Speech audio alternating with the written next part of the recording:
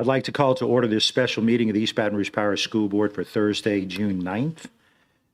We will start with a invocation by Board Member Ballou, and I will lead the audience in the Pledge of Allegiance. Mr. Ballou.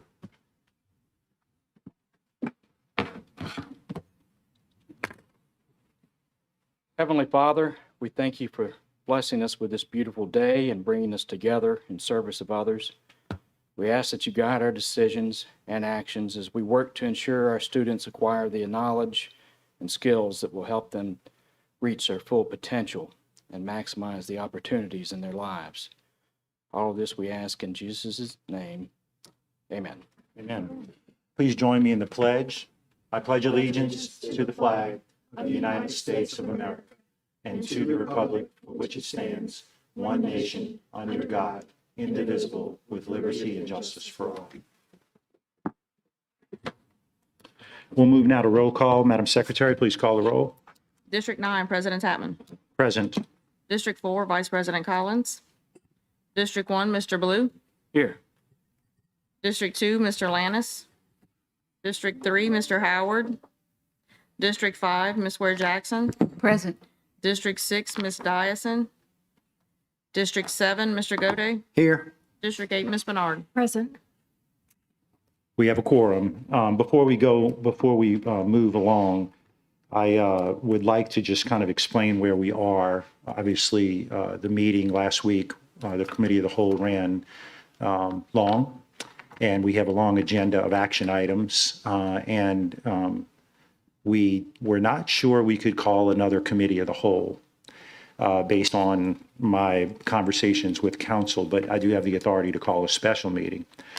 What I am encouraging my colleagues to do is that when we make a motion that we use it as if it were a Committee of the Whole by making a motion to refer it to either the consent agenda of the regular board meeting or to report it to the agenda without action. So the differentiation is if you put it on the consent agenda, then it would be on the consent agenda for the regular meeting. If you move it forward without recommendation or just move it forward to the regular agenda, it would be a separate agenda item. So just wanted to kind of explain that so that everybody was on board and on the same page. Any questions from board members on that? No? Okay, so we'll jump right in. Items for consideration, B1, consideration of a request for the approval of a job description for a school resource officer or school safety officer. Do I have a motion? Moved by Mr. Gode, seconded by Mr. Ballou. Mr. Tapman. Let me be clear. I move to refer it to the consent agenda at the June meeting. Okay, thank you. So I want to clarify, I believe that there are two descriptions for the SRO, if I'm not Right. mistaken. Are you specifying you want to send them both? Yes, Okay. or it says to approve one of the two. I just saw that, okay. I would like to propose that we refer to the consent agenda, this job description for the school safety officer unarmed. And Mr. Ballou, you're good? Since the memo asks us to approve one or the other, it's probably, I would think, more appropriate to send it without action. That's fine. Okay. Okay, so amended motion is to send it without action, which would put it on the regular agenda as a standalone item. It's totally fine. Okay, and Mr. Ballou, that's your suggestion, so. Okay, see no, yeah, I do. Ms. Bernard, I would like to bifurcate the two items and send them both as separate items so that we could have a week to consider both or either position. So it would be one or the other or both at the full board meeting. I'm okay. You're willing to do that as a friendly? Okay, great. Thank you. so explain to me what we're doing. It's my understanding that Ms. Bernard has suggested a friendly amendment to Mr. Gode, and I'm assuming the second will take that amendment to send both job descriptions to the consent agenda of the regular meeting without recommendation. Correct. Is that correct? Yes. Okay. As long as we all understand. Miss Dyson, I think that's been handled. I just wanted to make sure that they were both going through. thank you. Thank you. Seeing no other questions from the board, we'll go to the audience. Any comments from the audience on item B1?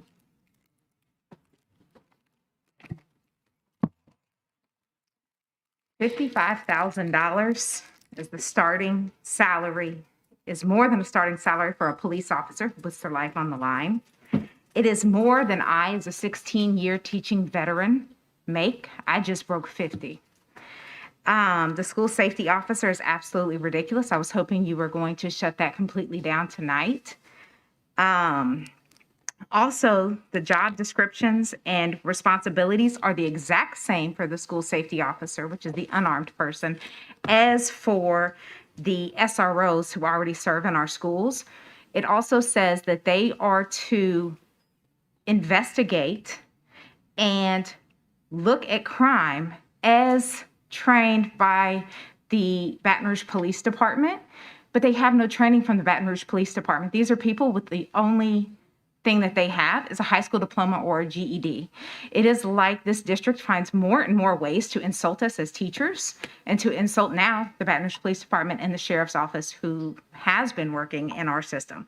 I do agree with the bifurcation, but if we do add the 26 additional SROs, I would like to see the 47 deans and counselors who have been cut from our system added back to those elementary schools, because if we touch children's needs prior to any criminal history, we won't need as many SROs in our system. Any other comments from the audience on item B1? Seeing none, back to the board. The board is clear. Madam Mark, Mr. Blue, sorry. Thank you. I wanted to see, do we have anybody from our security department here? Mr. Chester or Mr. McGardner is here. We have a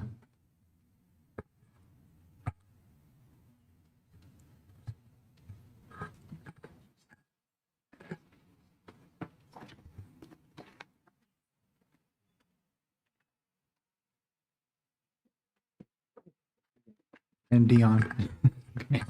Thank you. My question is regarding the armed security officer position, which if we have one or the other, that's what I would favor, is that we have a professional certified security guard position that would justify, paying at that level. Are we confident that if we approve 26 positions that we can have, somebody professionally trained and certified be able to fill those positions? The next scheduled training is not due, it's not scheduled until August of this coming year, so it wouldn't happen before school begin. As far as the training that's going to be required for it, because we were pushed to get this approved and getting the positions approved by the board. So it won't happen before the school year as far as the training, but we could have them trained professionally. Yes, sir. And I know with a lot of our newer schools were designed with security in mind, but some of the older schools may have more vulnerabilities as far as access points. Do we believe that the armed security officer position is needed to help protect our students in some of these schools? Board Member Blue, our position is that we would not recommend armed security guards. And some of the security measures that we need to look at, which we are looking at, which is egress and ingress, are really more of the critical issues that we need to focus on, which is what we're doing. So if I could just ask a clarifying question, I think what I hear you asking, Mr. Blue, if we hired, if the board decided to go with armed officers, and that's what they voted for, and in our hiring process, we hired former police officers or anyone that had those certificate or training already, would they be automatically qualified for that, or would they still have to go through a brand new training? They would still need to go through training. Okay. And so even the unarmed school safety officer would go through training, the Yes. same training? Yes, they would go through the training because I think what we have looked at is when you think about the active shooter, they are not coming in with a gun on their hip. They're coming in with automatic weapons. And that changes the whole complexion as to what an armed guard that we would have would be able to even be able to do at this point. Because unless we're going to equip them as tacticians, fully engaged in all of the protective gear, they don't stand a chance with a weapon on your side versus an AK-47 or one of the other automatic weapons. And that's just reality. Okay, so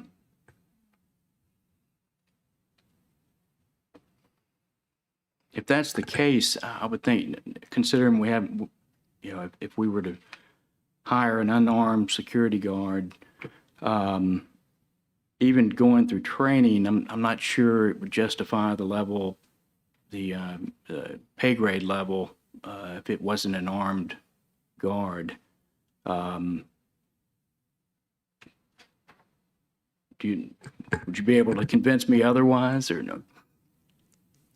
We will definitely reevaluate the cost of that. All right, I think that's all the questions I have for now. Go ahead. I was going to say, one of the purposes of the officers, whether they're armed or unarmed, is to add an additional security layer to the schools. They would act as an additional resource to check for exterior doors being locked at all times. So they would make rounds in that manner to ensure our doors are locked at all times, make sure classroom doors are locked. If the school have an incident going on at that site, they would be able to contact Mr. Montgomery or myself directly and get guidance where that school would have a trained person at their school site to assist with school safety or security issues that's occurring at that time. So it would just add another level of security. At this moment, the superintendent has reached out to Ground Force, and they're adding some layers of security with the doors, with the older buildings, to be able to secure those doors in the event of an active shooter. It won't happen at every site, but it will happen at some of the sites that's more vulnerable or that had higher incidents of activity related to either a weapon on campus or fights, or just more prone to have something to occur at a higher level. So we are looking at other things other than the armed officers at the site, but we would like this as an additional layer to the school resource officers that we already have there to provide safety to the schools in light of all the recent events that's occurred. Thank you, Mr. Baloo. Ms. Dyson? I have some additional language that I'd just like to make sure gets included in the job descriptions.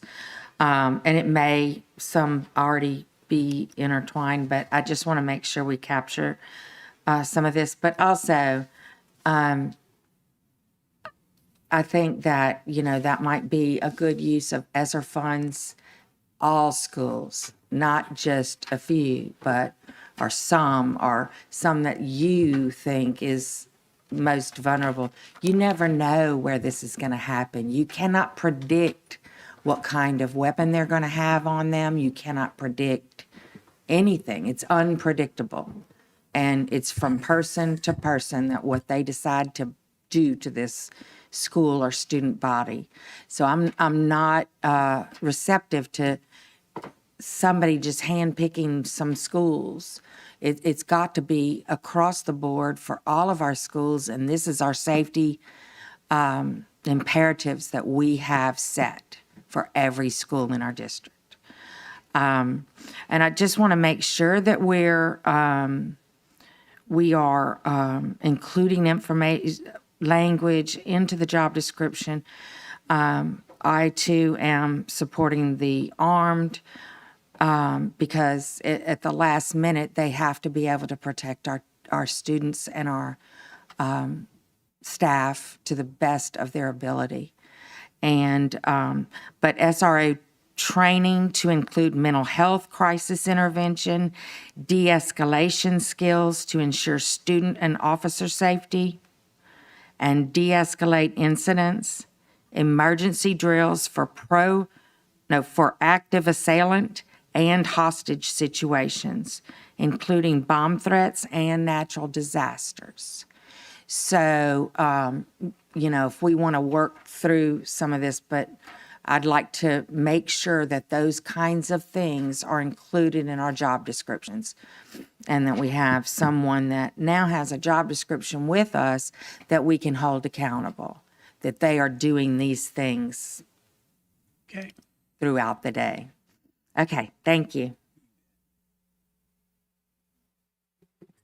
Ms. Bernard. What is the starting salary of a Baton Rouge Police Department graduate of the police academy?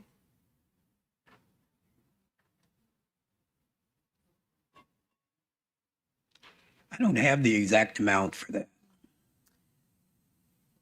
I think that would be very helpful and appropriate under the circumstances.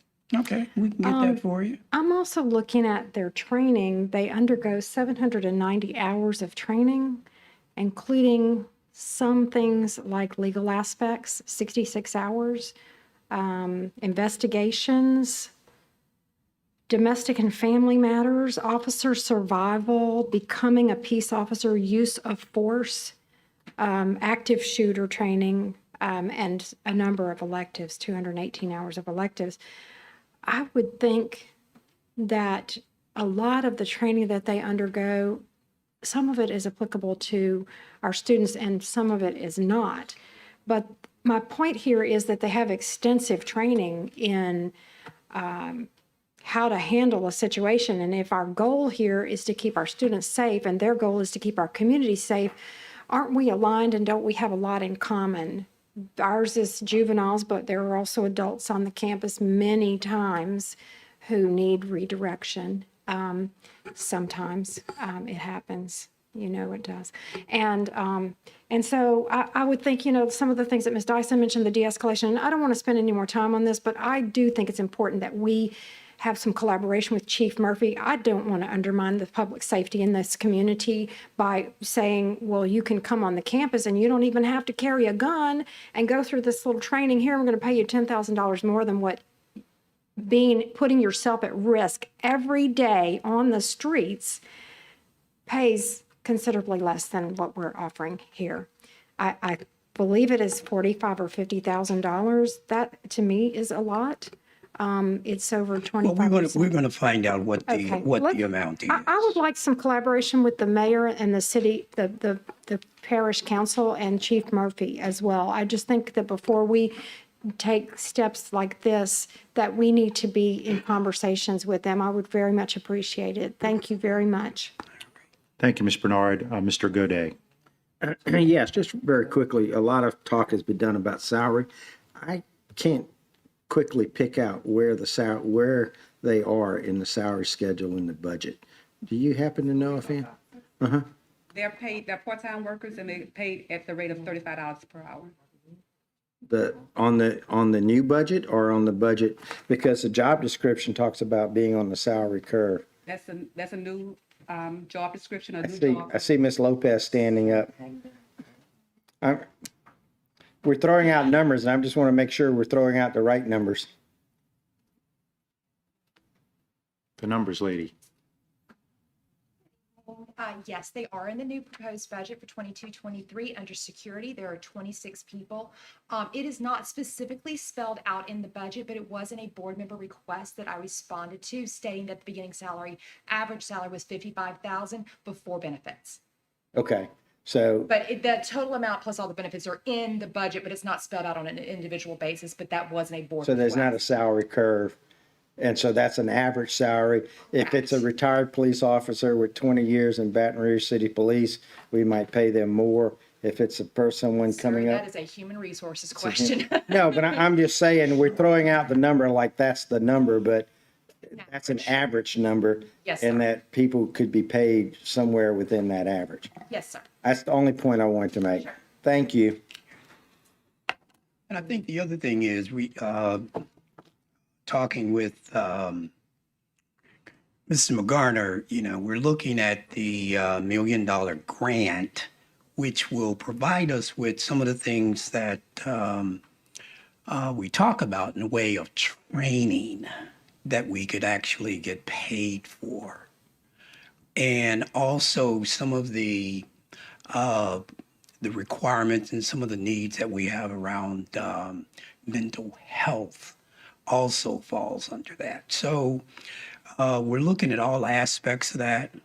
And I also know that Mr. McGarner has been in conversations with the chief in the city and looking at what it would take for us to be able to staff those SROs, whether we went with armed or unarmed. And I know he's had those conversations.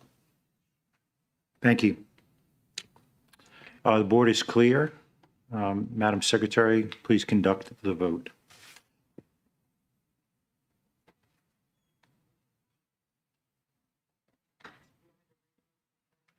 You can? Motion to send the consideration of a request for the approval of a job description for the school resource officer or school safety officer to the full board without recommendation. Please vote.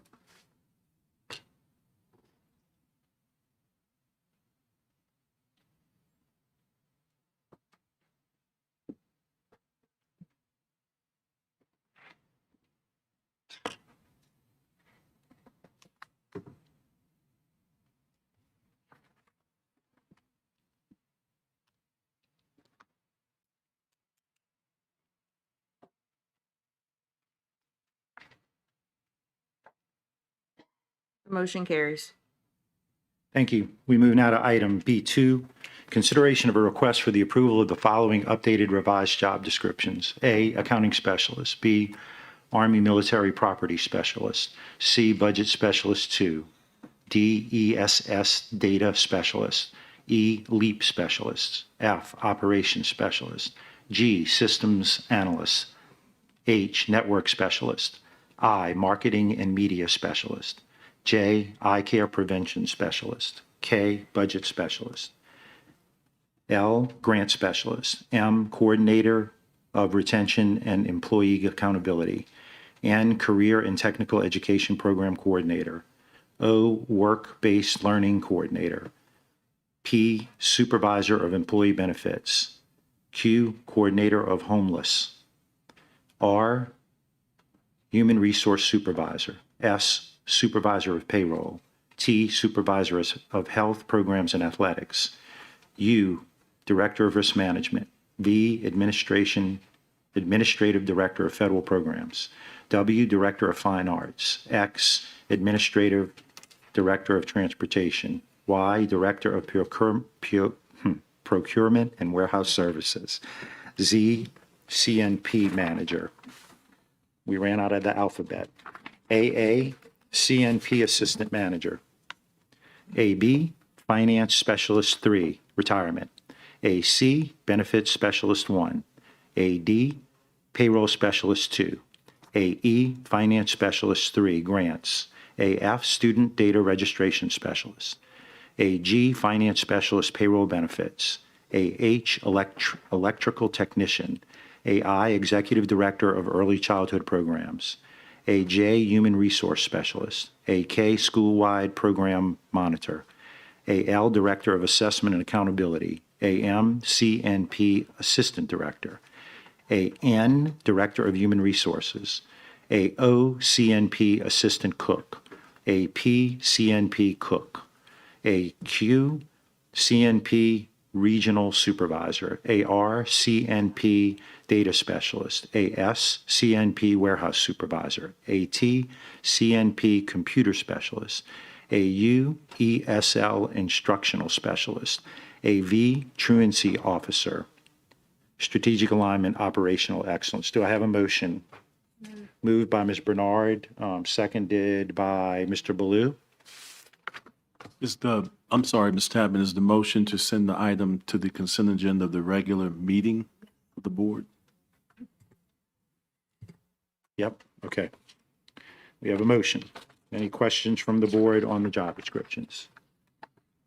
Ms. Ware Jackson.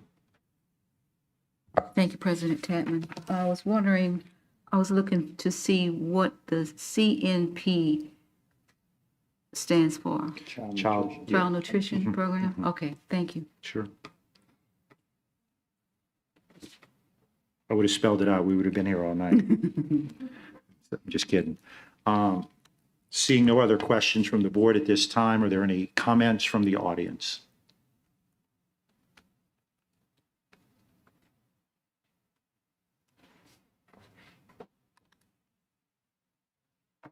Good evening. My name is James Finney. It would be irresponsible, reckless, and malfeasant for you to approve these 48 or 194 job descriptions, whatever it is that the administration is hoping that you just pass through without blinking. This is an educational institution. If the administration can't have a consistent set of job descriptions worded, spelled, capitalized, and punctuated uniformly and put in the same order in 3 different locations, you need a new administration. Here's an example. You have on this list that you are proposing to send forward to the meeting in a week, electrical technician. There is no job description attached in the 400 and some pages for an electrical technician. There is a job description for an electronic technician. Those are not the same thing. At some point, you either have to decide you're going to quit tolerating sloppiness from this administration, or the voters are going to quit tolerating sloppiness from this board. I guess it's up to you what you want to do. What's completely unacceptable, in addition, about these job descriptions is they intentionally avoid any indication as to what the chain of command would be. Every single one of these job descriptions, none of which shows the comparison of the job description they allegedly replace, has reports to immediate supervisor. I mean, why waste the ink? Most people report to their immediate supervisor. That's asinine. It's intentionally obfuscating. It's disrespectful to you. It's disrespectful to the public. Furthermore, it says, find these salaries on the salary schedule. Well, that's great. I challenge you to all open the salary schedule and find how much a truancy officer is going to be paid. Good luck with that. I didn't look at the old salary schedule. I looked at the proposed new one that you're supposedly going to ram through without blinking in a week. If you can find truancy officer, I will come back and apologize because it's not on there. And if one of these 48 job descriptions is screwed up, you shouldn't be passing this whole package. You should honestly set aside a separate meeting and have this bifurcated into 48 separate items. Because I suspect if you spend enough time on this, you would find that there is a whole chunk of paragraph that belongs in one job description and it got dropped into another one. And I'm willing to bet none of you read all 494 pages. Thank you for your time.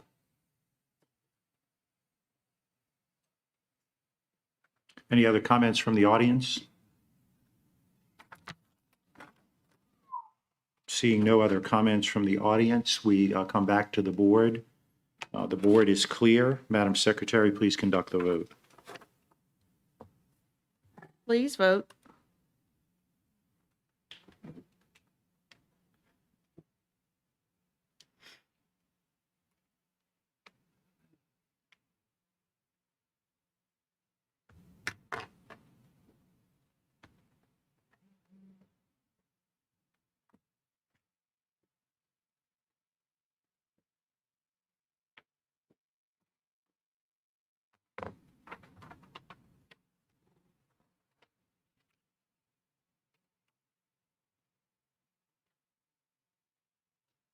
The motion carries.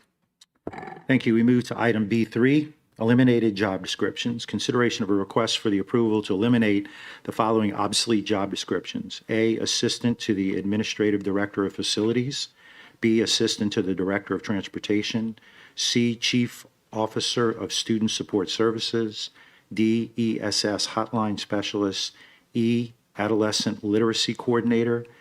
Strategic alignment, operational excellence. Do I have a motion? Moved by Ms. Bernard, seconded by Mr. Goday. And I'm assuming that Yes. recommend to the Yeah. To the consent. Okay. Thank you. Thank you, Mr. Goday. Keeping me straight. It's a hard job. Ms. Dyson. Yes, thank you.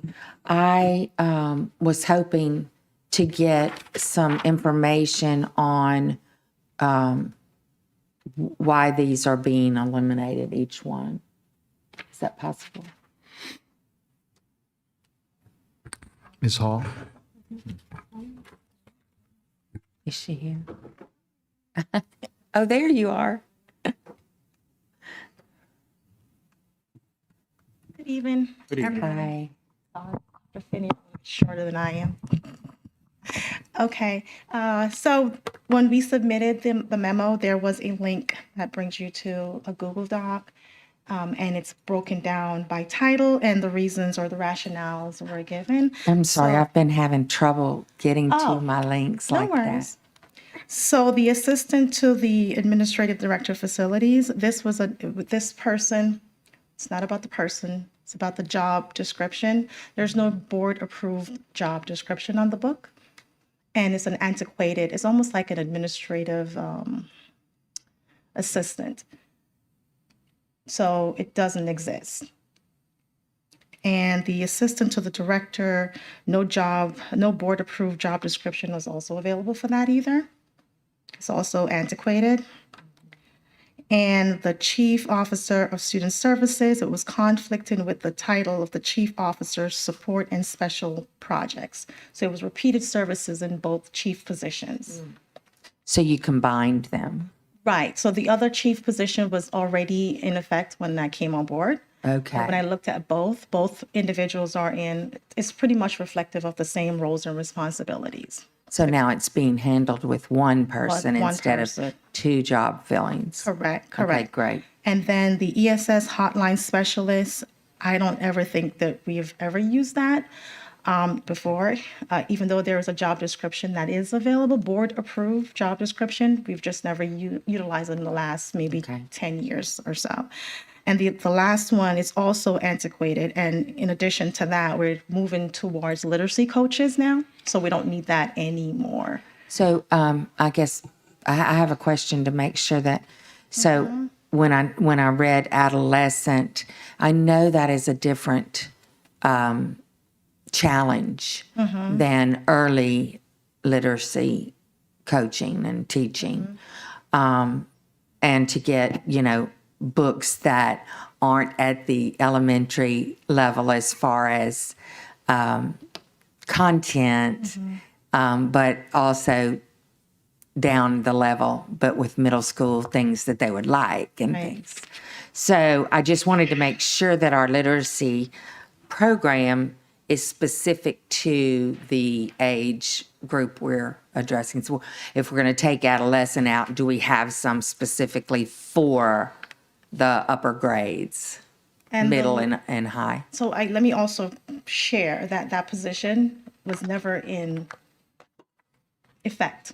It was just never in effect. So instead of having it on the books, we just moved ahead away from that position and moved towards the literacy coaches district-wide. But I'm getting a head shake that yes, we have them trained for their specific Yes. grade configurations. That is correct. Okay, thank you very You're much. welcome.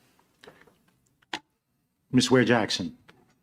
Just to be clear, let me ask it this way. You may have already answered this, but in these eliminated positions, are there people in these job descriptions right now and have any employees moved along, so to speak? Yes. So, and I know this is a lot to digest. It is a lot. This just didn't happen overnight. It took a while for us to get here. And this is just the first step. So the positions that you're seeing in front of you, there were people who are within those positions that the positions just are no longer functioning. Meaning it's antiquated. I'll give you a perfect example. If you are a administrative assistant to the administrative director, and I ask you to go out and do a site review of something, the first thing you're going to look at is your job description and said, oh, that's not within my job description. However, as the director for that department, I'm requesting you as my assistant to go out and do some additional roles and responsibilities. But because it's not defined within that, this is where the struggle comes when it comes to personnel issues. Not saying that this is true to any of these positions. I'm using as an example that the job descriptions are antiquated or either they're not board approved. And for me, Nicola Hall, as the chief of HR, I don't do gray. I do black and white, and I do not want to be here to be held accountable for folks into jobs that are not board approved. And that is a policy set forth by the board. So I want to make sure that I'm in line with policy. So there may be people that are in these positions right now, Correct. right? But it's just that their titles are changing. Correct. And once we get the job descriptions approved by the board, then we start realigning people to the correct approved job description and the approved salary scale. So it's 3 tiers. Are any of these descriptions, have any of them already been eliminated, or, someone who was in one of those positions? The positions have not been eliminated officially until the board gives the approval to do so. But we've notified individuals, if we've found positions that are comparable to their roles and responsibility that's already board approved, then we start going ahead and move them with that within those job descriptions, those approved job descriptions, and their salaries are not affected by that change. Okay, thank you.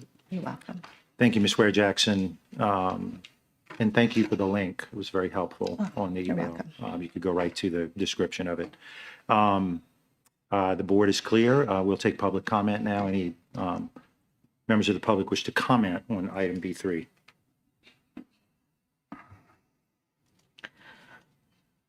I'm a little puzzled as to why you're eliminating job descriptions that don't exist. But just for the record, the assistant to the administrative director of facilities has a salary of $101,581. And that position was still occupied as of May 31st. If you ask me after the meeting, I'd be happy to tell you the name of that person, but it's apparently a former principal who has been, I guess, in the facilities office for some time.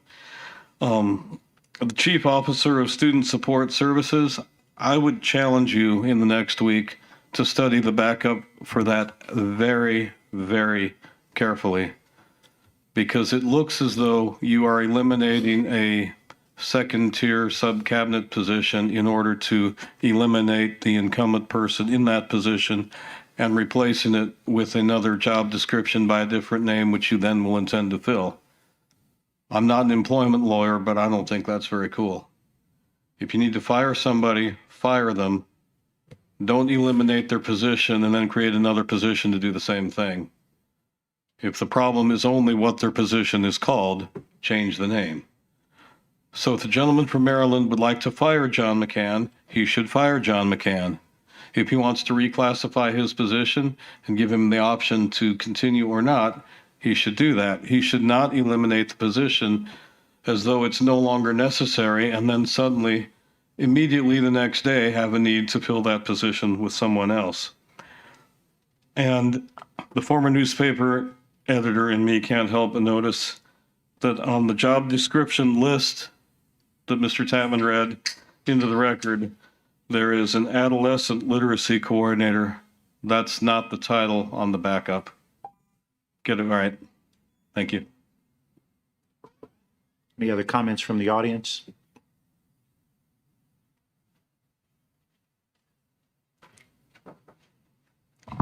Greetings. I would like to tell y'all to not vote for this. And the reason being is simple. We're trying to eliminate positions for people that are supposedly not qualified. And that was the reason that they gave for why they gave impact letters. They said that they gave the impact letters because the individuals in those positions were not qualified, which we have now learned that that was not true. So I question the reason for why we're trying to get rid of or eliminate positions that are occupied by individuals that are highly qualified. We're not impacting or affecting the people that are not qualified.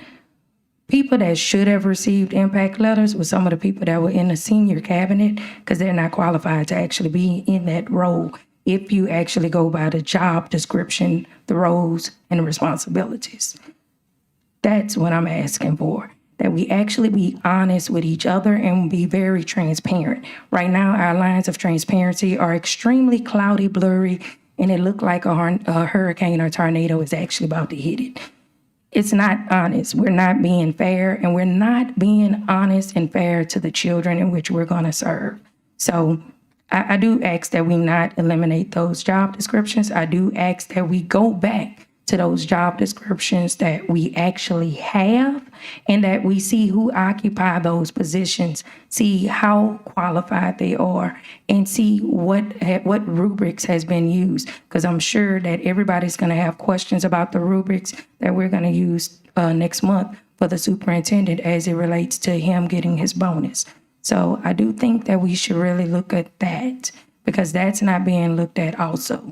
The assessments and the evaluations of how we're coming to the tune of eliminating job descriptions.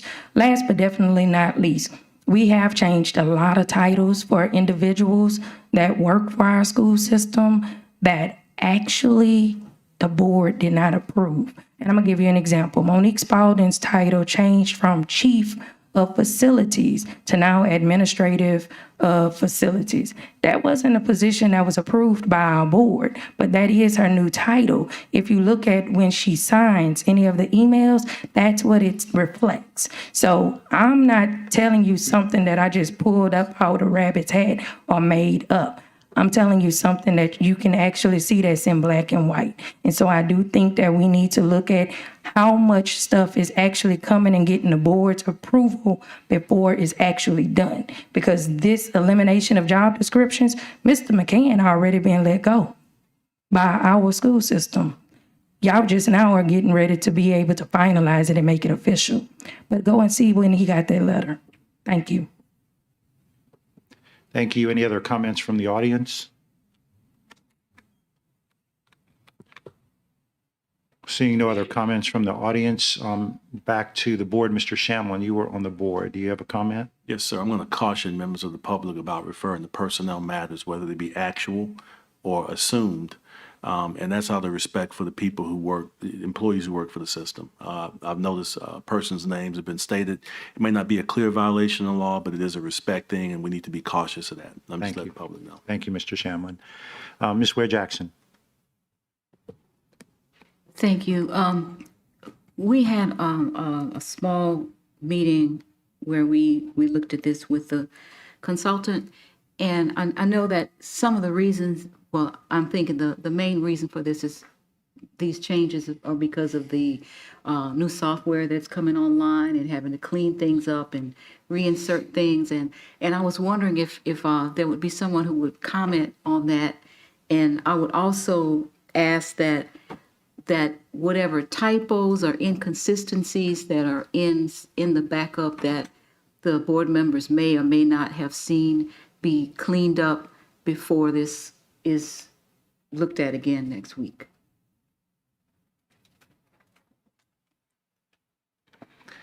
Thank you, Ms. Ware Jackson. The board is clear. Madam Secretary, will you conduct the vote, please? Sorry, please vote.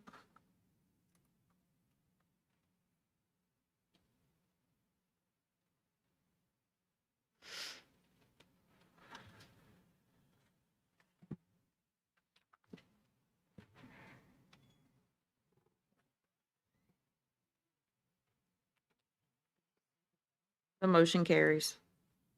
Thank you. We move now to item B4, new job descriptions. Consideration of a request for the approval of the following new job descriptions. A, ESL, bilingual community ambassador. B, community ambassador. C, homeless ambassador. D, mental health professional. E, academic program coordinators. F, ADA compliance officer. G, school resource officer. H, director of mental health services. I, director of labor relations. J, youth development specialists. K, chief of plant operations.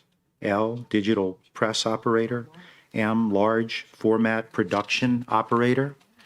N, screen printing press operator. O, production finishing assistant. P, assistant director of facilities.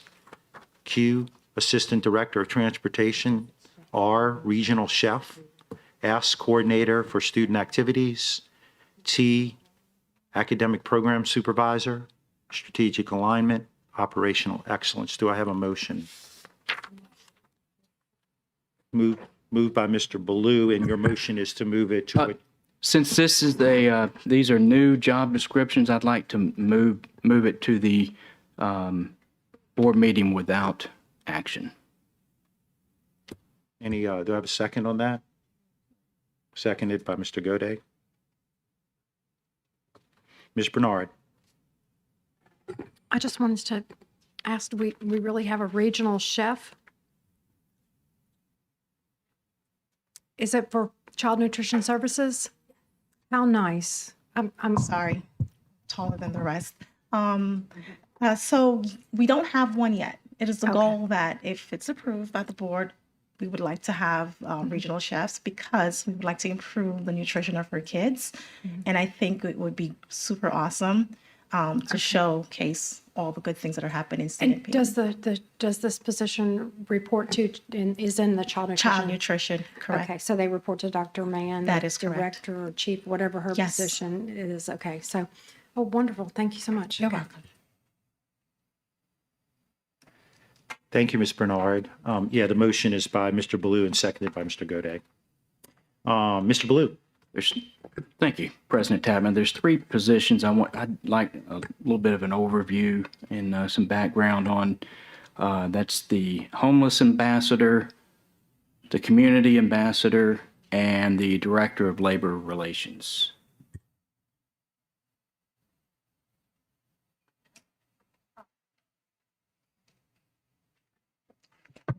So the Director of Labor Relations, most large school districts normally have a labor relations department to manage and handle a lot of staff conflicts. And we are a union environment. Even though I have a really good working relationship with the different unions, it helps to have someone who has expertise in employee labor relations matters. So that was the request for that type of work, to be able to manage a lot of the conflicts that we do have and that I have to manage within HR, which is, it's becoming, I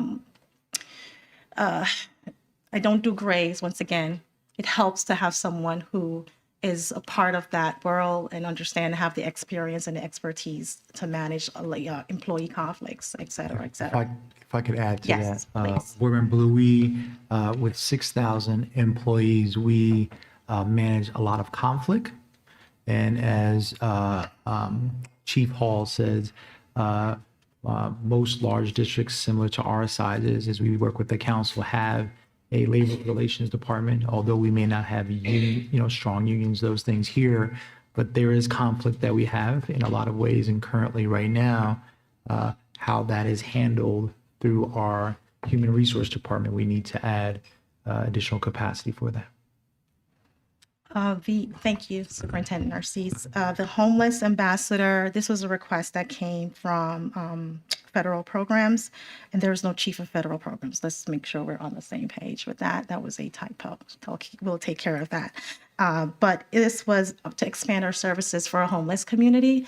I'm not sure if you guys have been there yet, but they need some additional support and services, and that was the reason to expand additional services to them through a homeless ambassador.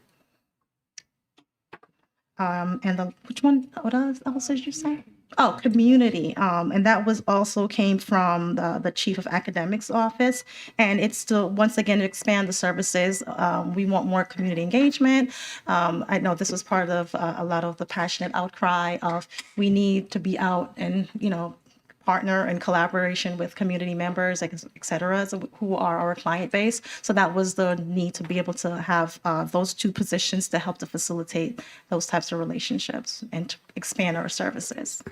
And I don't know if it wasn't part of the job description, but do we see the ambassador positions as being helpful in tracking students that we lose track of for graduation purposes if we can't locate them, things like that? Yes. One of the cool things about our team, our leadership team, is that we do work together and we do identify areas where we need a lot of support. And when we look at the items that we have, like job descriptions that we have, or whoever's in that position to assist. And sometimes we don't have the expertise there.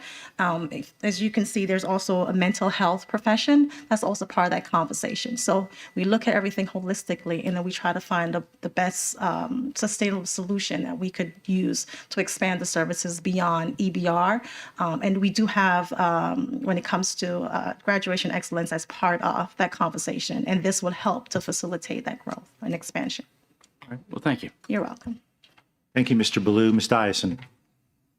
Yes, I wanted to find out about, since we already have staff in our communications team, and now going to be at all of the schools, the parent liaisons and community engagement liaisons, or I don't know what all the titles are, but we have additional staff that has come on board recently. Right. And, my vision was that they were going to be going to community events out in the community where their people are there, the church fairs, all of the, back to school giveaways. A lot of what I've done in the past is community engagement, and you go where the people are and you set up a table, and, it's all about information sharing. And, a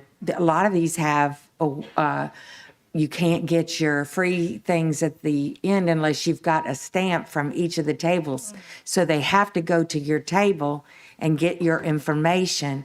And I just don't know that our parent and community engagement people have enough of that in their job descriptions, and I'd like to see that come to us. I'm confused about, why we need the ambassador if we have a full team under the communications department.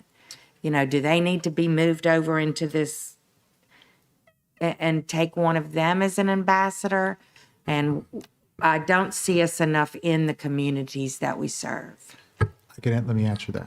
Yeah, thank you so much, Board Member Dyson, for that comment. So let me just make sure we clarify two things, because we did not have a community engagement position ever in the district. So we started that when I came on board.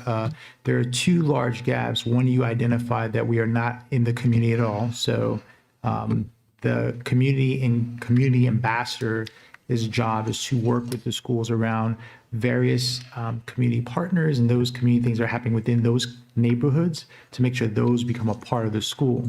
That's very different than just a parent liaison person. A parent liaison person is helping to work with parents to make sure that we're building PTAs at every single school in our school system, which we do not have that in a very robust way across the school system, and also to be liaison to help parents communicate better with navigating within the school, whether it's with teachers, with school leaders, and those things. And so those are very two different types of work that they're doing to do that. And so in the communications office, we have a position where there's a community engagement person working there, and then there's also someone who helps to work with parent connection as well to help build out those components, whether it's like with PTA and those things. And we've been trying to develop that connection in our school system.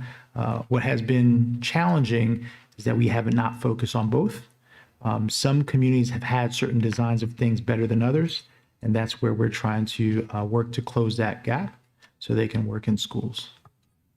I know from past experience that there can be 3 and 4 events all happening on one Saturday, and we were trying to, get to them all. So so we only have one employee that is community engagement Yes. employed? Yes.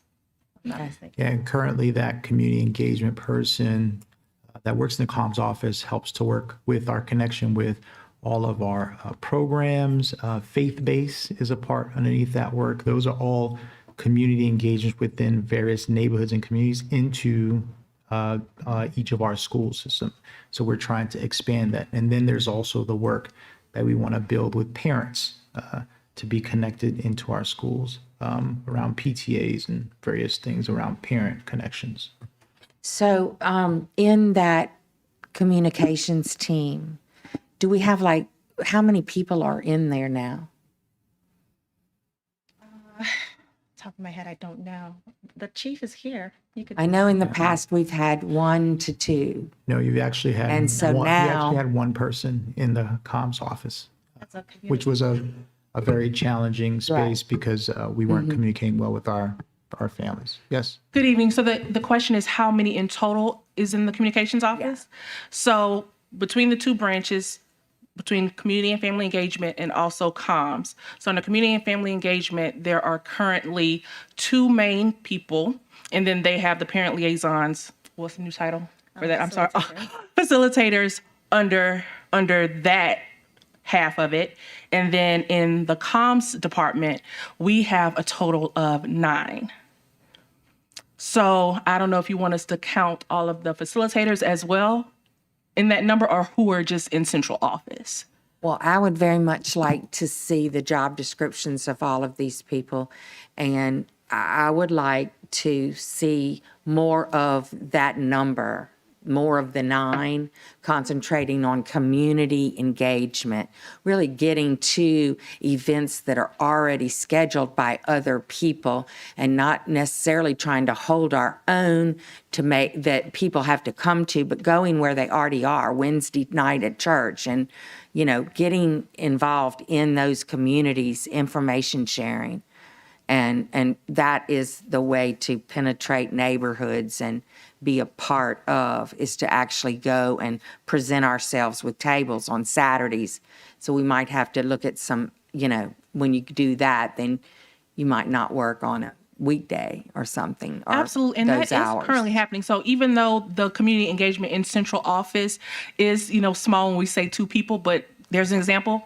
This weekend, we have personnel going out to Kid Zone's Juneteenth celebration in the Scotlandville area to pass out information on our district to let them know what all initiatives we have going on. So those weekend initiatives that you're talking about, that is currently happening in our department. It's just, there is a smaller amount technically as compared to who literally does traditional communications and marketing. Can we start getting on the weekly, can we start getting their area included and show us which events that week have happened that we have been a part of, participated in? Are you asking for activities that are within each board member's area? Is that what you're- Just across the district, at each, wherever, yeah. Yes, It'd we be could good do to that. see what Yes. we're doing out We there. actually provide that.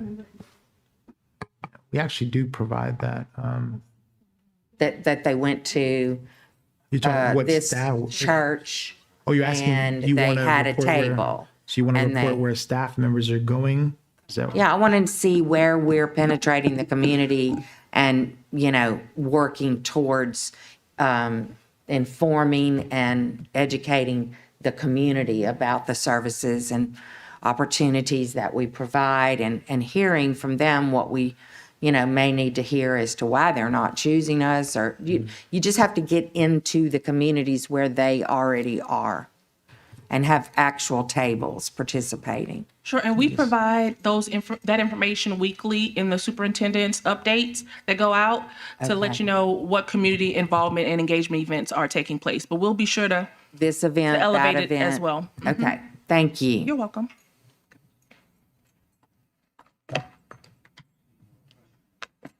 Seeing no other questions from the board, we now go to the audience on item B4.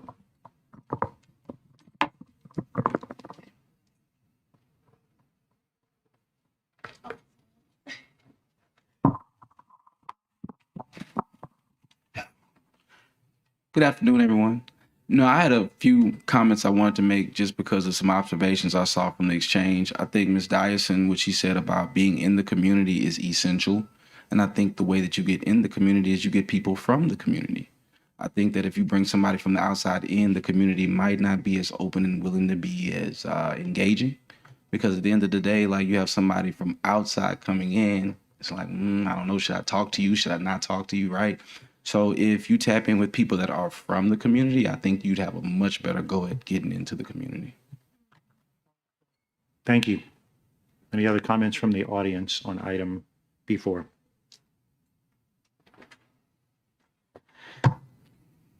Even though I'm short, I can talk loud. None of these items, these last few job description items, are anywhere close to being ready for adoption. They are not very good drafts yet. They certainly aren't final. The gentleman from Maryland is sadly mistaken when he said there was never a community engagement person ever. There was if I remember the title correctly, Executive Assistant to the Superintendent for Parent and Community Engagement when Bernard Taylor was superintendent. There were parent liaisons. So the fact that you hadn't done enough research to discover that doesn't mean it never happened. These job descriptions are useless if they don't list the supervisory chain of command, and if they aren't widely available, every single person to the public. It would be irresponsible of you to allow any changes until you spend several hours with plenty of public involvement and address the entirety of the administrative structure, the chain of command, the organizational chart, and every single job description for full-time employees in this system. And you shouldn't even think about doing that until you do a reasonable, professional, complete, thorough, sensible consideration of all of the budgets, including the ESSER budget, which hasn't yet been presented to the public. I see lots of job descriptions for people that aren't in the classroom. I'm worried that at some point we'll be to the situation where a teacher has 50 students and 10 administrators breathing down his or her neck, telling them how to do their job better. Remember what I said about proofreading earlier? There are 20, the motion you're considering lists explicitly 20 job descriptions. There are 20 job descriptions in the backup. Like I said, none of them have the chain of command, none of them have the salary, and they don't happen to be the same 20. I'm not going to do the administration's homework. I will tell you that the coordinator of student activities has 2 or 3 different names depending on where you're looking, probably even within the job description. There is one of the 20 on this list for which there is no job description listed. And there is one job description listed that the administration clearly wanted you to approve, but they didn't make the motion. Oops. Thank you.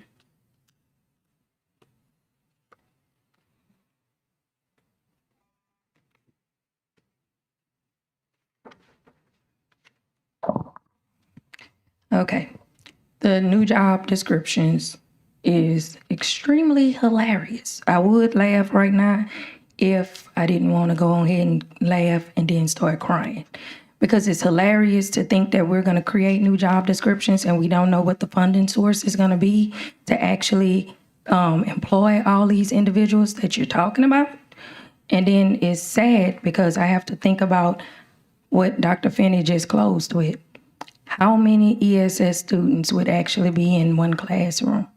Right now, currently, we house kindergarten through 5th grade in one classroom that have ESS. We have 6th through 8th grade in one classroom if they're a child with a disability. We have all the kids 9th through 12th in one classroom with one teacher if they have a disability. That is a very, very, very bad violation of IDEA. This boardroom I talked about many times before is not in ADA compliance. I still don't see where we've gotten an ADA coordinator that would actually deal with the employees that need ADA accommodations. We don't have an ADA coordinator that deal with the children with disabilities that need accommodations. And yet we're talking about creating a job description for SROs, unarmed individuals that will not be housed at an elementary school in this whole entire school system. And yet we said that the revelation we had was Uvalde, Texas. That was an elementary school that had a massacre of staff and children. And we are not addressing that. We're not thinking logically. You just had the lady come up here and tell a bold-faced lie talking about the stuff that's in CEDO's addressed to everybody in the school system. That is not reaching community people. That's not reaching anybody. Ms. Dyson, I agree with you. We have a pastor right now in the audience, Reverend Flowers. Ask him how many times they come to his church. None. We could contact Pastor Perry Wright. We can contact Pastor Fred Smith, and the list go on and on. We are not doing outreach. We stripped Mr. Kuzan from all that. And we hired 53 parent liaisons that did not even know what their role was. I have that on record. Just in case you want it, that was in court and it was stated. We have a problem with constantly creating stuff and there is no monitoring implementation by our board. I'm sorry. I have to get frustrated about it because my child constantly get put at risk. And you wonder why I continue to take our school system to court? It's because we're not creating the right positions. And we made ourselves so top heavy that we can't. We have to look at how we trim the fat. And starting to trim the fat is by taking part of the senior cabinet. Thank you, Ms. Corley. Thank you, Mr. Tappan. Any other comments from the audience? Seeing none, back to the board. Ms. Ware Jackson. Thank you, President Tapman.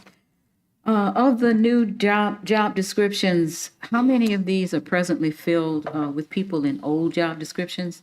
And how many require new hires?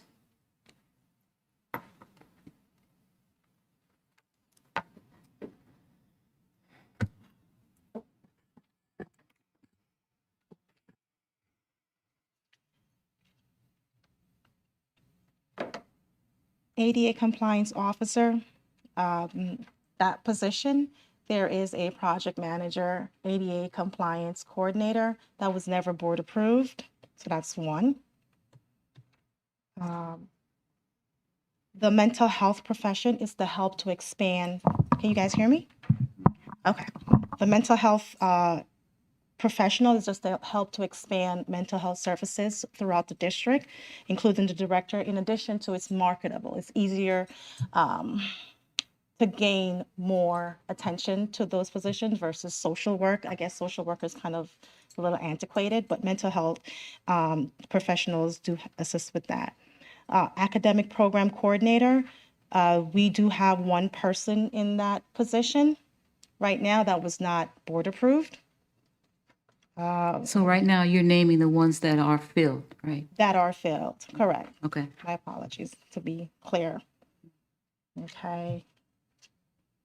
The digital press operator, the large format production operator, screen print and press operator, and the production finishing assistant are positions. People are in those positions. We're just updating the functionality, because a lot of the functionality within the old job description are pretty much antiquated.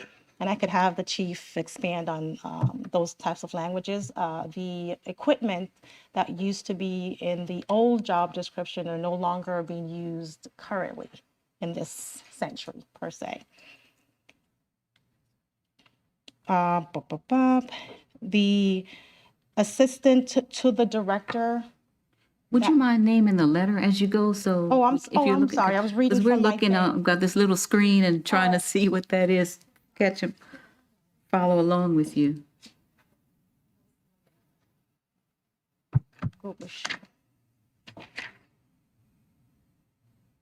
So we talked about the F, letter F. We talked about E, F. We spoke about, or at least I spoke about. They're filled, yeah. Yes, The it's I, that L, M, N, O. Those positions are currently in comms office, but they're just antiquated, meaning the functionalities of those positions. If I can make a suggestion, Yes. I know we're getting into a lot of these questions that the board are asking. Is there maybe a possibility, since we're working to move this item to the board meeting, we can respond to any questions that you may have. Remember, Jackson, these specific detailed questions, we can put that in the board Yeah. login. Yeah, but if you could just simply give me a number, you can just count them off and let me know Oh, which that ones. was it. That was pretty much it. So these are the ones that are already filled. The rest of them would be new hires. Right, or they're going to be realigned to the person who's currently in a position that was not board approved. But the ones that I listed are people who are in positions that don't have a job description, board approved job description. But I could send that in a board request, detail. Okay. Thank you. I would also like to know what the fiscal note would be on the new ones as well. We can provide that to you. Yes. Thank you. Thank you, Ms. Ware Jackson. The board is clear. Madam Secretary, please conduct the vote. Please vote.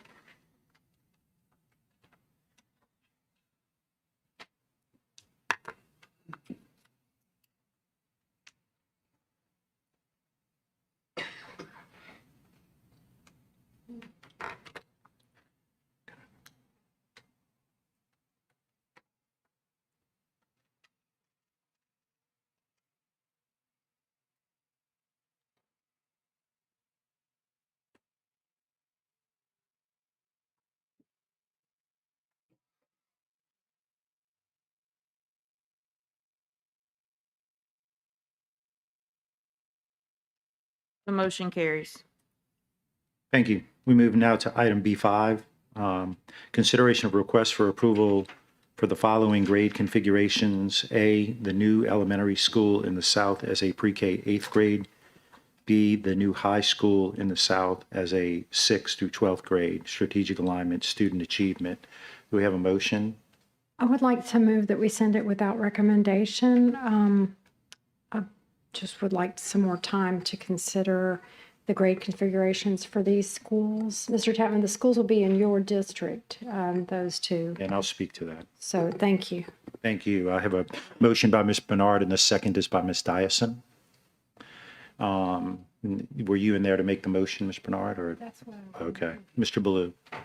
I just wanted to request a technical change to the way it's worded, just to be consistent with the way the tax plan it's written.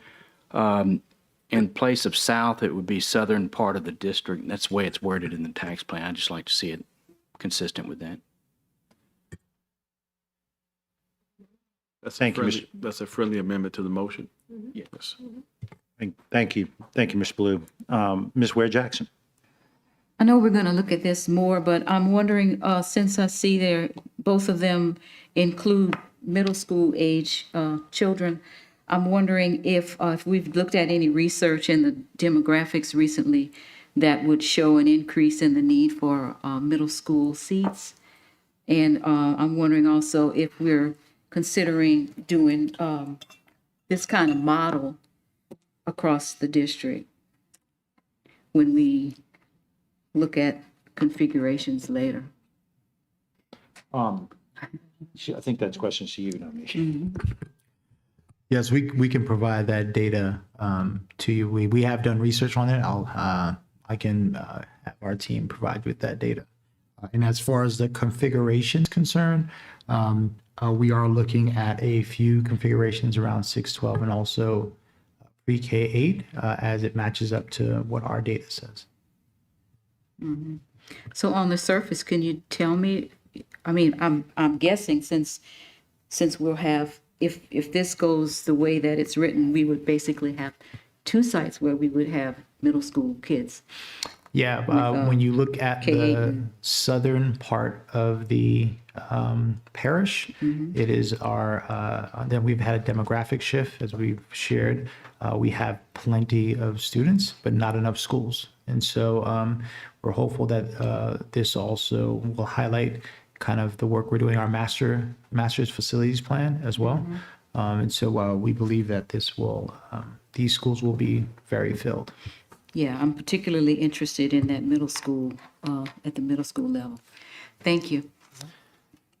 Thank you, Ms. Ware Jackson, and I'm using Ms. Collins's computer. So I like the 2 computer setups, so that's why I was a little tickled when she showed up. I was like, whoa. I'm excited about both of these schools, and just to give everybody an update on the elementary school, which is what I'm going to call it, we have a purchase agreement. Of course, it has to come back to the board, but we were able to work with BRAC and put together a purchase agreement. If everything goes well, it will come back to the board for approval. I'm particularly excited because I think it's a great collaboration with BRAC, but I'm even more excited because it is in an area where we serve a lot of children. So that's the real positive part of this. I will tell you, though, it is my understanding that we don't have the money in the tax plan to go pre-K 8. And I think that's going to be a further discussion that I'd like to get a little more data on next week. I'm all for extended grade configurations. I like pre-K 12 because it creates an accountability from the 3rd grade math teacher to the 7th grade math teacher, right? I like that. And so I like the larger configurations because you don't go through that part where you have to leave an elementary school and go to a middle, or leave a middle and go to a high. I just don't think we have the money in the tax plan. It is my understanding from the conversations that I've had, in order to do that, it would be somewhere between 5 and 10 million more. And, you know, we're going to get the land within the configuration of the dollars because of the help with BRAC. And unless you've got a magic trick to come up with some extra money, I think we have to be very cautious about approving a grade configuration we can't afford. And that's all I want to say. I like the grade configurations. I wish we had the money for it. We're going to fill that school. It is right. We have a lot of kids who attend our district in that area. So that's my ask to kind of talk. We need to talk about whether or not there's money in that for that. So thank you. Didn't mean to go on like that. Ms. Dyson. I too like the idea of these grade configurations, but what I'm going to need to see is how many students are they going to, what is the capacity going to be built for each of these sites? And is it going to limit the numbers of elementary because we put middle in with it? I need to see, I need to see the size of these schools that we're talking about, and you know, how many existing students would logically move there and from where. And I'd like us to be very mindful of the schools that don't need to lose kids and the schools that do. And so we're not just moving kids around and then leaving schools like we've done previously, and then we leave the school with too few So we have to be mindful of how we do this. And so I would like more information before this comes back. Thank you. Thank you, Ms. Dyson. Mr. Godet. Yes, I was just curious. I assume part of this is to get started on some preliminary architectural work. So when we come back with this information, could you also give us a timeline for that so that we understand exactly when we need to make a decision on what? Because there's lots of pros and cons to any of the positions here, and there will not be a perfect answer to this, but I would like to know when we need to have an answer. Thank you. Thank you, Mr. Godet. Ms. Bernard. I would like to know what we originally have budgeted for these two schools in terms of, so I really want to hear this information about the grade configurations from the tax plan manager, Miss Anderson. I know she's probably She'll be not here next here week. tonight, but she'll be here next week. Okay, great. Thank you so much. I think she'll be here next week. And I'll have Ms. Anderson put that report together before the next meeting and get it to the members of the board. Thank you, Ms. Bernard. Thank you, Mr. Shamlin. We now go to the audience.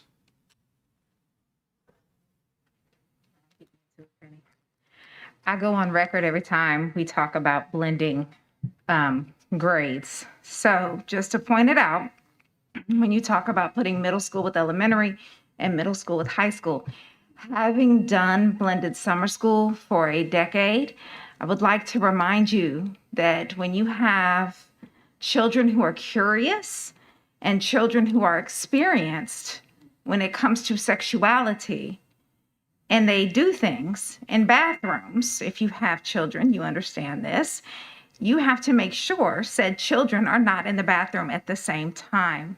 It becomes very difficult when you're doing a 6 through 12 model. Otherwise, you end up with lawsuits.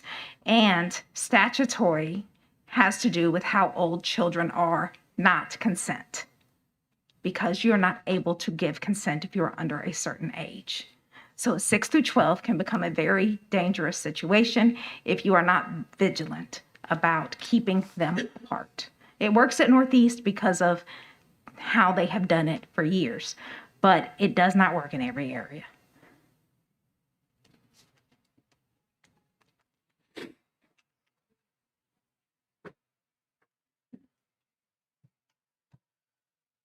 I've heard a really disturbing trend over the last couple items where, in order to shut down questioning, the gentleman from Maryland suggested he would slip a little bit of information on the side to board members rather than have a public discussion. If the administration is not ready to present any of the 22 items on this agenda, Mr. Godet, I would invite you to move for adjournment. Give them a week, a month, 6 months to get their act together, and then maybe there will be something that you can give proper consideration to. And Mr. Shamlin, if you have Ms. Anderson put a report together, I would hope it hits board docs the second it hits board members' mailboxes, because that is not privileged information. It absolutely belongs to the public, and there's no reason that we should have to abuse your office with record requests all the time for stuff that we shouldn't have to ask for. So this item is not ready for you to think about, much less approve anything next week. If you want to just have a discussion item, that's great. If you've got plenty of time to burn next week after the budget hearing and before whatever appears on the agenda at the last minute that's an emergency that couldn't go through the committee of the whole. It's not ready. I mean, there's what, 1 page of backup? 1,500 students in an elementary school? Are you kidding? Is that a serious proposal? If that's a serious proposal, fire the gentleman from Maryland today. That's asinine. You should not be considering that with a straight face. But that's what the backup says. Now, I happen to be with Mr. Tapman in liking the idea of kind of blurring middle schools out of existence. But as Ms. Matthews pointed out, and many of my colleagues who work with middle school kids have pointed out, that is not a discussion to be just kind of eased into without serious consideration and involvement of the public.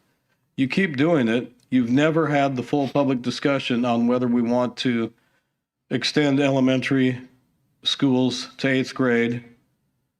You didn't get public input. You didn't act as a board to combine Crestworth Elementary and Middle. You just let the gentleman from Maryland get away with whatever he wanted to do, and God forbid you challenge him on anything or fire him for cause. So be very careful about going to what I think is a perfectly reasonable model without getting community buy-in and advice from professionals. I mean, if there's data to be had, there is no reason for it to be marked for board eyes only and go through email chain and screw over the public by not giving them full access to what all you have apparently been talking about amongst yourselves for days or weeks. Thank you for your time.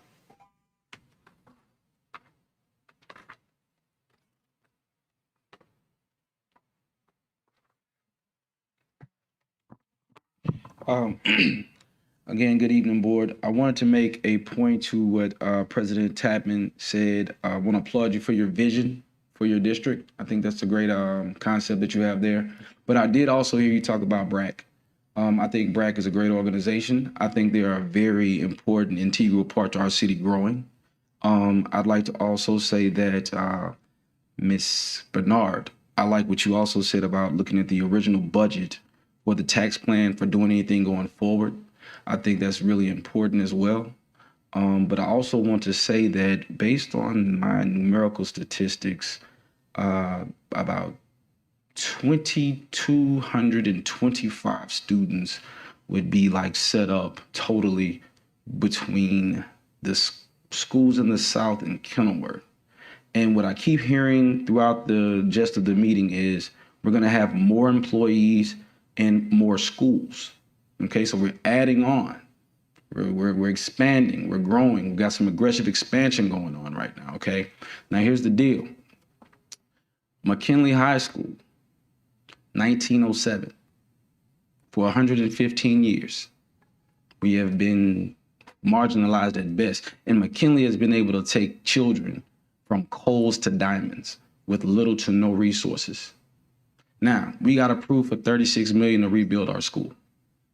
As you know, gas today is almost running $5 to $6 a gallon.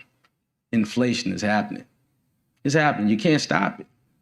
So the $36 million we got 4 years ago is probably, what, $28 million now, 27?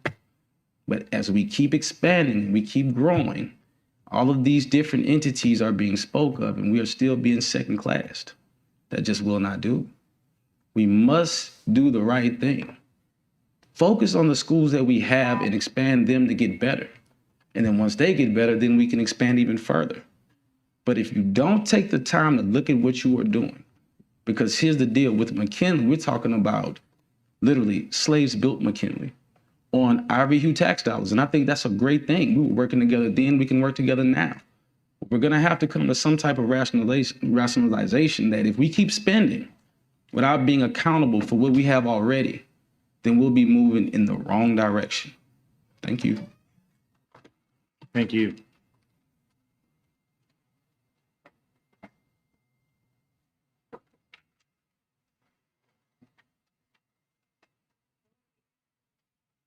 Name already, so I'm up here. Good evening, board members, Dr. Narcisse, Superintendent Dale Flowers. A couple of things that has me puzzled. I've read the memorandums. One is K through 6 up to 1,500 students. The other is 6 through 12 up to 2,000 students. We're also going to add Kenilworth, another 600.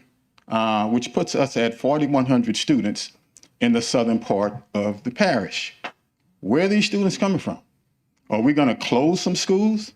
Are there some schools that are about to be taken over by the Recovery School District that we don't know about, and you guys are going to have to close? Or you're going to pull students from other schools to go to these 3 schools? Speaking money, okay, I've got the tax plan from 2018. I've got it right here in front of us. It says that you're going to purchase land, $10 million. That was in the year 20. This year, 2021, you're going to build an elementary school for $25 million. Okay, I'm assuming that's your 6 to 12. In year 6, you are to build a new secondary school, and that's going to be $45 million. I'm assuming that's the 6 through 12. Well, that's year 6. You're jumping over the schools. I'm going to circle back to McKinley, which was supposed to be in year 5. You hadn't done anything. Now, Chris, you said 36. It's actually 35 is what it's been approved for. So my question is, we keep doing these things in the southern part of the parish, and it affects McKinley. It impacts McKinley negatively. We built Baton Rouge High School, then we built Lee High School, Liberty High School. McKinley is losing students. 2016, McKinley had over 400 gifted and talented students. 2019, about 200. This year, 30 gifted and talented students, because they're leaving McKinley, they're going to other schools. They're going to Baton Rouge High, they've gone to Lee High, and now we're going to build more schools in South Baton Rouge. It does not make sense to me. You're going to spend $45 million, you're going to jump McKinley and spend a school, $45 million. You're going to spend another $25 million. I'm assuming that you've already spent the $10 million to purchase this land. Where are these students coming from? And why do we keep having these negative impacts on McKinley High School? Every decision that we make in the South, that you guys make in South Baton Rouge, has a negative impact on McKinley. Let me say this. You guys know I work in the school system. Dyson, as well as Narcisse, you guys gave me an award just a few weeks ago because of the work that I've done at Dufrock. So yes, McKinley is my baby, but I'm concerned about all of our students. And something has to be done. This cannot continue what's happening to McKinley High School by the decision that you guys are making. Thank you. Any other comments from the audience?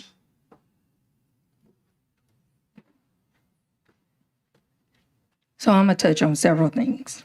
April, when you're ready to do my time, I'm ready. Several issues for you.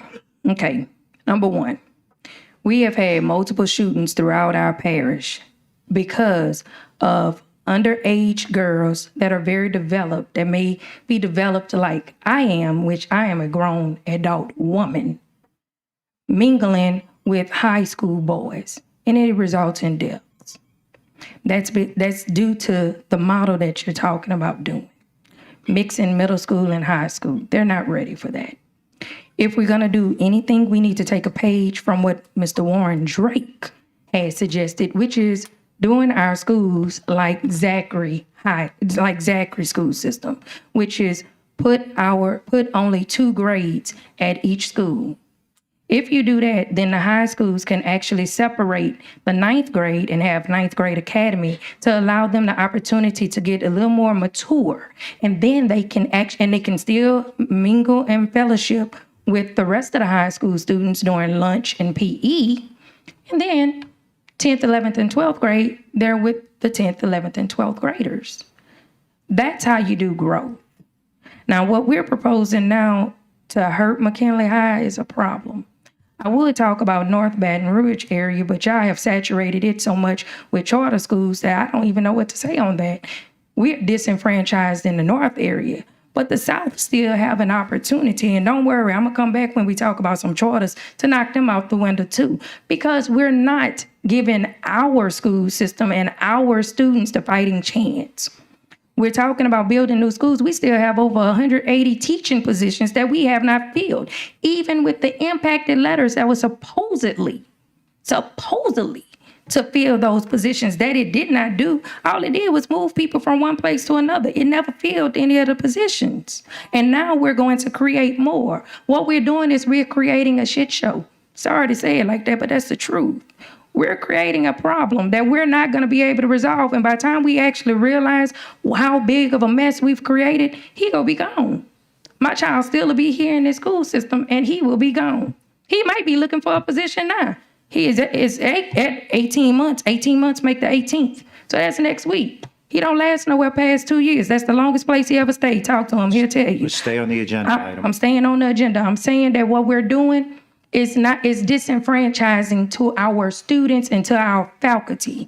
And it's going to impact Baton Rouge Area Chamber of Commerce to an extreme, which means we are not going to have anything anything here in Baton Rouge to look at. So I just ask that we not move this on, but let's have a further discussion, do another special meeting, have a further discussion about this, because a lot of things don't ever go to the actual community like we promised. Thank you. Thank you, Ms. Corley. Any other comments from the audience?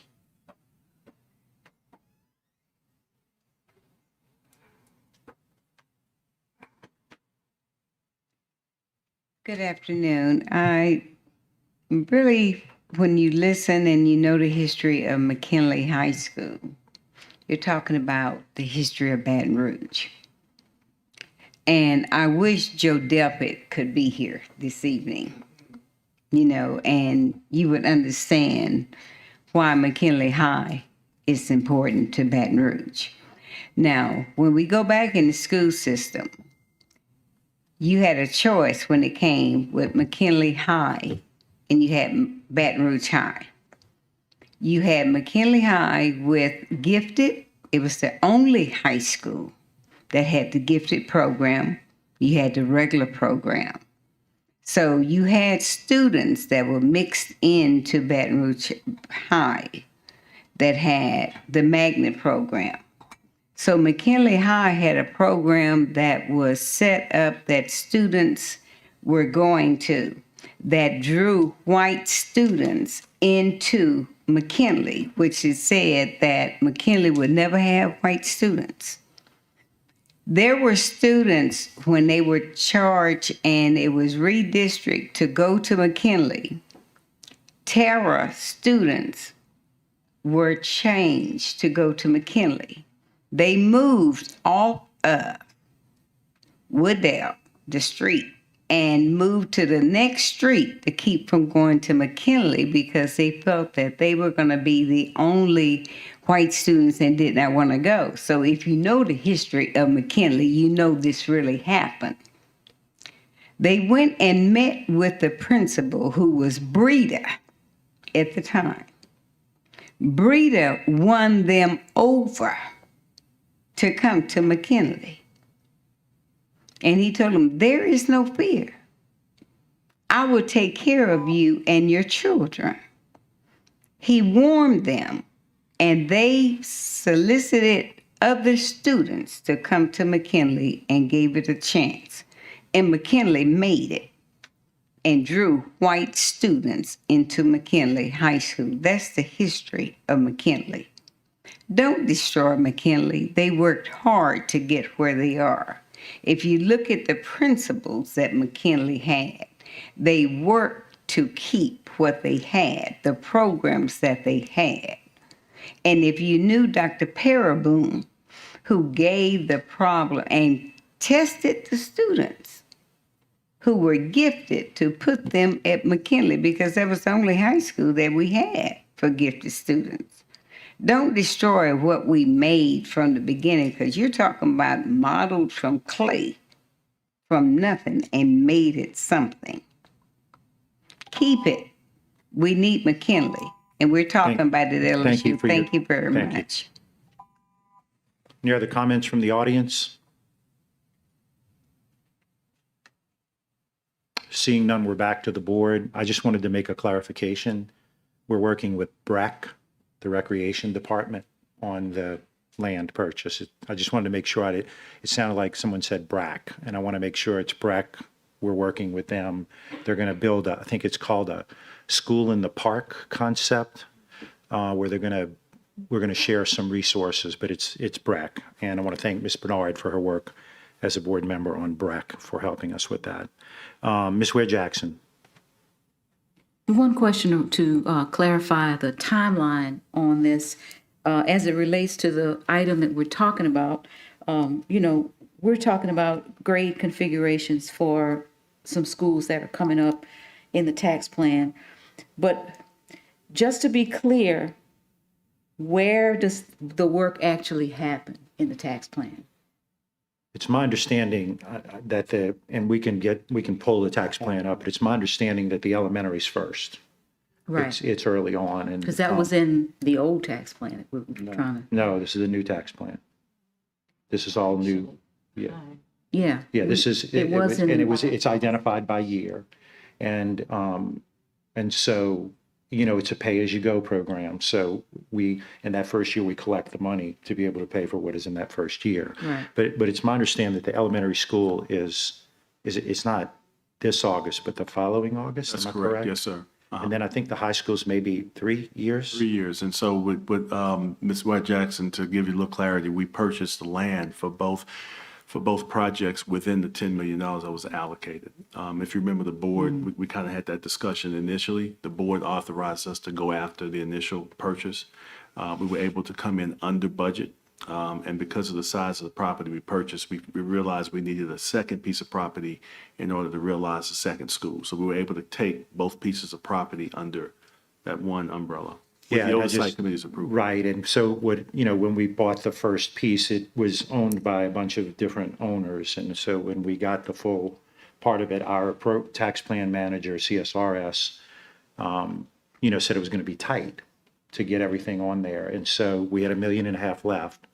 And so we decided to go after the other piece that we talked about, and we brought all that to you guys, and it looks like we're gonna be able to pull it off, which is, it will be amazing if we do. I think it's gonna be an incredible concept, and Breck's been wonderful. But the elementary school's first. Right. And it happens sooner. Yeah, So we're actually behind schedule. on that one, that's Yes, for ma'am. sure. Yes.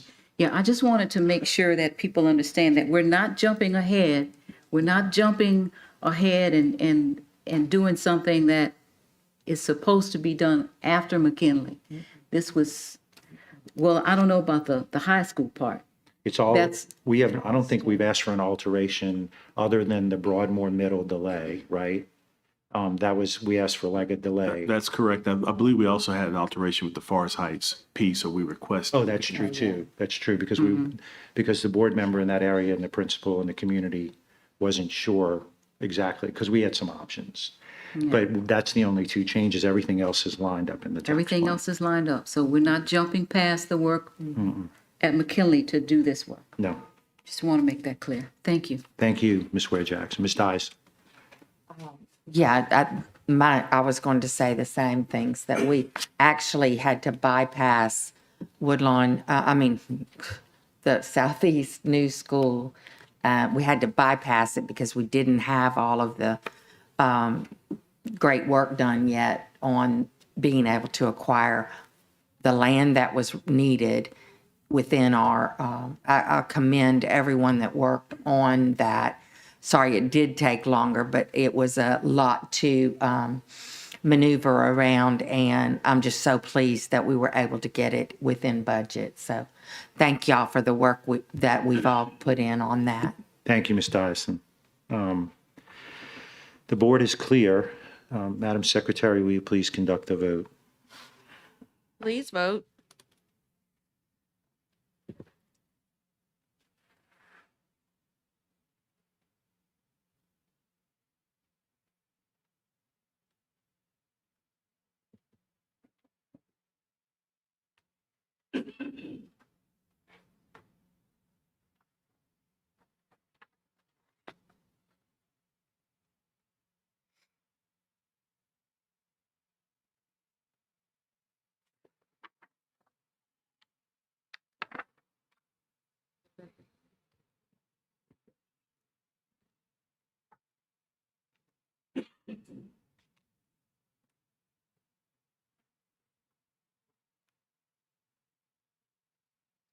We do a roll call vote and then I'll Yeah, try to well, log it back please. in. Yeah, absolutely. Here it is. It just popped up.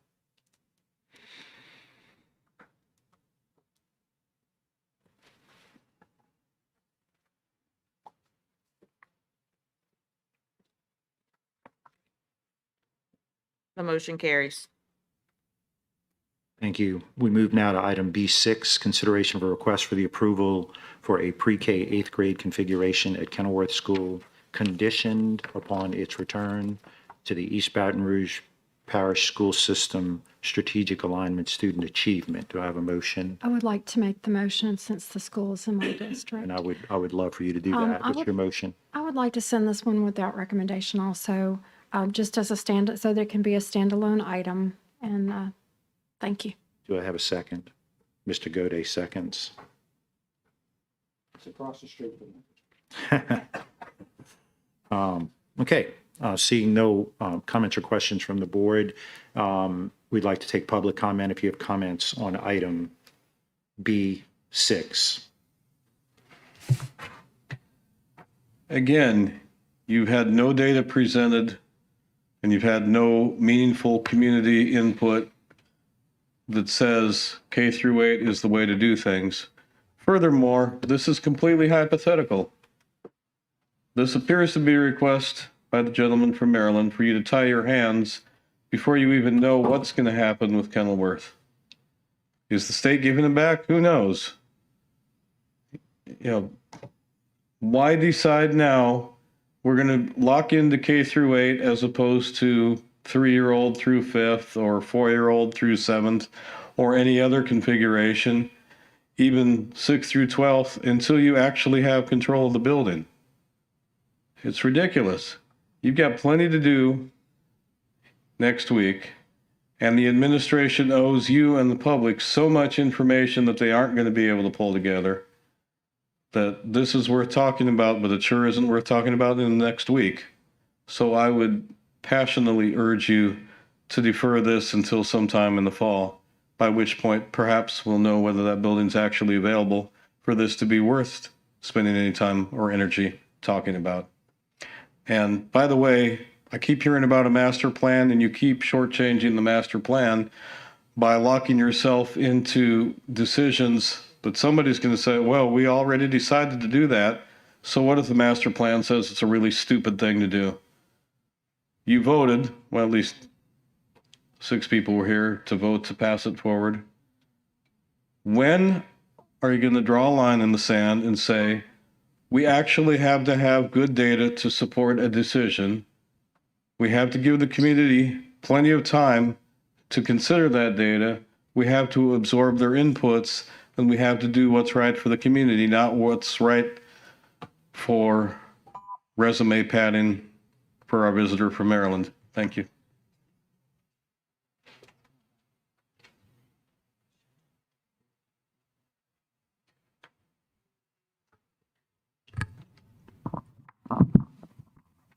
So I took some time to look at what a focus school is. A focus school is a school that utilizes an outside benefactor to support their mission. And I think that's a great concept. I'm going to share some statistics with you. Based on the last meeting you had, and this is the categories of Scholastic, Academy, Gifted and Talented, Great Scholars, and Magnet. The North, in those categories, you got 20%. Southeast of the parish, you got 21%. Sherwood, about 16%. Mid-City, Old South, 54 and 50%. Based on the Scholastic Academy, Gifted and Talented, Great Scholars, Magnet. Those are your statistics, not mine. So, having said that, Kenilworth is not in the district, but it's possible they could come back to the district. McKinley is supposed to have a middle school next year. It's a straight slap in the face to consider a great organization like Ochsner to be with an entity that does not exist in the district yet. Why can McKinley not be partnered with Ochsner? Why can't McKinley be partnered with LSU? I stood here and gave you a concession with Polk Elementary because that was the right thing to do. I like the concept, I like the idea, but now we're circling wagons. It's time to stop the wagons from circling. Our neighbors went up the street from us. My school, I love LSU. I love Southern. Great schools, it's a great city. You understand what I'm saying? You went up the street with LSU, you had to go through McKinley to go to Polk. And now you got Kenilworth that's not even here, and they're getting Ochsner. We've got nothing. Please defer this. Take your time and look at this. Let sensibility rule right now. Let's be sensible. Because right now we're being everything but sensible. That is a slap in the face. Big slap in the face to an alumni that has obscured so much pain over the years. And you guys, I listen to you. You are all intelligent, very bright people. You have earned your position. You have been elected and shown yourselves approved. My expectation is that you will take your time, you will look at this, and you will look at it with the idealism that should be given to it, given what McKinley has gone through. Look through the records of the history of this school board. You can see it. We always get here and then here, then here, and we're always last. But not in pride, not in service. We're number one in that. Eddie Robinson, John Michael Guidry, Cleo Fields. Look them up, Ted James. These are great people. And they were taken from clay to diamonds at McKinley. Thank you. Thank you. Any other comments from the audience? And I've been reminded, please identify yourself when you go to the mic each time, so it's for the record. We know who you are, but we just want to hear your name. Yes, my name is Karonda Corley, proud parent of a child with a disability in EBR school system and a national advocate for individuals with disabilities. I spoke on record in regards to getting a focused choice program. Actually, to be exact, it was the LSU water plant program at McKinley High. And Ms. Bernard made the motion for that to be a community meeting. And somehow our superintendent managed to upsert her and actually go behind her back, stab her in the back, if you will, like what there was, Julius Caesar Augustus. Yes, he did that. Greek tragedy. Did not bring it to the community. And it's problematic because now you have Kenilworth talking about doing a focused choice program. He just promised Capitol High that they would have a focused choice program with Baton Rouge General. Now, we don't know if that's going to actually come to fruition, but that is a promise that he gave Capitol High alumni. It's also published in the newspaper, just in case you want to go back and verify. This is a problem. Kenilworth and Ochsner. We already have a charter school, Baton Rouge Discovery, that has a partnership with Ochsner that we actually shot down because we didn't want it and they bypassed us and went to Bessie, and now it's going to be a Title II and it's opening August at the old Ronald's building. Why are we going to try to do it? When I asked Mr. Trey Nelson, I'm going to say his name, with Ochsner, I spoke with him at the last board meeting in regards to what was their plan. They don't have it. I asked him what was the curriculum. They don't have it. I asked him who sits on their board for this program. They don't have it. I asked him how will the students be selected. It was going to be via a lottery, which means exclusion. We were going to exclude children with disabilities from actually being able to participate in a program where every student every day is supposed to be our focus. Tell me, how is that a focused choice? That focus say that we not focused. It say that we blur the line when it's convenient. That's a problem because I've been asking in public records requests for the fiscal note for all of the focused choice programs. It don't exist. I still have yet to get it. And I know when I get my verdict next week, then I can get a federal subpoena to get it. So that means Dr. Narcisse and his team gonna have to come up with them numbers real quick because board members asked for that last week. It still don't exist. But this plan, these focused choice plans are supposed to be into existence in August. What are we telling our children? Because we damn sure not gonna have the money. Thank you. Thank you, Ms. Corley. Any other comments from the audience? Seeing none, back to the board. Ms. Dyson. I just wanted to let the superintendent, I think he was trying to interject a little while ago. Did you have something that you wanted to share? Yes, Kenilworth will be coming back to EBR. Kenilworth went to the state and they've requested to be a type 2, which was approved. Type 2 means that they get to get students across anywhere in the state, which means that they will be leaving our building, because Kenilworth, where they're currently located, is an EBR building, and that building will become vacant in about a year. And so therefore, this is why we're making this recommendation for that configuration. It is also an area that is very highly populated of students. And we've, as we've shared many of times, there's a demographic shift that's been happening in the district. And so we need to be able to begin to create schools in places where we have many students. Thank you for that information. So I don't think that what we do with Kenilworth takes away what we are going to do with McKinley. I know that it is in line in the tax plan. And we've got the elementary school, that's happening now. And it's called McKinley Elementary, actually. And so I'm real excited about that. That's coming to that area. And we need McKinley High School as a great feeder for all of those students. And we need to put programs that are attractive. So we haven't voted on anything as far as Capitol High, or any of that has not come to us. And I'd like us to open our minds as to what we're going to do when, McKinley is new and improved, and what programs are going to be there, because I definitely support that too. But I am supporting this, and I'm very excited to get Kenilworth back into our control as far as what we do with it. I think that, as Superintendent Narcisse has said, that the population has grown so much out in the southern part of the district. And the last 10-year tax plan prior to the one that we're in now, we didn't get the schools that we needed. It was, it's been a few decades since we did, and the population has continued to shift. So we've got to right size, and, we've got to look at how many little 200 and 300 student populations we've got here and there, so that we can do some consolidations and really be mindful about every area having the programs and the capacity that they need.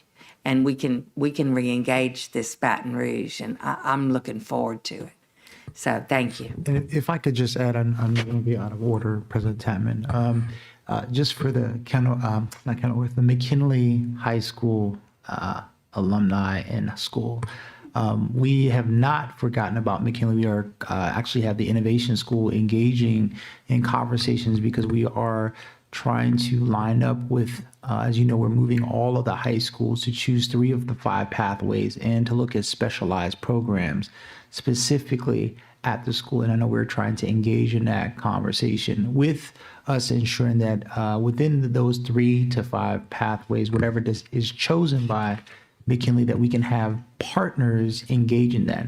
So I wanted to make sure that we say that publicly, because we've been working to try to get to a resolution on trying to do that. We have many partners, I think, as many of the public has come up, that would love to engage. We just have to make sure that we are able to get what that program is to be able to increase that partnership. So that is not forgotten. Our goal actually is to be able to make those decisions sooner than later, even before buildings are built, because we have to create that pipeline. So we've been engaging in that conversation. I just wanted to, share publicly that it's important that we don't think that this is an either or. We do have a lot of students in our parish that families and parents that want to come. We have to create more choice options for that, but we think that McKinley will do exceptionally well once we go through that process, as you're going through, to create a great program. And so we're excited about that. So we'll continue to engage the McKinley alumni and community around that process. Thank you. Ms. Ware Jackson. Thank you, President Tatman. Earlier this week, looking through the backup and looking at this item in particular around Kenilworth, and seeing that the idea is to move it into another medical focused choice school, I had to wonder, we already have that model in one area, and now looking to do this. Before we look at this comprehensive plan that we've been waiting for a number of years, and I know we're getting close to it. So I'm feeling like this concept is a little bit premature. I don't see what the real urgency is in deciding exactly what the model is going to look like. And if we haven't presented the research that shows what's actually needed in that area. And I just can't support this at this time with knowing that we have promised that we would have a comprehensive study done, a comprehensive plan for the whole district and look at everything that's in place. And this is very new. The news of Kenilworth, the building coming back to us and deciding what we have to do with it. And it looks like we do have some time to make that decision. And I think that in the meantime, we should have this comprehensive study done, and we should have input from community around what is going to happen at this particular school. So I would ask that we just delay this until after we have the comprehensive plan done and we have more information about what we really need in that area. So if I could just respond to that, President Tapp. So the board members, your vote is on grade configuration, not on the programmatic piece as of now. So you do need to decide on the configuration of that building. So what we've been able to do is we brought up a pre-K-8 configuration, and then we can engage in a conversation around programmatic. But the reality is that area is still heavily populated. We have many of students and families there, and just wanted to make sure we highlight that. Yeah, thank you. Appreciate it. I understand you're saying that grade configuration is an urgent matter. But, looking at the backup, and I see that it's tied to the focused choice. So, if all this is in the backup, it must be there for a reason. And I simply don't see the urgency in making that decision before we see the research, before we see what we're doing in that area. I know we talked about in the previous item, around what the demographics may or may not say. I would simply like to see this before we make a choice, make a decision about something new as far as Kenilworth coming back, the building. Thank you, Ms. Ware Jackson. Are you done, or was that a question? No, I'm done. I'm just Okay, thank saying you. what I want to, what I mean. Yes, ma'am. Thank you, Ms. Ware Jackson. Mr. Goday.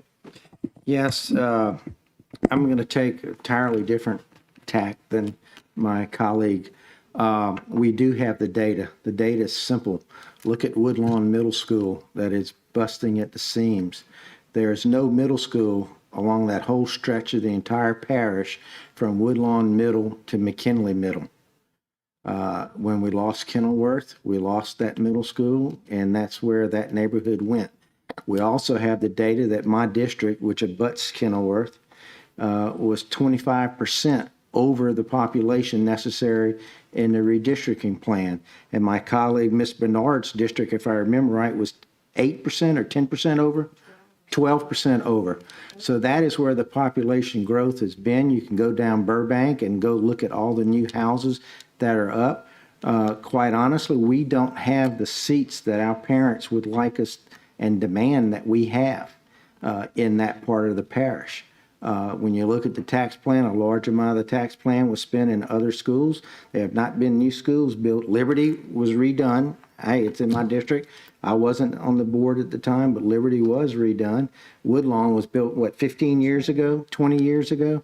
So it is, and Jefferson Terrace is the closest where we have an 8th grade anywhere to that school. We need it. We need it badly. It has been known for several months that Kenilworth is coming back to us. We need to get on with it. And we do need to work on what is the programmatic theme that is going to be for that school, whatever we and the public decide it needs to be, but we need to get on with it. For too long, we have shorted seats in our part of the parish where people complain about how the demographics of our district are so heavily skewed to one side or the other. Part of the reason they're skewed that way is because we don't have the seats to put other people in, and they end up all going to private schools. So we desperately need this. We also have, it's just time for us to do this. This is almost like a gift coming to us with Kenilworth Charter deciding to move out and get into their own building. And I don't want to look a gift horse in the mouth. This is what we need desperately in our district, in our part of the parish. And to delay this would be, it takes a while to get a school set up. You have to staff it. You have to figure out the thematic programs and things in it. It's time for us to move on it. And I seem to remember after the Jefferson Terrace decision, when Mr. Drake was here, because people keep referring back to Mr. Drake, that the the K-8 configuration was the preferred configuration that we were going to try to go with as we go through. So this is just following up on the same kinds of things that was done under the previous administration. So this isn't really a change. So I think we need to get out of our own way and let's go ahead and get this done. Thanks. Thank you, Mr. Godet. Ms. Dyson.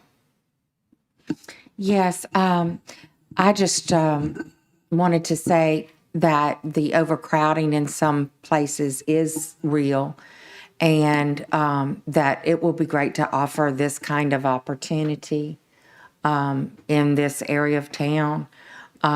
It's the people in the most southern part, the southeast part, they have over an hour, many of them, to travel to some of the opportunities that we offer. So we need capacity, and it's exciting. I believe in the master plan as well, but I do think that, I know that Kenilworth, as it exists today, is going to, it's going to be expanding to K-8 in another site in August of 2023. So that means we should be getting our building back in little less than a year from now. And so if we're going to be opening it in August of 2023, which I would definitely want, because we don't want buildings sitting. It's not healthy for that. And plus, because we've got students that need the space. And so, I think this time is of the essence, and we did not put off our votes for the park focused choice or the Eva Lagarde. We supported those wholeheartedly, and I think across the board we did. And so this is just another one of those, and this is a great opportunity for us because we're getting capacity that is so very needed, and we've got this opportunity. I was actually very interested in creating partnerships when the Baton Rouge Health District was formed, and I was very wanting us to be a part of that. And so it's exciting that we can get something that close to the health district and wanting to be partners with us. So I'm excited about this, and I think it'll bring opportunities, but we have a pretty fast track ahead of us in preparing for, one school year away. So thank you. Thank you, Ms. Dyson. Ms. Bernard? I just want to clarify as the maker of the motion that that the motion is to refer this to the full board meeting without recommendation, but it is to approve only the grade configuration. That's what the motion is, to approve the grade configuration. You agree with that, Mr. Godet? Yes. Yeah, okay. Yes. Thanks. Yeah, that's what I did too. Thank you, Ms. Bernard. Ms. Ware Jackson? Yeah, I don't disagree that a middle school in that area was needed. We talked about that a long time ago. We've had other discussions around other schools about the way they were changed without consideration of the need for middle school in that area. What concerns me more than that is it being tied specifically to a focused choice school, as if this will automatically happen, or that is the only thing that we will consider. And I would like to see that we would consider, that we would not be tied to that, because we don't know exactly how that model is going to be successful in another area where we're doing the same kind of thing, especially with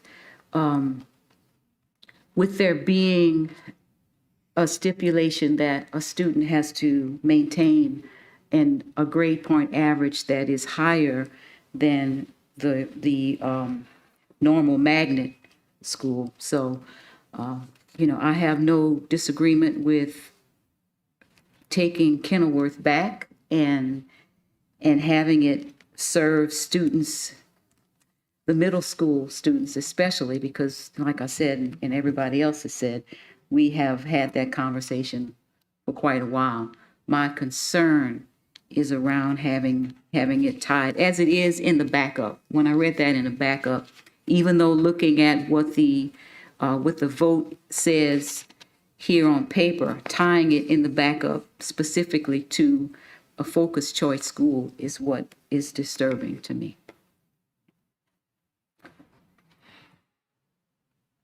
Thank you, Ms. Ware Jackson. The board is clear. Madam Secretary, please conduct the vote. Please vote.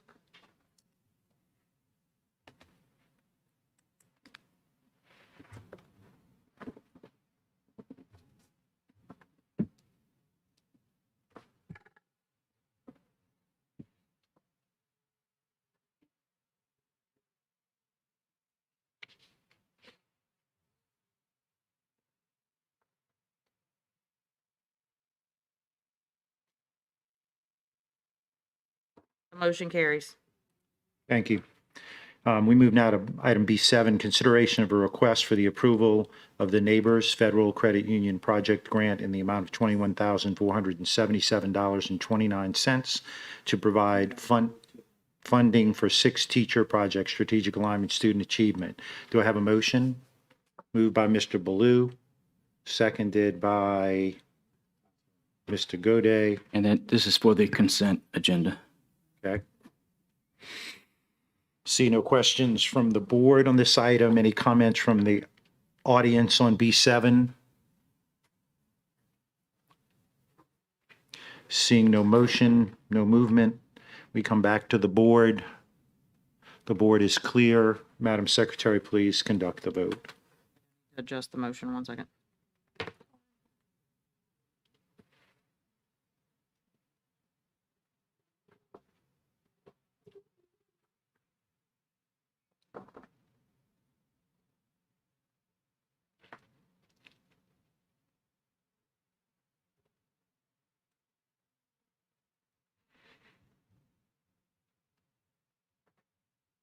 Please vote.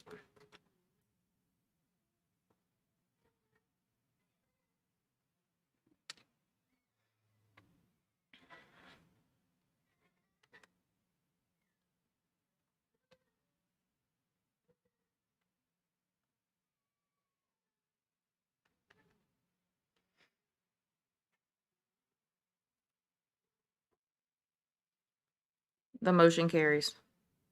Thank you. We now move to item B8, consideration of a request for the approval of the lead agency grant in the amount of $358,050 to assist with coordinated enrollment and support services for Children's Center charter schools, private schools, Head Start, and Early Head Start, strategic alignment, student achievement. Do I have a motion? Mr. Baloo moves. To the consent agenda. To the consent agenda. Do I have a second? Ms. Dyson is the second. Seeing no comments or questions from the board, we go to the audience. Any comments from the audience on B8? Good evening. I'm James Finney. I'm proud parent of 3 McKinley High graduates back when it was still a strong gifted and neighborhood combination school, which unfortunately has gone away in recent years. With this item, I noticed that it's $358,050. Even for this organization, that's a lot of money. And I don't necessarily like the idea that you're collecting a lot of money from the state in order to fill private childcare centers. It seems as though with $358,000, you could organize a way to provide free, well-qualified childcare in schools for everybody in our community and the Baker School that this covers also. And I'll speak more when the related item comes later, but we shouldn't be providing the feeder students for Impact Charter Elementary. We shouldn't be sending kids to fill Dalton and Lanier's preschool ranks to keep those failing RSD schools going for just a few more years. And we certainly shouldn't be taking $9,000 ahead of federal money and subsidizing private daycare centers when this is finally an opportunity for the couple years that this ESSER money will last, that we could actually provide age-appropriate 3- and 4-year-old programs for as many students as families would like to send them. For $358,050, we could engage in some systematic planning. So I would certainly not recommend that you approve this next week. I would recommend you have a separate meeting sometime in the not terribly distant future after you adopt the budget and talk about, do you want to be in the business of providing education for 3- and 4-year-olds? And if so, what is the best way to do it? I don't think subsidizing privately owned schools with no grass, no playgrounds in industrial neighborhoods is really the best use of the public's money. Thank you. Any other comments from the audience? Seeing none, back to the board. Ms. Ware Jackson. Thank you, President Tatman. Now, this grant is the same one that's a parish-wide grant, right? That we are the lead agent on, Dr. Narcisse, is that right?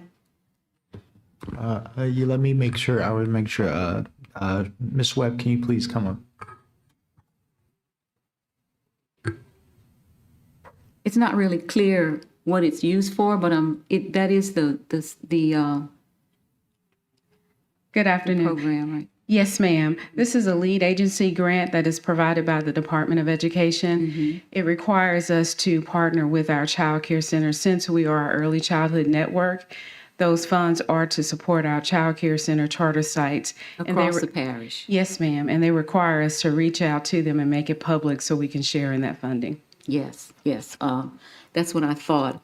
When this comes to us next week, can we make that clear? And also, if we could give some specific locations where, where the funding needs are, and maybe what kinds of categories? Are we paid through the grant to administer? Yes. Good, good. So there is an admin fee that comes to the district for our Yes, ma'am. services? Yes, ma'am. Okay. All right, thank you. If we could include some of those things, I think it would be a little more clear.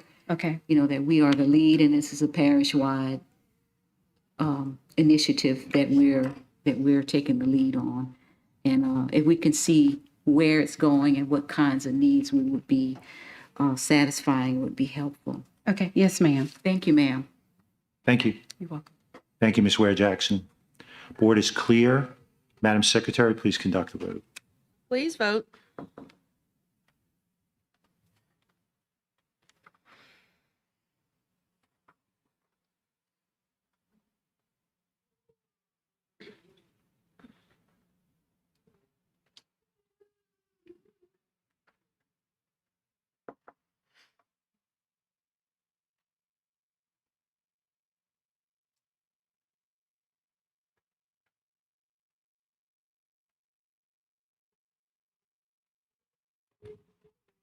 The motion carries.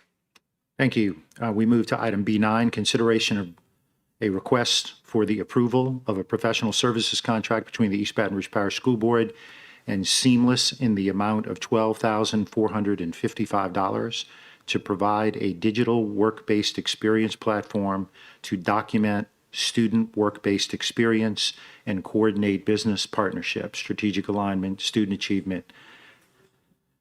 We have a motion moved by Ms. Ware Jackson and seconded by Mr. Goday.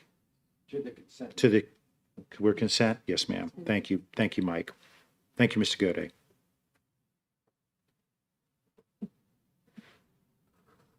Goday. Ms. Ware Jackson? Thank you. One question. Notice that the address for EBR schools is actually the CTEC building. So I'm wondering if this is being administrated through CTEC. Mr. Nikes? Good evening, President Chapman, members of the board, and Dr. Narcisse. Ms. Ware Jackson, I'll be the grant administrator or the contract administrator, and that's my location, so that's why I was connected there. Yes, ma'am. The whole workforce team will be using it, and we'll be using it district-wide. Yes, ma'am. Thank you. Thank you, Ms. Ware Jackson. Thank you. No other questions or comments from the board. Thank you, Mr. Nikes. We'll take comments from the audience on item B9. Any comments from the audience? Seeing none, back to the board. The board is clear. Madam Secretary, please conduct the vote. Please vote.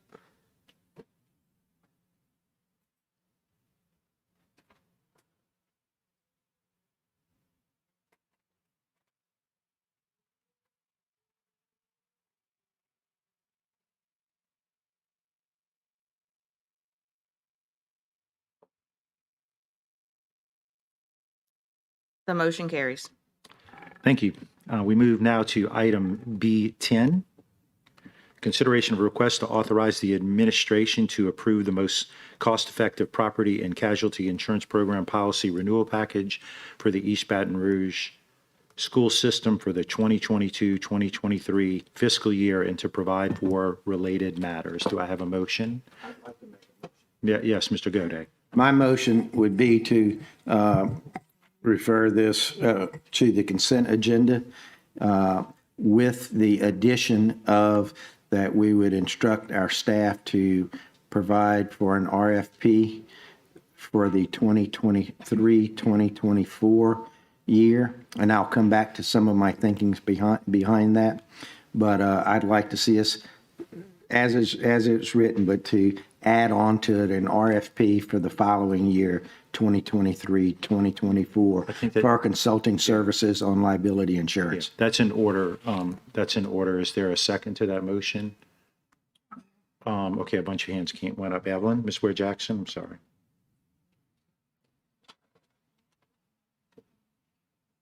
Okay, is that what you were pressed for? Well, I'd like to comment. Sure, go ahead. I just want to explain a little bit why I want to do this. And again, before I get started, I want to make sure everyone understands, I'm not saying anything bad is happening or anything like that. But our insurance bill has grown to $4 million. And the situation we have right now is that the people who are recommending, the agency is recommending our insurance coverage also gets remuneration from the placement of that insurance coverage. So it's not, in my opinion, independent. And while at smaller levels and in the past, that might be okay, but this bill has grown to over $4 million. And I just don't think it's clear fiduciary responsibility for us to be taking recommendations from someone who has a financial interest in the outcome of those recommendations. And again, I'm not accusing anybody of doing anything wrong or anything under the table. It may be perfectly the best deal we could get, but it just makes me uncomfortable in that situation, particularly when I have no insight into what that remuneration is that they're getting back from placement of these insurance policies. So I'm in agreement with going what we have for this year. We can't do anything different, but I would like to see us, like we do with our health insurance, get a consultant to come in and review our coverages and things like that to make sure that what we have is what we can Yes, get sir. for the best of our money, and just to remove any conflict of interest questions or anything like that. So that's the basis behind this. Sure. Thank you. Thank you, Mr. Goday. I know you're with, would you like to say anything? You're good? Yeah, I'm just going to weigh in here because I work in that industry in the legislature, and I am a licensed PNC agent. I don't write. I happen to unfortunately know a little bit more about this than a lot of other things. I can tell you right now, the market is absolutely collapsing. I think we've lost something in the neighborhood of 20 insurers over since it's the quadruple whammy, Laura, Delta, Zeta, Ida. Ida is one of the largest wind storm damage, 450,000 claims. And a lot of companies are pulling out, big companies. I'm not going to get into that now, but companies that are pulling out of everything. So they're pulling out of property and casualty, but they might have bundled something with auto. And it is, both of my policies moved. And I don't think I've made a claim in 30 years, but both of my policies moved because the markets are gone. And so this is something we're going to deal with. And frankly, if the wind blows this year, it's going to be worse. And so I agree with everything you say. I don't think anybody has an issue with that, but I want you to know that I've been working in this industry for about 30 years. It's the worst it's ever been. It's way worse than after Katrina. And Rita, so it gives you some perspective of where we are. And then there are other things that are going on around the world, but we're going to need to budget appropriately for this because I don't think things get better anytime soon. So, but I do appreciate your comments. Ms. Ware Jackson. And I might add that 2.3 million of that increase is from in the addition of a building at La Belle Air. And I don't even remember us doing that. So, that's part of the increase along with what you were saying also, Mr. Tatman and Mr. Goday. Thanks. Thank you. Mr. Goday. Yeah, I just want to echo what you said. I have no problem with the bill that we're getting and what we have here. I just think that it's become a big enough number that we really need some independence in how we go about doing this. And it's like you said, it's going to probably be $6 million next year. So if we can get it. And so I think it's just time for us to change how we do our process. Yeah, on this. and I will respond to that and not get on the queue, but just to say that I think also if you look back on some of the claims we've made in the past for things that have happened to us, it is impossible to fully insure us, right? We can't. And so it gets really complicated, but I think it's something we got to look at. And I think it's something every governmental agency is going to have to take a look at. And frankly, personally, you need to be aware of it because it's going to hit everybody. So, but I do appreciate your comments, Mr. Goday. Seeing no other, oops, that was an accident. Man, I am off tonight as usual. Seeing no other comments from the board or questions, any comments from the audience? Seeing no comments from the audience, we come back to the board. The board is clear. Madam Secretary, please conduct the vote.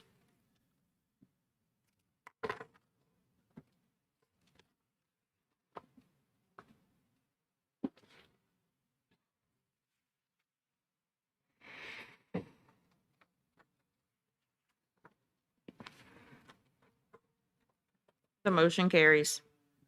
Thank you. We move now to B11.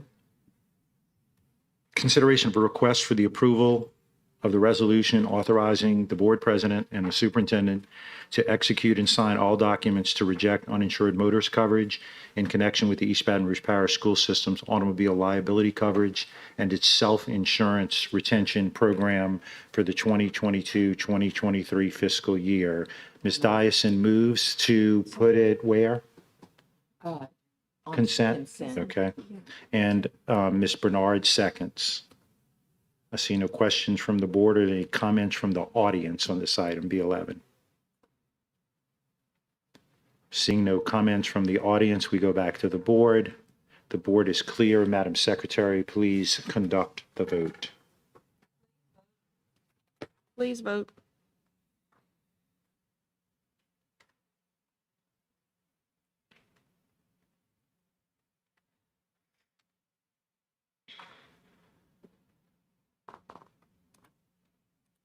The motion carries. Thank you. We move now to item B12, consideration of a request for the approval to select the Advocate as the official journal newspaper advertising of the East Baton Rouge Parish School System for year 2022-2023. Do I have a motion? Moved by Ms. Dyson, seconded by Mr. Goday. It's a motion to send to the consent Oh, agenda. yeah, I'm sorry, yeah. Sorry about that. Thank you for helping.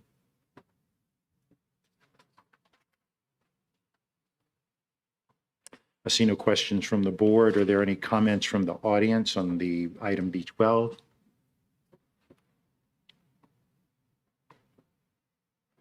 James Finney, I have a suggestion, however futile it may be. It would be awesome if when items are sent to be published, there was a way to make note of that in a particular place on the school system website. And then those of us that are interested in such details could go find a hard copy of the paper and confirm that that announcement made it in there. Or perhaps trust that things worked well and see a copy of that official notice online. That would be helpful. But I have no objection to publishing it in a paper that's in our community. So thank you. Any other comments from the audience? Seeing none, back to the board. The board is clear. Madam Secretary, please conduct the vote. Please vote.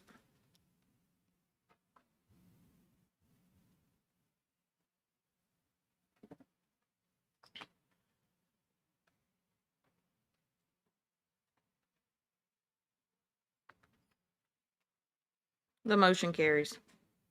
Thank you. We move to item B13, consideration of a request to authorize staff to advertise, receive, and award bids for materials, equipment, supplies, and services through June 30th, 2023 to the lowest responsible bidders, proposer, meeting specifications, and all state and federal requirements for quotes and formal invitations to bid.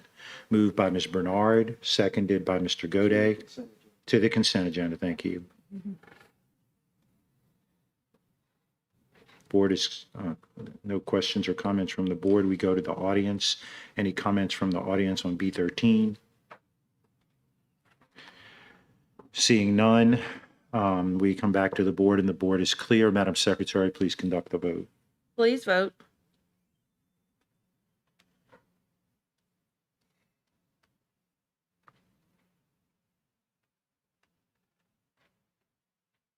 The motion carries. Thank you. We move to item B14, consideration of a request to amend the real-time salary schedule to approve a 40% increase in compensation for the real program part-time employees, strategic alignment, student achievement. Do I have a motion? Moved by Mr. Ballou to the consent. Was that you, Ms. Bernard? Do you want to do this? Yeah. And seconded by Ms. Bernard. See no comments or questions from the board. Are there any comments from the audience on B14? Seeing none, we come back to the board. Ms. Ware Jackson.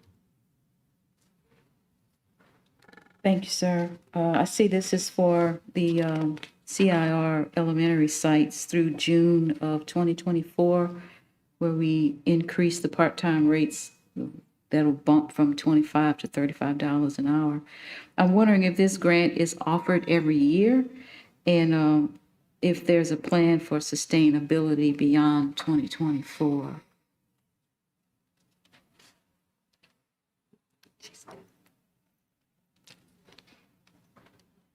Thank you, ma'am. Okay, for this school year, and the grant is, well, this school year and possibly next school year. So it's a 2-year grant. And the teachers will be able to earn the $35 per hour for the real tutoring. Mm-hmm. Is this offered annually? No, ma'am, we just received this grant this school year for our comprehensive and urgent intervention schools. But I mean, can you apply? Is it something that comes up every year that you can apply for? Yes, ma'am. I see. Mm-hmm. And is this our first time? Yes, ma'am. This is our first year. First time applying and we got it. Yes, ma'am. Okay, so, I'm always thinking about, what about later? Yes, So- if the opportunity presents itself again, we will apply. And we'll be looking for other areas to continue this if we could, we're going to need them for a while, I believe. Yes, ma'am. Okay, thank you. Thank you. Thank you, Ms. Ware Jackson. The board is clear. Madam Secretary, please conduct the vote. I believe you have to go to the audience. Yeah, I did. Nobody got out. You did, okay. Please vote.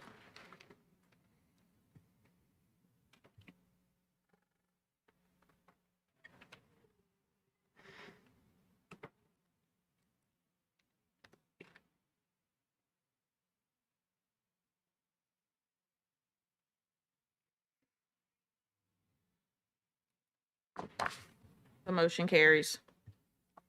Thank you. We go to item B15, consideration of request for the approval of the professional services contracts between the East Baton Rouge Parish School Board and the following. A, city year in the amount of $360,000 to provide support services, strategic alignment, student achievement. B, Achieve 3000 Inc. in the amount of $1,391,090 to provide professional development and student web-based activities, strategic alignment, student achievement. C, Castle in the amount of $50,000 to provide support services, strategic alignment, student achievement, and employee development. D, National Institute for Excellence in Teaching in the amount of $454,000 to provide support and professional development on the school improvement best practices, strategic alignment, student achievement. E, National Institute for Excellence in Teaching in the amount of $120,000 to provide support and professional development on school improvement best practices, strategic alignment, student achievement. F, Rethink in the amount of $175,000 to provide for social emotional learning and mental health support services, strategic alignment, student achievement, and employee development.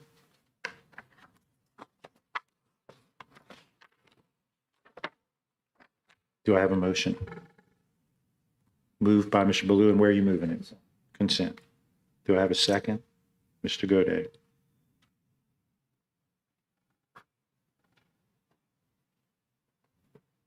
Ms. Ware Jackson.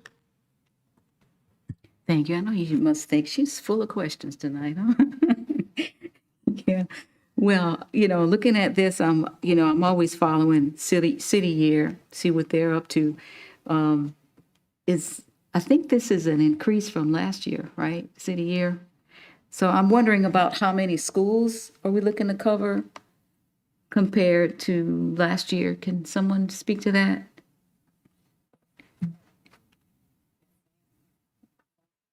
This year, it's. No, Mike. Hello? Okay. So this year, it is the same amount as last year, and we're serving 4 schools: Glen Oaks Park, Glen Oaks High, Park Elementary, and Crestworth Elementary. Okay. I don't know why I thought it was an increase. And around the 2 NIET contracts, they seem like they're for the same purpose. Can you, just looking at what's here, tell me the difference between the two? Okay, so the one that's for $454,000, that is for all of our schools that are labeled comprehensive support and urgent intervention. And we have to use this vendor. This is the vendor that LDOE recommends. So the Reimagine grant is going to pay for the $454,000. And then for Title II, it is for our non-urgent intervention and comprehensive schools. And Title II will be the funding source for those schools. Okay. And one more about Rethink. This is another one for social emotional learning. You know about how many contracts we have in place now that cover social emotional learning? Roughly? I'll ask Ms. I see it come up pretty often, so I was just wondering. Well, this particular contract, the 175, that is going to be for next school year. We did have a contract for Rethink this year, but this contract will be for the next school year. But Ms. Dupre can. I think the question is how many total contracts for SEL, is that correct? Yeah, right, not just for Rethink. Mhm. Dupre can answer that. And if we don't have the exact number, we can get that to you, Board Member Jackson. We have one with Rethink Ed, one with Castle, and then we have several schools that have contracts with Manners of the Heart. Those are the only ones. Seemed like it was more than that. All right, thank you. Thank you, Ms. Ware Jackson. Seeing no other questions or comments from the board at this point, we go to the audience. Any comments from the audience?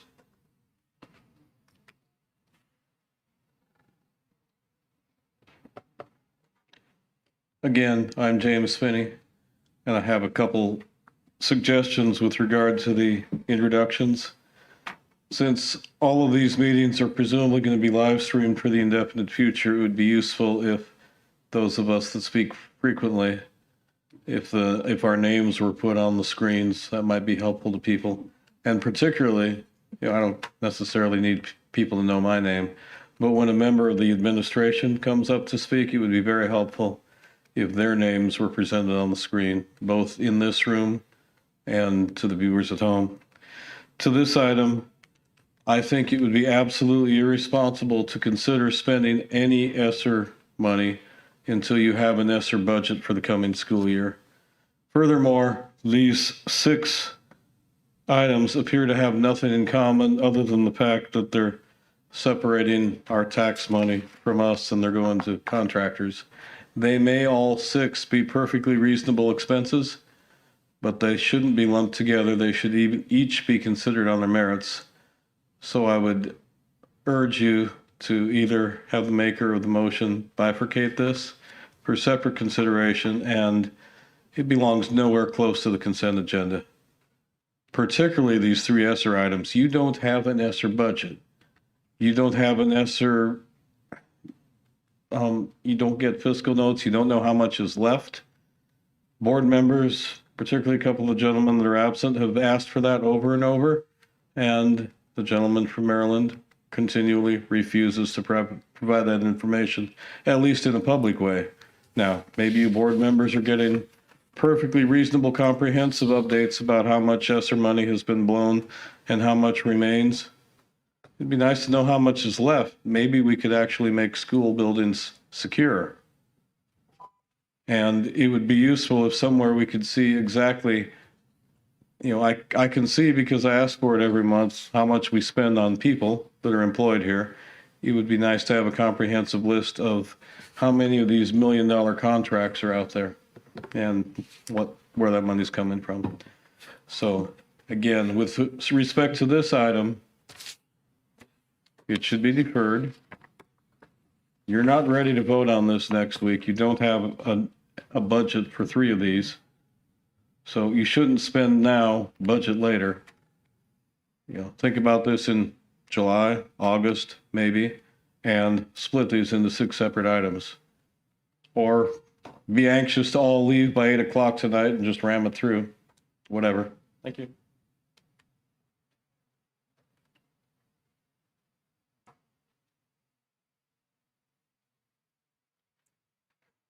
Hello, Fairleigh Jackson, District 5, Evelyn Weir Jackson's district. I really want to thank the board members and administration that took the time to talk with me around ESSER funding over the last few days. I appreciate it. What I realized is I agree with Dr. Finney on many points. As far as this goes, I do not feel you should move anything forward that is based on ESSER funding right now. This does not have anything to do with thinking that the district is out of, compliance with reporting. There is no doubt there. We trust that there are people that are definitely reporting even more than they need to. But the fact is the dollars and the amounts have not been given to the board. They've not been given to the public. The budget for ESSER that should have been included as a special revenue budget last week was not included.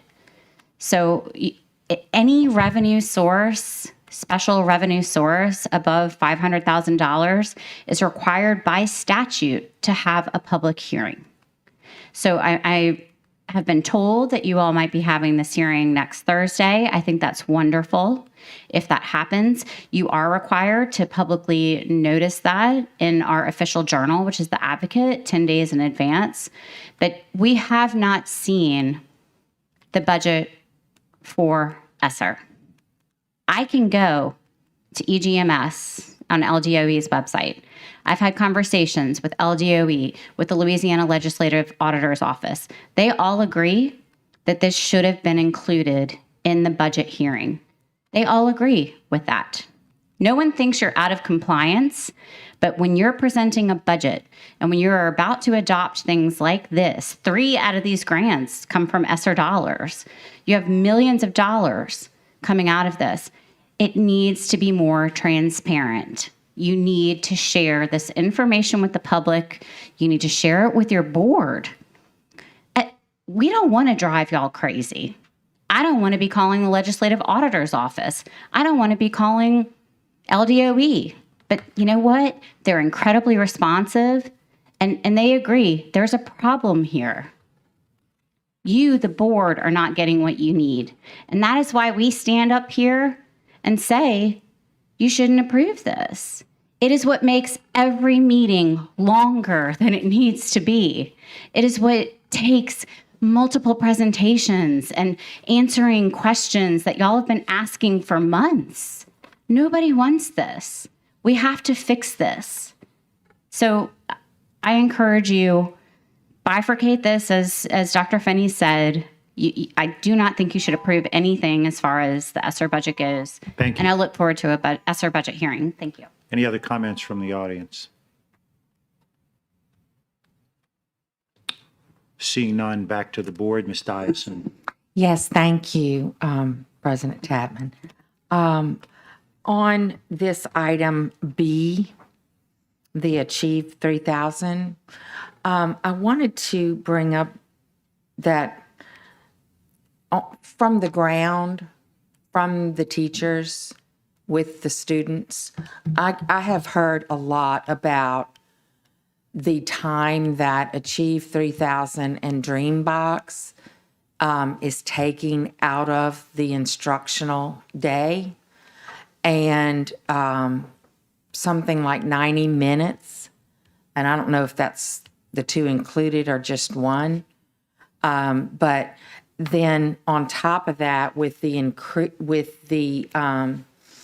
they say that, you know, especially in the middle and high, when students really develop minds of their own, they just press buttons and they don't, if it can't have any grade attached to it, that they're not getting students to take it seriously. And with the additional grade required for each week, because we've increased that from 1 to 2 grades per week in every class, that then on top of that, when you take out these things that cannot be graded, then, or even counted as a participation grade, that then they're having to come up with a second grade for that week that's just something that's not really productive. And so I have hesitation in approving this Achieve 3000 until we can have a conversation, because it's close to $1.5 million.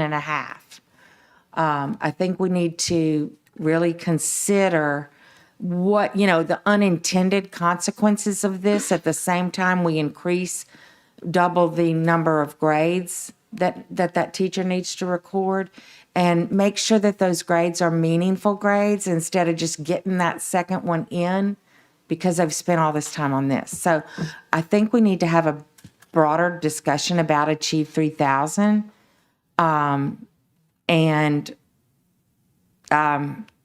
Thinking that I might make a substitute motion to pull it out. It's a large number. It's a lot of dollars.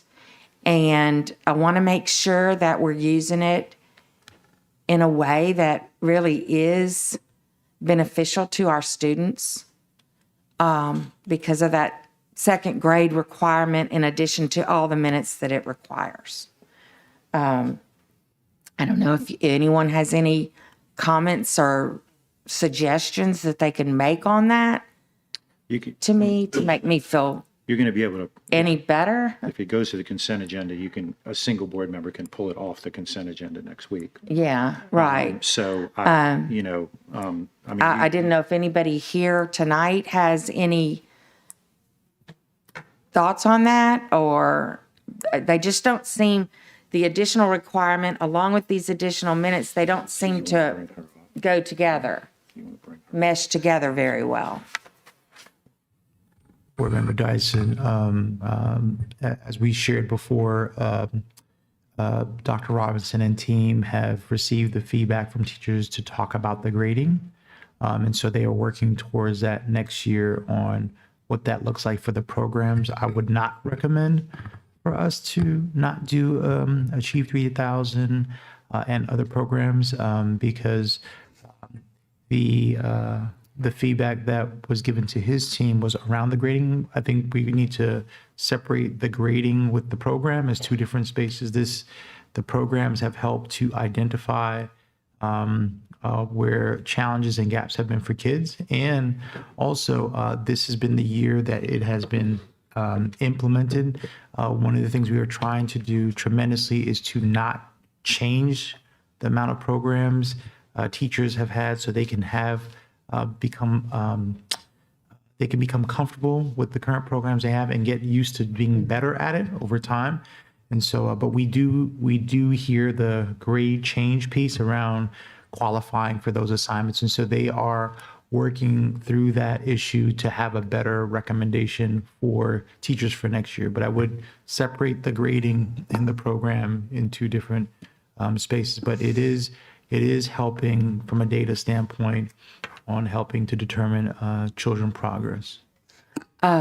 So I guess I'm hoping that you're not taking that survey that went out to teachers, and I hope that's not.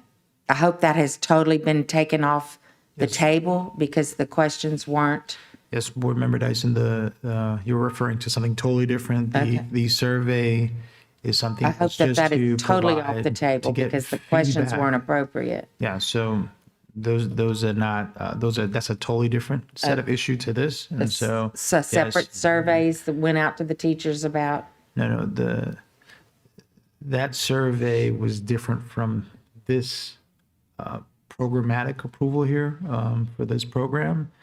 The question that I hear you asking, and I'll just make sure I'm correct, is can teachers have the opportunity to, when they do the program, whether it's Achieve 3000, Dreambox, is to be able to use that as a grade for kids, whether it's participation or those things. And I think that is what the academic team is working on to provide more guidance to teachers for that. But I just want to make sure we're not putting the program and the grading in the same box. So. Okay.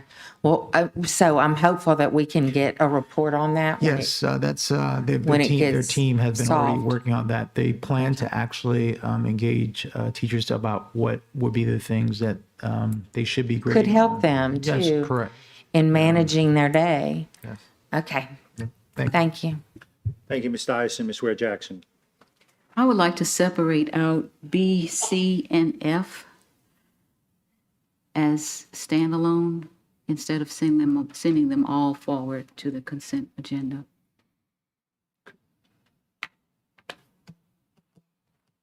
Can I make a suggestion? Yes, Can we send them all as standalone? it's fine. Baloo? Just for time purposes. Yeah, that's fine. I understand. They would have to, the makers of the motion would have to agree to that. I mean, you don't have to, but from a time perspective, Yes. trying to keep us a little ahead of midnight. So, you okay with that? Yeah. Okay. So now the motion is to send it as a standalone item. Any comments from the audience on it being a standalone item?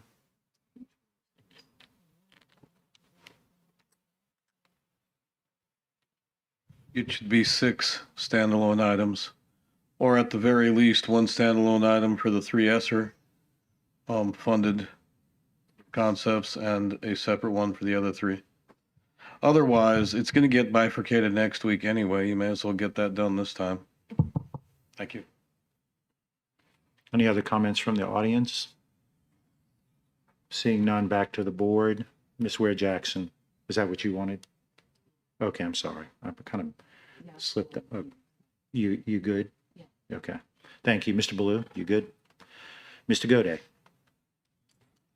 Yes, I would like to ask our general counsel, sorry I didn't tee you up for this earlier, but could you just quickly, there's been a lot of insinuation around ESSER funding and public hearings and this, that, or the other. I know you sent us a memo on where we were with the ESSER funding. Could you just walk through that to make sure that the public understands that we are on top of this and we believe that we're following the law exactly as it says? Because I hear people talking about, well, I talked to LDOE and they said this. Well, I have no idea who they talked to and what that person said or whatever, and it may be totally correct, but I would just like for you as our legal counsel to give us and the public a view of, as you outline in this memo, where we are on the ESSER funding and ESSER budgets.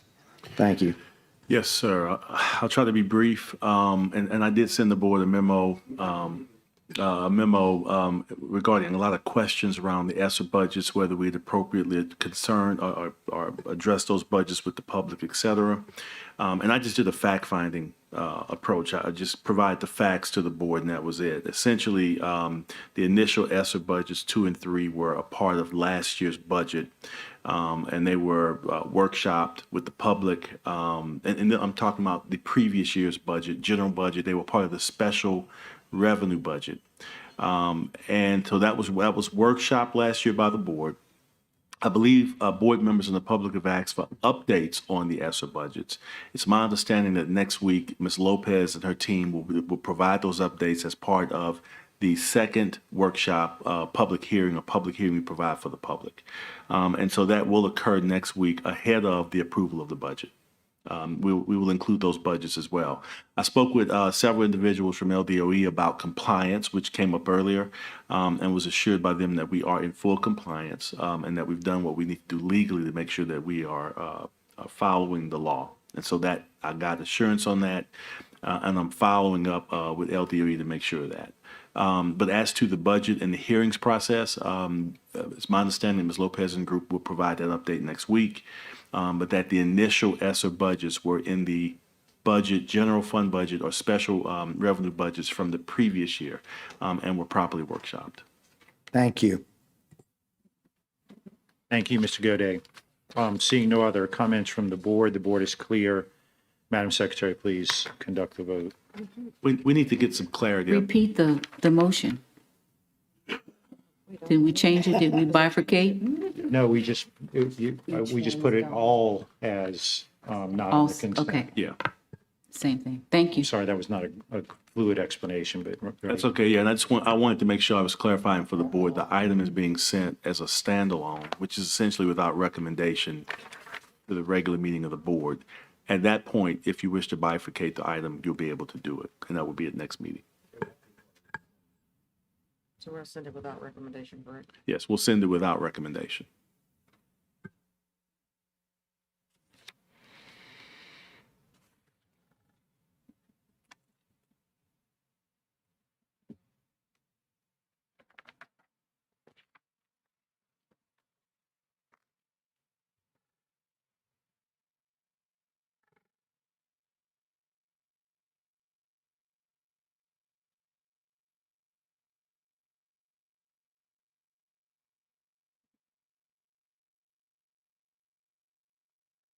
Please vote.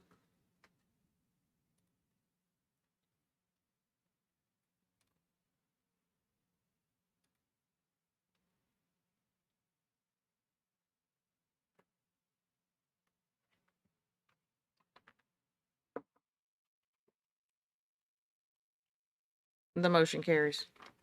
Thank you. We're on to item B16, consideration of request for the approval of an MOU, Memorandum of Understanding between the East Baton Rouge Parish School Board and Southern University at New Orleans to provide Millie Charles School of Social Work students an opportunity for practical experiences in the area of social work, strategic alignment, student achievement. Do I have a motion? Moved by Ms. Ware Jackson, seconded by Mr. Goday. And how do you want it on the consent? Okay. See no comments or questions from the board at this time. We go to the audience. Any comments from the audience on item B16? Seeing none, we're back to the board. The board is clear. Madam Secretary, please conduct the vote. Please vote.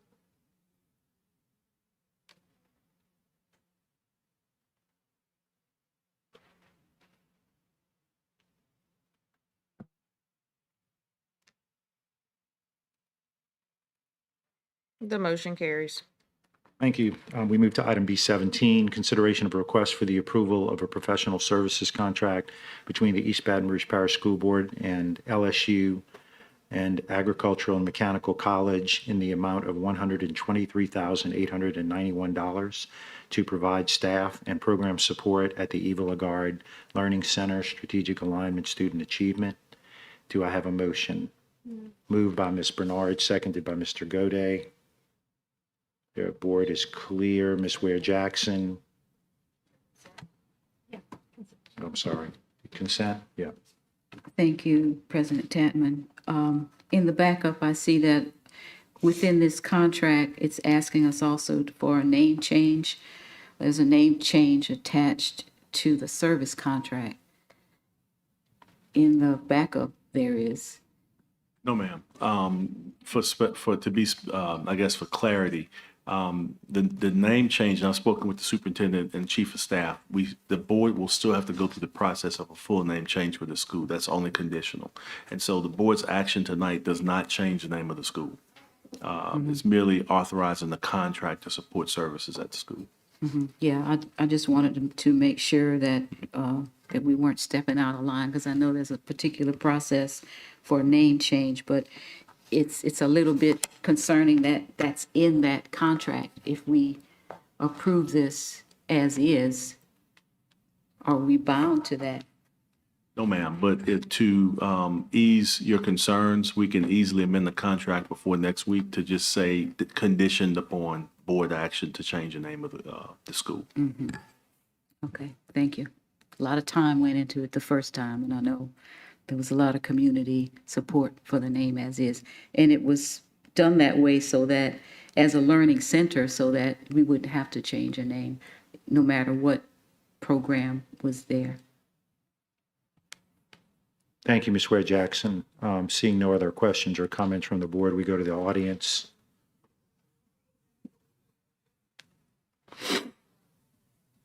Thank you. I'm James Finney. The building has been named. You can put whatever school you want in that building without changing the name of the building. And given that the Dufrock School gets alphabetized under T's, and Lee High School is alphabetized in the R's, and nobody calls Baton Rouge Foreign Language Academic Immersion Magnet that name, and nobody calls Westdale Heights Academic Magnet that name, and nobody actually says Baton Rouge Center for the Performing and Visual Arts or whatever it is. Be really, really careful about not giving ridiculous names to schools. But to this item, $123,891 for professional development at a school that's going to have 50 students. The gentleman from Maryland said that the purpose of all the impact letters and shuffling teachers around and making everybody worried about whether they were going to be able to work at an environment they wanted next year was in terms of equity. You're throwing an awful lot of money into an experimental program to have 1/6 grade in elementary school. You know, if you had put this program at my kid's alma mater, where it should be, this should be at McKinley High School, that would make sense. If you're just going to have, build 6th, 7th, and 8th graders at Polk, and then when it's time for high school, they'll go over to the high school and use Polk for something else, then I don't have objection. But if you're seriously going to have a 6 through 12 program in a tiny little elementary school and tell kids, if you want to be interested in the coast and the environment, you can forget athletics. You can kiss off any auto mechanics or other interesting stuff. You're probably only going to have half of an academic background. You might not be available for tops, and you're not going to have any art or music. That's asinine. McKinley High School is a comprehensive high school. You've killed the gifted program there. This would be something you could put in its place. If you're going to start with a few 6th graders this year and maybe 7th graders at the Eva Lagarde Center, and then later move it to McKinley, that's fine. But this 6 through 12 silo is really ridiculous. It's just as bad an idea as the conservatory is 3 blocks from another high school. Those are really foolish uses of money. And you need to be very careful as you look at the budget next week to see just how many thousands of dollars you're pouring into this focused choice school that may or may not be a success. And every dollar you spend on that is a dollar you didn't spend on something else. Thank you. Any other comments from the audience? Seeing none, back to the board. Mr. Goday. Yes, thank you. I think the Eva Lagarde memo that's in board docs needs to be updated because it talks in here for key performance indicators and Gray Brand's pre-K and 3-8. So I guess it doesn't, I understand now it's 6 through 8, so it could fit in there. I'm sorry, I'll withdraw my comment.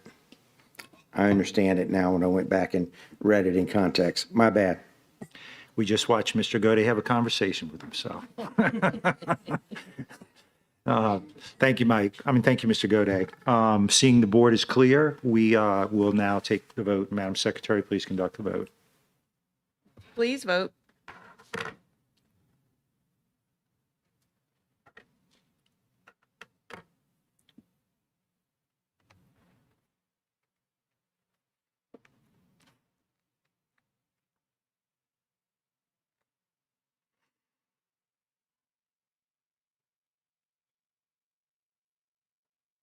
The motion carries. We move now to item B18, consideration of a request for approval of the actual December 2021 semi-annual financial tax plan update and the 2021-2022 revised budgets for propositions 1, 2, and 3. Strategic alignment, operational excellence. Do I have a motion? Moved by Mr. Baloo. I have a second. To Goday to consent. Board is clear right now. We go to the audience. Any comments from the audience on item 18? James Finney. I'm disturbed that the budget package that you're considering next week, last I looked at it, had nothing in there for Proposition 1. And I see that the Oversight Committee doesn't appear to have addressed the 2022-23 budget for Proposition 1 or 2 or 3. So maybe it's that you budget and then they have to look at it and decide if they approve it. But it's important to mention Proposition 1 because with early versions of the tax plan, that was strictly capital expenses. And so you do it kind of a project at a time. That's no longer the case for some god-awful reason. You ask the voters to put a whole bunch of salaries into Proposition 1. And so I don't think you can reasonably exclude it from the special budget book. And I think you probably need some more guidance from the Oversight Committee in terms of how you're going to spend those 3 budgets in the coming year. Thank you for your time. Any other comments from the audience?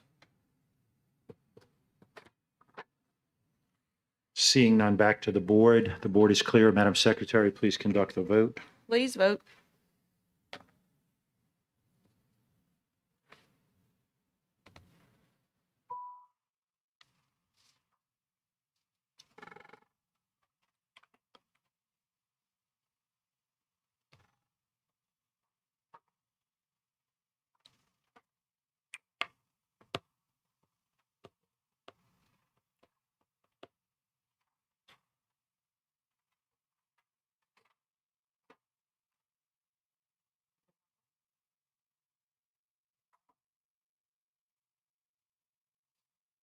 The motion carries. Thank you. We move now to item B19, consideration of a request for approval of the MOU, Memorandum of Understanding template for children's centers, charter schools, and private schools in the EBR community network for the expansion of pre-K 3 and pre-K 4 student seats, strategic alignment, student achievement. Have a motion. Mr. Baloo, and you wish to send it to the consent agenda? We have a second? Anyone? Mr. Goday? Ms. Ware Jackson? Is this item also tied to the parish program that we were speaking of earlier? Ms. Webb, can you please come on?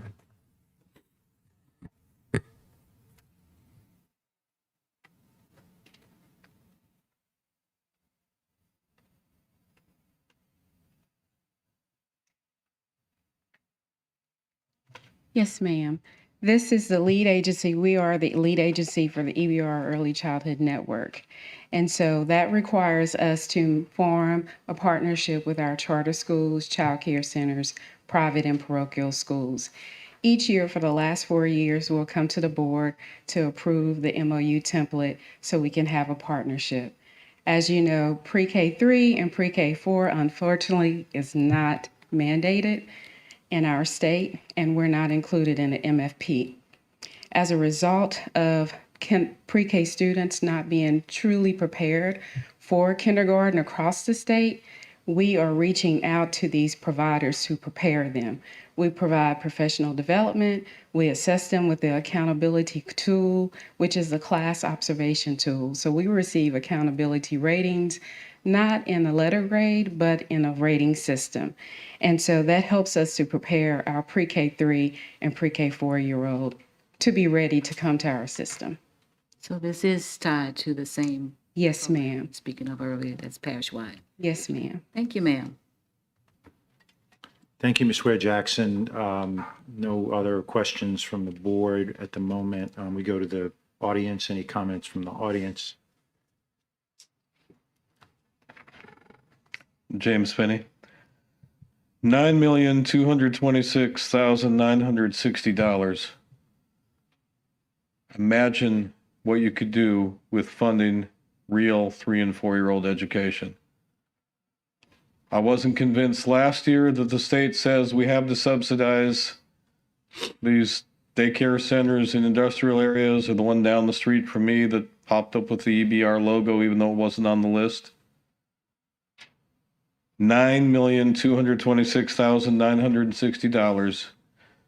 And there's nothing to even suggest these students will ever come to Baker Public Schools or East Baton Rouge Public Schools. Let's think of one example, Impact Charter. Impact Charter exists because Baker School System had a low letter grade. It is in Baker School System. It gets more local tax revenue from this school system than it does from the Baker system. It would probably cease to exist if you weren't feeding it 20 subsidized pre-K seats every year.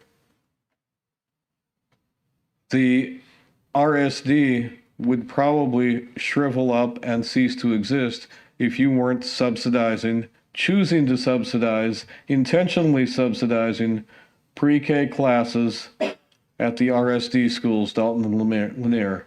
They didn't have pre-K classes. They probably wouldn't fill their kindergartners. It wouldn't make sense for the company from California to make their profit on our backs, and we could finally kiss the RSD goodbye. But no, you're subservient to whatever agenda the state has, and they say, you're responsible for feeding this public money that you are responsible for administering wisely, but you must give it to these other organizations instead of actually funding the 3 and 4-year-old program. Imagine if you had $9,226,960 available, and maybe you could eliminate the waiting list from the 3 and 4-year-old Montessori programs. Maybe you could create a few more of those. Maybe you could put a Montessori program at Kenilworth Middle and fill it like that. Think outside the box. Don't spend $9 million just because you think Bessie is forcing you to do that, or Kate Brumley insists you do that. Have some creativity, have a spine. Thank you. Any other comments from the audience on B19? Seeing none, back to the board. Ms. Ware Jackson. Can you tell me what percentage of this is funded through ESSER 2? See, there are several funding sources.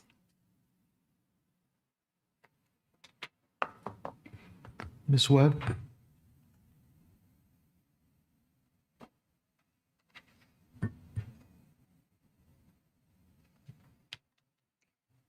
We have, if you look on the, if you have these attachments, we have about 20 to 30% of them funded by ESSER funds. In our sustainability plan, we're now working with our consultants to build an expansion plan and we have stakeholders that include business industries, lots of our community stakeholders to build in funding to make sure that we can, so we can sustain the funds. And so what happens is the state has said, hey, what we want you to do, every community network across the state has to put together a sustainability plan. And so they are, if you're watching New Orleans, they just made a tax plan. And just in May, the Senate approved the $84 million for early education care. And so those dollars will return into grants, and so we can continue funding these programs. Okay, thank you, ma'am. You're welcome. Thank you, Ms. Ware Jackson. The board is clear. Madam Secretary, please conduct the vote.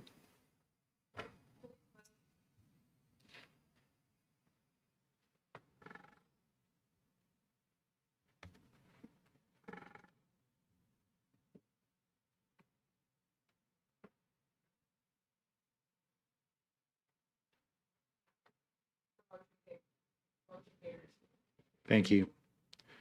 We move to item B20, consideration of a request for the approval of School Board Policy BBD, School Superintendent Relations, Strategic Alignment, Exemplary Customer Service. Do I have a motion? I'll move, and I'd like to add, I'm sorry. I'll move, and I'd like one little tweak in the language with my motion. It says will be provided by the superintendent. Wait, let me see. Okay, wait. Provided the central office is opened, and I think we just need to say is open, a response will be provided. Thank you. Can I get a second? Is that, and that's to the consent? To the consent, yes. Okay, and I just, Thank you. I need a second. Ms. Ware Jackson. Thank you.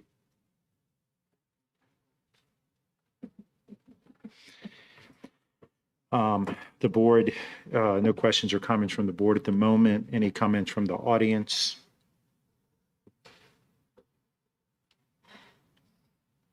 Seeing none, back to the board. The board is clear. Nope. Oh, there you go. Just snuck one in on me there, Mr. Goday. Mr. Goday. Yes, with all due respect to my colleague, I will be voting against this. I think that this is getting into the minutia of the board and superintendent relationship, and that we as board members and the superintendent need to be able to work together in a manner that is not so prescribed. This is not an open records, public records law or anything like that. We work together as a team, and I think we'd be a lot better off trying to build the teamwork around these kind of issues than trying to put it into a policy. So I just want to, I understand the intent, and I think the communication can be better, but I think the communication can be better in both directions.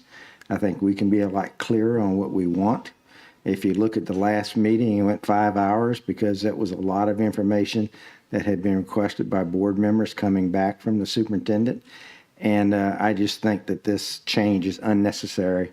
And to me, it makes us look like we and the superintendent can't work together with a good working relationship. So I will be voting against it.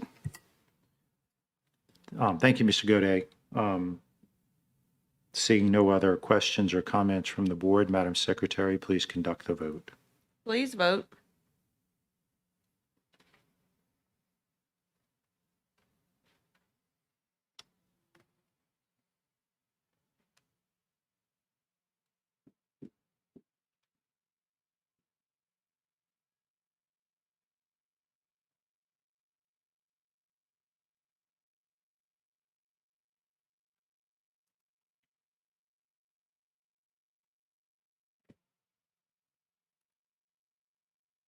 The motion fails.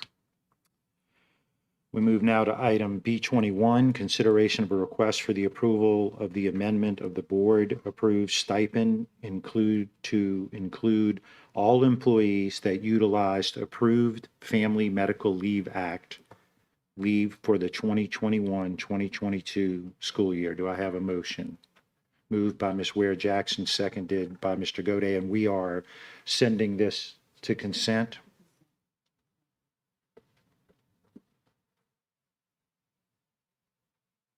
To see no comments from board members, we go to the audience. Any comments from the audience? James Finney. As is the custom of this administration, there is woefully inadequate backup information. It sounds great to provide stipends to a few people who you may believe were unfairly deprived of that, but the $1 million fiscal note would suggest that that applies to roughly 500 people. I mean, if you've got a $1,200 stipend increased by some benefits, that's about $2,000 per person, roughly. What's $1 million divided by 2,000? Anybody? So how much is this really going to cost? Furthermore, if somebody had saved up plenty of sick leave and took it for maternity or paternity leave and didn't invoke FMLA, does that mean they don't get the stipend? I mean, what exactly do you mean? How many people is this going to cover? 3, 8, 20, 500? Why is it so hard for the gentleman from Maryland to force the people that work for him to provide you useful backup information? And why do you refuse to make him do it? This is stunning. It's appalling. It sounds wonderful to provide some stipends, but there's no way of telling from this information and from the motion what exactly you're doing, who it's going to benefit, and how much it's going to cost, and that's not acceptable. How many times are you going to keep approving stuff that's not acceptable? What level of incompetence does this community have to tolerate? This should have been easy. You should have had a report attached to this that says, we provided stipends of $1,200 to this many people. We provided stipends of $600 to this many people. There were so many other people that would have been eligible for the $1,200 stipends, but for missing more than 20 days. Then we'd have at least some concept of where that $1 million figure that came out of the wilderness came from. And you're just going to vote for it 6-0 without a clue as to who's going to benefit or why, because you're all anxious to go home, because as is the custom, the superintendent put too much crap on the agenda and none of it is sufficiently well explained. It's pathetic. Thank you. Yeah, sure. Please state your name, and there's a little clock there. You have 3 minutes. When you get to yellow, green, yeah. And then when you get to yellow, you have a minute left. Yes, sir. Thank you. Yeah, Oh, okay. I'm Sorry. I didn't mean to be confused. No. State your name, please. Yes, sir. I'm Samantha Mash Lawhon. I was a mother who took maternity leave this year. And first, I just want to say thank you for approving the stipend. As a teacher, I was very excited to hear that we were getting that. I think a lot of us were very grateful. And I think I understand the rationale behind not giving it to people who took FMLA. However, we already take a pay cut for going on maternity leave. We do exhaust our sick days, but I didn't have 6 weeks worth. I think I had like 4.5. So we take a pay cut after that. I believe we're also ineligible for the $500 highly qualified stipend, which I'm used to getting. So that's another pay cut for this year. And then not having the stipend feels unfair. My SLTs were level 4 highly qualified. So there was student achievement at high levels in my classroom, as I'm sure is true for lots of other women who took maternity leave or other people who had to take FMLA, not just mothers. But it just feels to me like I'm being penalized for starting a family.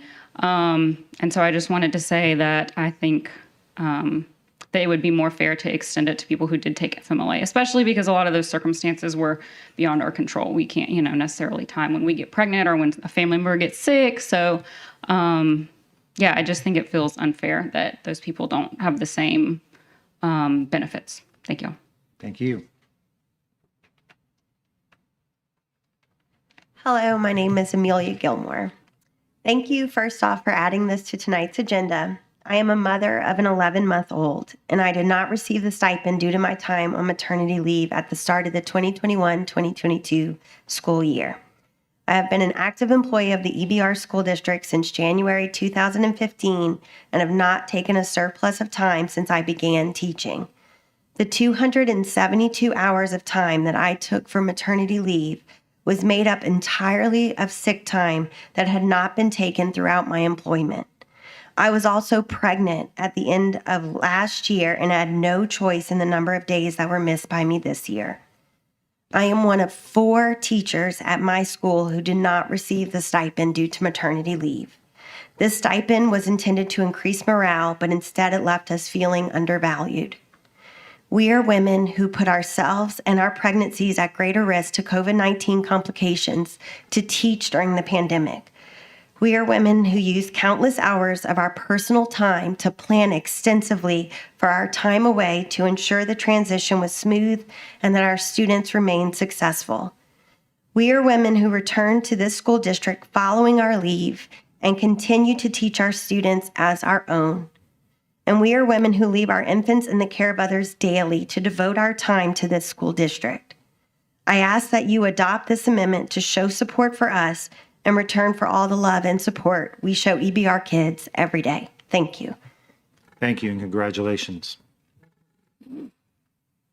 Hi, my name is Mary Trigg. I'm also a teacher in the district and a mother. And I just wanted to echo what the last 2 commenters have said, that having a baby and going back to work is incredibly hard with an infant. You're losing sleep. You're already giving extra hours to working on lesson plans and grading beyond the school day and preparing for maternity leave. I mean, for me, it took all summer long of coming in on extra hours and copying every single copy, every single plan for the day.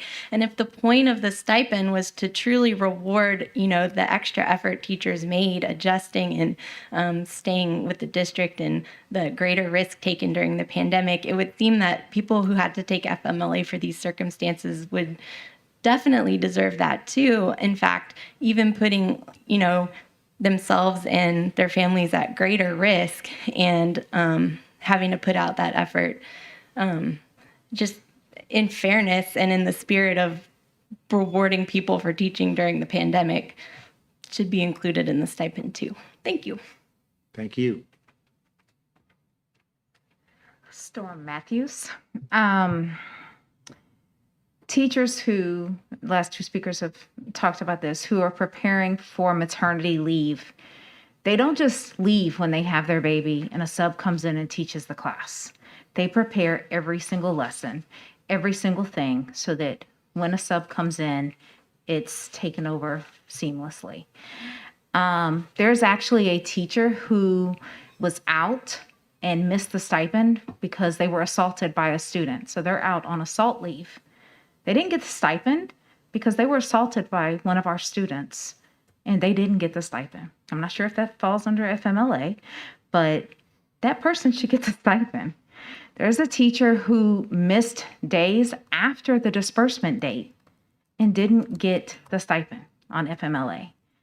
I had a stroke on Monday. I was teaching Tuesday because I was worried about how many days I had missed. Not wisdom, but I needed the money. These are things that we take into account when we've been teaching for 16 and a half years and barely broke $50,000. I might consider taking one of those guard positions. Makes a whole lot more. Thank you.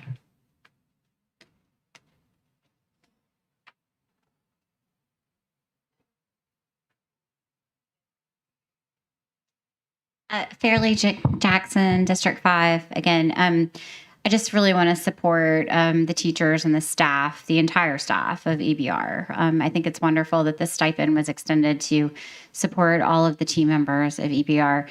As a parent with 2 kids in 2 different schools, one in 5th grade or going into 5th and one going into 2nd, I think I've experienced teachers, I'd say 3 pregnancies now. And when I can tell you these teachers, like Storm said, they don't check out. they do not disappear. They are still in your world. They are still in your children's world. They are setting up the substitutes for success. They are connecting with us. They are keeping our children connected. Our kids are still so excited. When is Miss So-and-so having her baby? You know, I mean, it's, you know, and it's not just maternity and paternity. I mean, it's the other things that life throws at us. So I just really want to urge you to support this. Thank you all for starting this conversation. You know, I remember when you all first started talking about this, and it's been a long road coming and it's evolved, but you're getting there. And I think voting for this tonight will be getting there. So thank you all so much.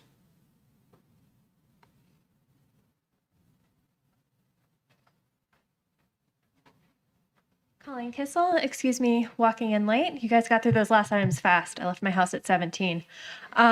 This should have been included when we originally passed the stipend, and I'm glad to see it come up again so that we can finally get all of the teachers who deserve this money and the staff who deserve this money their money. So thank you for putting on the agenda again, and we should absolutely be giving them the full amount. Thank you.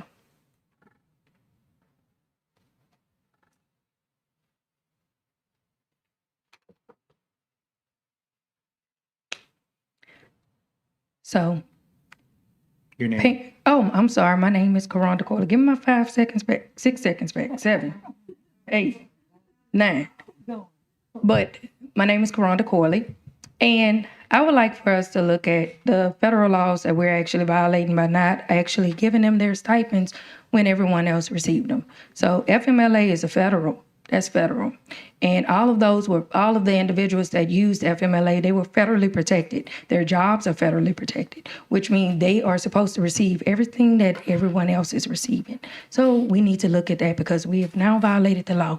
In addition to that, it is also an ADA violation, American Disabilities Act, because when a woman have a baby or if a parent is a parent of a child with a disability, by federal law, they can use FMLA to attend their children's IEP meetings.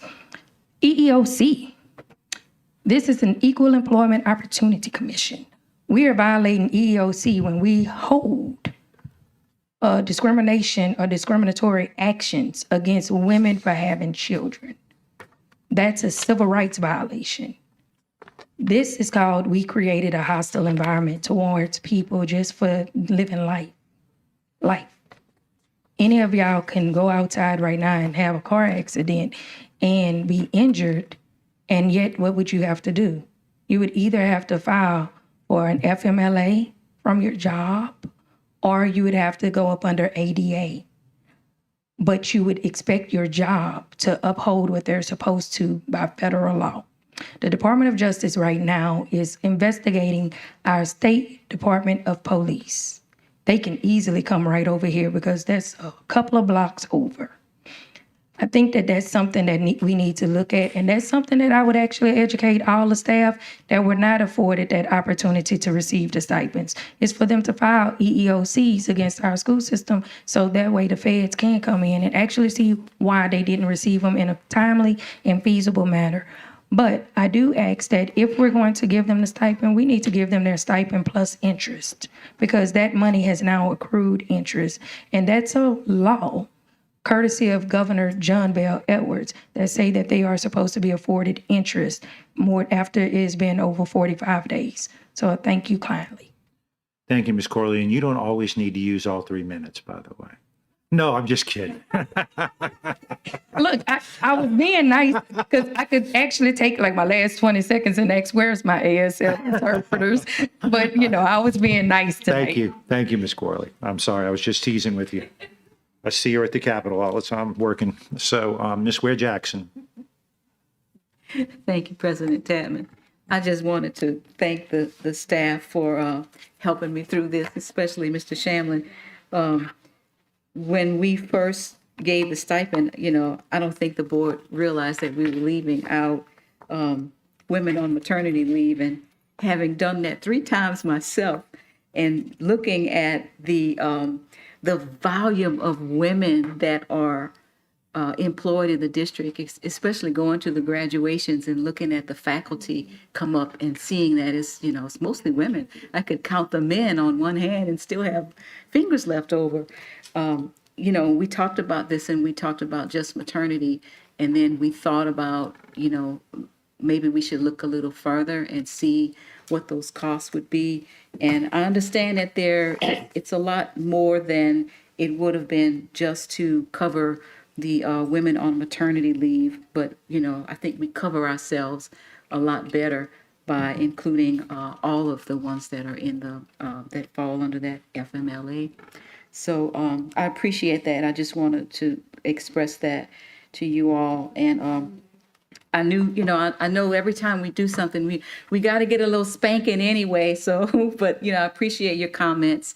And, but I certainly do appreciate the work in being able to offer this for the board tonight. So thank you, staff.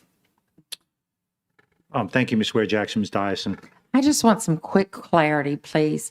On the backup, it talks about that approved stipend to include all employees who utilized approved Family Medical Leave Act leave for the school year. And then when you go to the bullet checks down at the bottom, the middle one specifies that must be an active full-time employee that has not missed more than 20 work days during the fiscal year, and that COVID leave does not count against.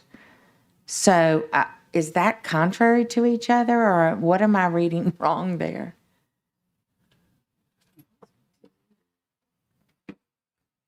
It says that the specifications of the corresponding approval requests for consideration are below, and then when you read those, it still has in there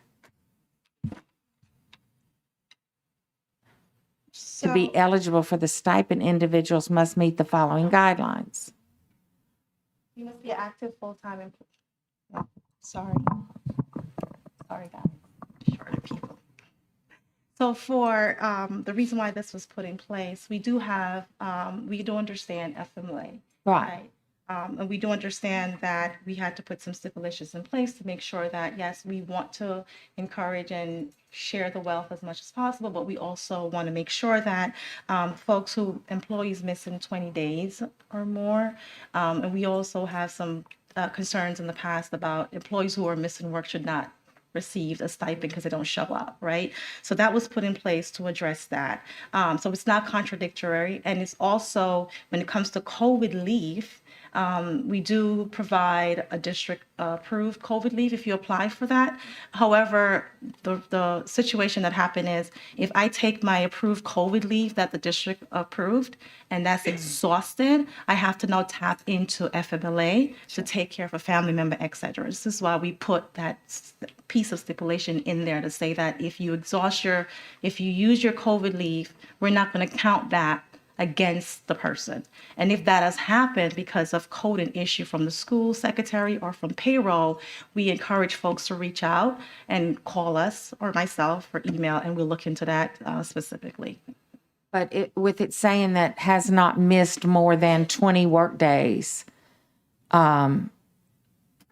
and that COVID won't be a part of it. Well, what if they used over 20 using their FMLA? Well, if the FMLA is approved, if it's an approved FMLA, then you're fine. We're talking about employees who didn't show up. Can we just get that clarified Okay. in the document for the board meeting? Okay, so I'm going to Okay. refer to Mr. Shamlin from a legal standpoint to make Yeah. sure that it's aligned legally. I'll work with Ms. Hall. Okay. Okay. Thank you very much. Thank you, Ms. Dyson. The board is clear, but I'll just say this. All three of my children were born while my wife was teaching in EBR. And we, as much as we might have loved for it to happen in the summer, it happened in April twice and once in December. So the best laid plans, but I definitely appreciate how difficult it is even to go back to work and leave your baby with somebody else. And so I appreciate you all very much, and I appreciate the fact that you're building, expanding, and starting your family. So thank you. The board is clear. Madam Secretary, please conduct the vote. Please vote.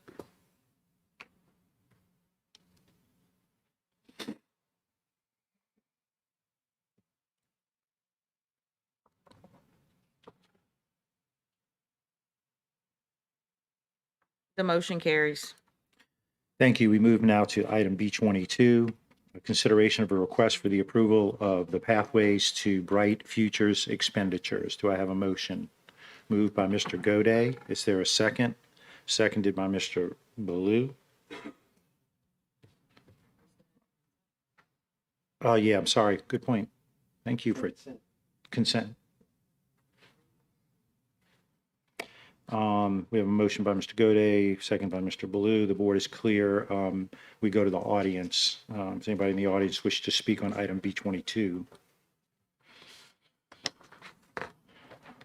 Store Matthews, one of the short people. Okay.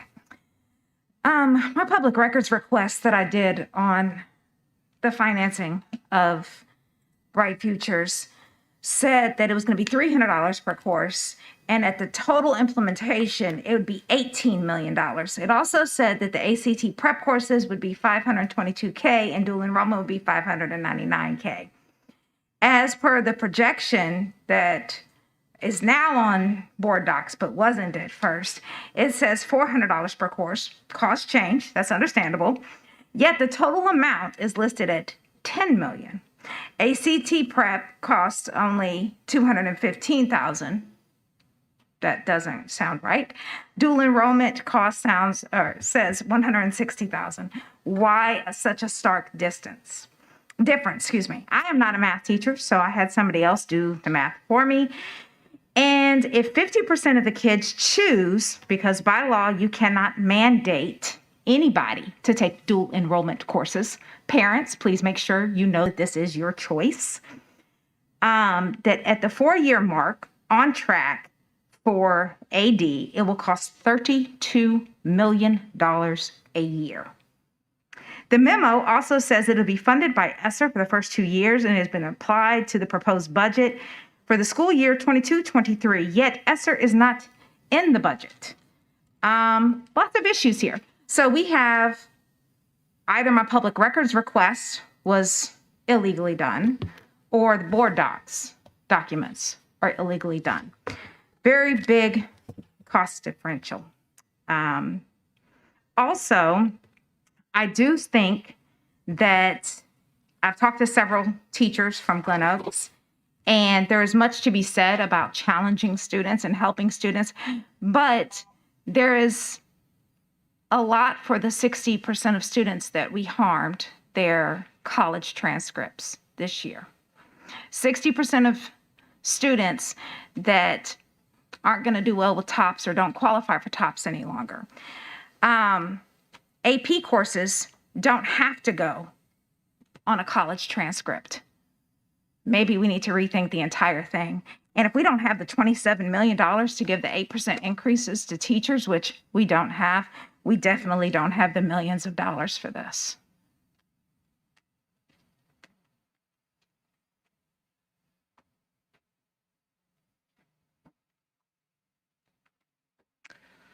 I'm James Finney.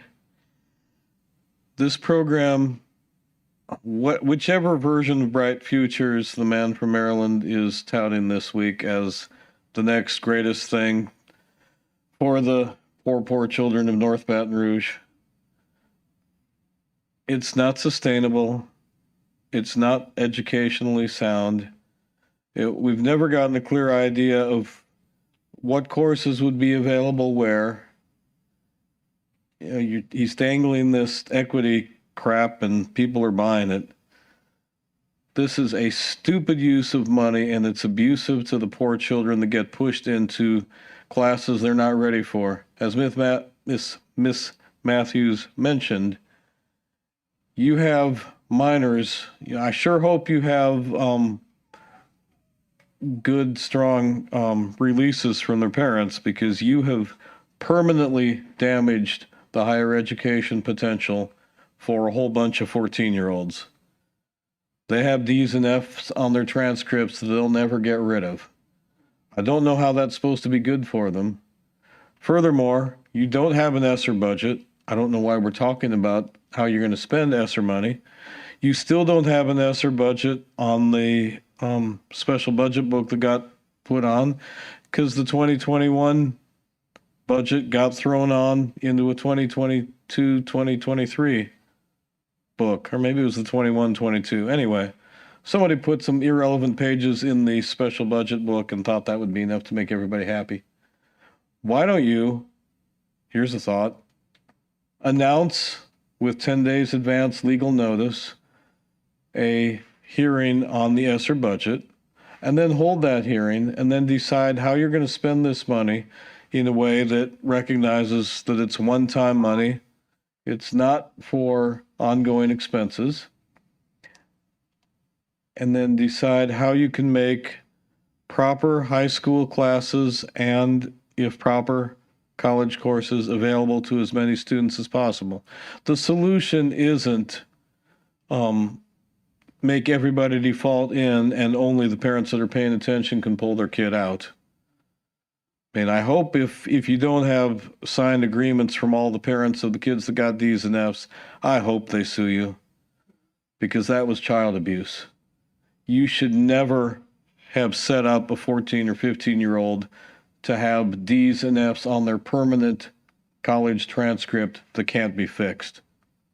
That's obscene. You should not tolerate, as a board, you shouldn't tolerate that kind of an arrangement from the man from Maryland. The damage he leaves will last in this community long after he's gone.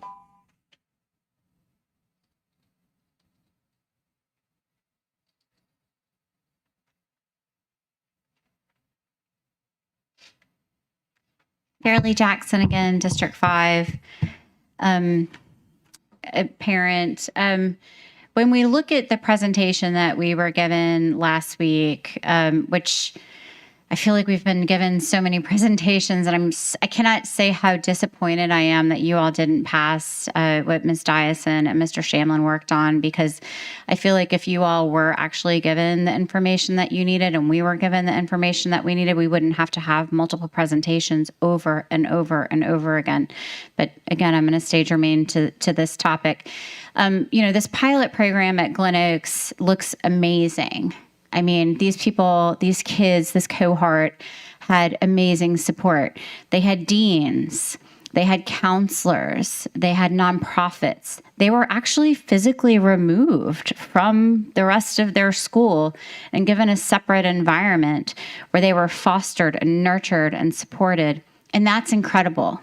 If we could replicate that for every ninth grader in this system, you wouldn't find one person in this community that would be against Pathways to Bright Futures. You just wouldn't. We all would be. But that's not really what we're seeing in this budget. I mean, when we look at not just the budget, but the CSM, when we look at everything that's been proposed over the last several months, none of it fits together to support something like that. We're cutting counselors. We're cutting deans. So, it's very confusing for us as the public when you say that this is a really great plan, but it's not actually being replicated the way that it was created at Glen Oaks. It was a model for success, but these kids were given the support that every kid deserves. That'd be awesome. You know, that's one thing that I have concerns with here. I also have concerns with when there's an email that's circulated that is for board only with a budget. That really bothers me. And we've talked about how that's happened. The other thing is that, again, the ESSER budget. Again, Mr. Goday, no one is saying that people aren't in compliance. I said that before. We're not saying that. But your fellow board members have asked for updates, like quarterly updates that are submitted to the LDOE. That's all they've asked for. That's all we're asking for. Again, it needed to be more transparent. I'm glad that we're going to see these numbers, but also when DE is flashed up on a screen back in March in 2021, that doesn't count for reporting for potential expenditures for 2022, 2023 for LDOE. I am. It's ESSER. Mr. Chapman, this is ESSER funding. That's what's funding this, right? Yeah, we're Yes. talking about Pathways to a Brighter Future, yeah, Yeah, that's exactly, and it's funded by ESSER, correct? if you say so. If I say so, I'm going to reclaim my Thank time. you. I appreciate your comment. Really, you're going to cut me off Yes, because ma'am. you were Yes, ma'am. Any other comments from the audience?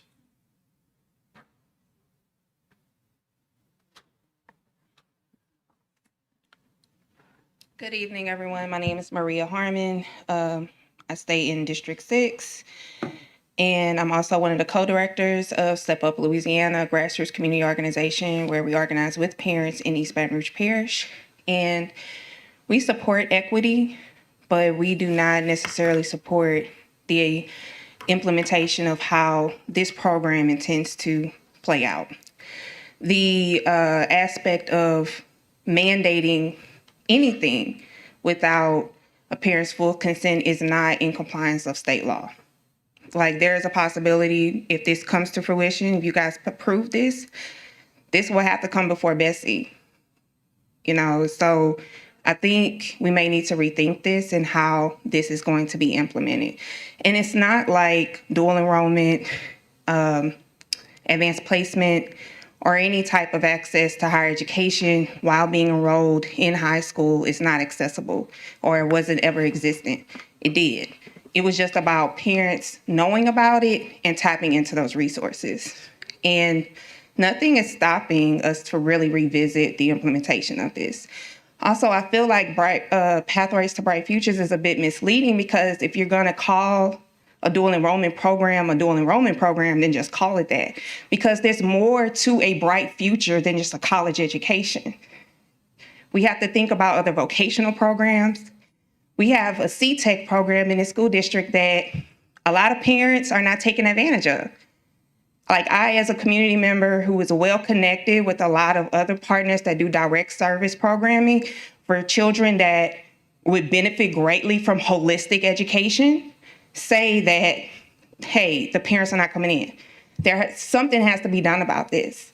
And there are holistic education models like the Sustainable Community Schools model. I'm just lifting this up as an option to consider and maybe prioritize the efforts and resources behind this, because it's not negating getting our kids where they need to be and having the proper resources to reach their full potential. Thank you.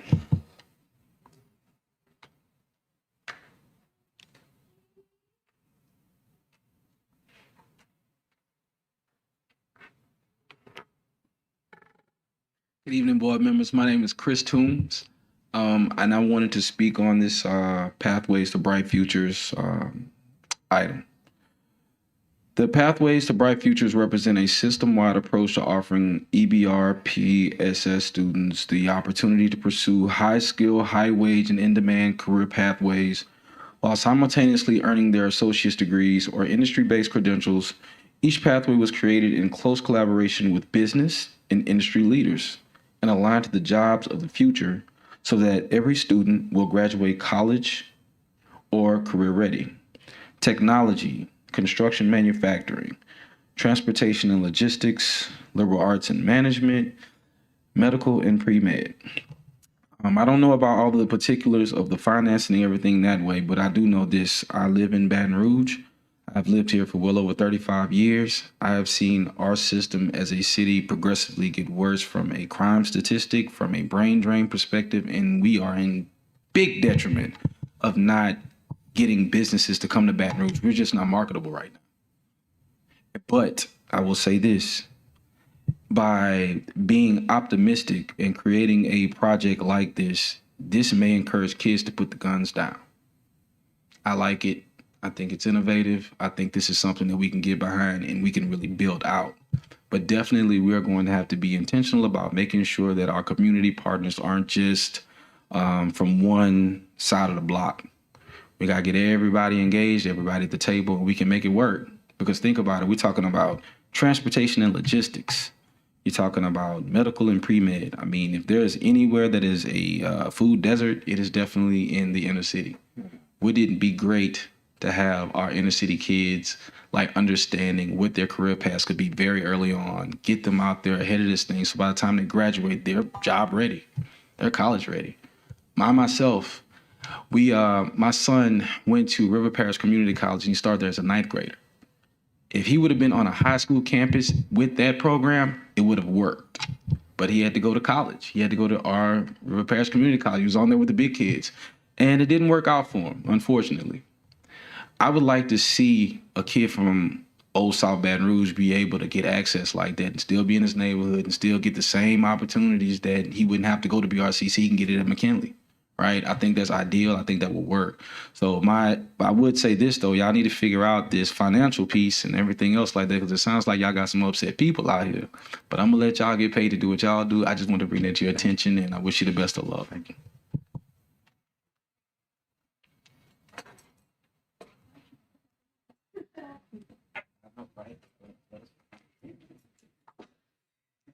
Hi, Colleen Kissel.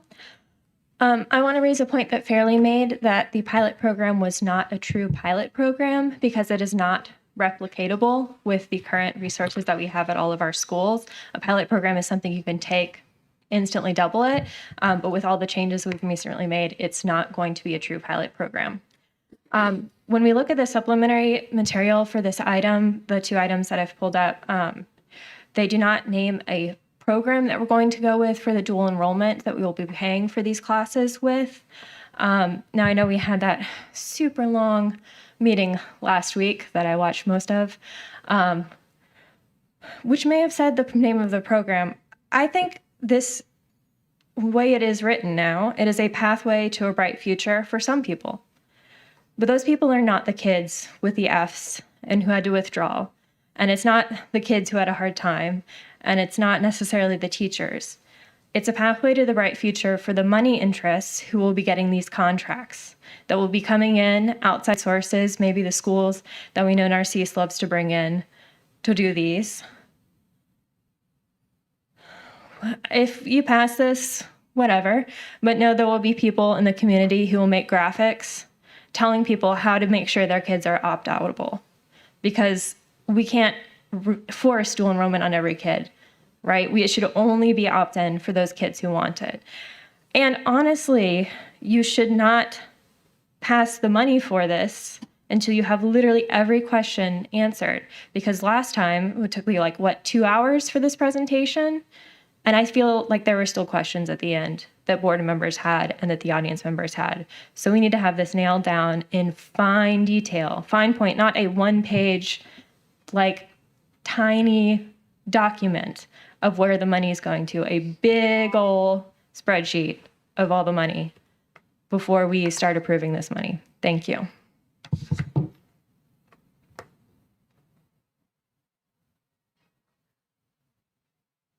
Start her clock. I'm just kidding. Hey, don't stop my clock till I get to the mic. Okay, name's Karonda Corley. And look, Mr. Tappan, you have me running. Okay, so I think that this is something that y'all are gonna really like. Children with disabilities and children that are considered gifted and talented all have individualized education plans. Acronym IEPs. Those students legally are supposed to be educated according to what is in their IEPs. We cannot legally force, mandate for a child with an IEP, such as a child with a disability or a child in gifted and talented, to actually take that one class, which originally it was 4. So we cannot force them to take that or mandate for them to take it. Number two, children with disabilities and children that are in gifted and talented that have IEPs have due process rights. Meaning, if you try to force them to take anything outside of what they are taking in their IEP, that parent can pursue a due process hearing and win. Because now you're violating their right to free, appropriate public education, as well as their right under American Disabilities Act. You cannot do that. Third, that parent can prevail and then pursue federal. And if it was me, I would go after mental anguish, because I attended all those meetings, and at every single meeting, we heard something different. Every meeting, it was something different. I even called Mr. Cito myself personally, and one of the police officers actually asked. I asked these same questions every time and got a different answer. The funding source right now on board docs say ESSER 3 funding. Now, we are very much aware, because Ms. Nicola Hall has told us multiple times, we don't have the money. So how exactly are we going to fund it? We also was told it was going to be under IDEA funding, until I shot them down on that and told them that money can only be used on our children with disabilities and the children under gifted and talented. We can't actually act like we don't know what misappropriations of funds is. That's what that would be if we try to do that. So here's a nice proposal and solution. I know Board President Tadman, you're going to love this. I'm going to say it in about 10 seconds. We can actually have a special meeting, a real true special meeting, and actually dissect the problems that we have. Let parents submit questions maybe to the board, because when we submit them to the staff, they get ignored. But we definitely have to address those critical things, because what the board members, I think y'all failing to remember to think about, is you're ethically obligated, and your job is to supervise him, not him supervise y'all. Thank you, Ms. Corlin. Seeing no other comments from the audience, we come back to the board. Ms. Ware Jackson. Thank you, President Tatman. A lot of my questions were asked by audience members. The item itself doesn't say where the funding comes from in the projections over time, but in the backup, it does speak to ESSER funding. So my first question is around the sustainability of the program over time, and the different numbers that we've received. Like someone mentioned, 18 million once we get to the fourth year, and in our backup there's a different number.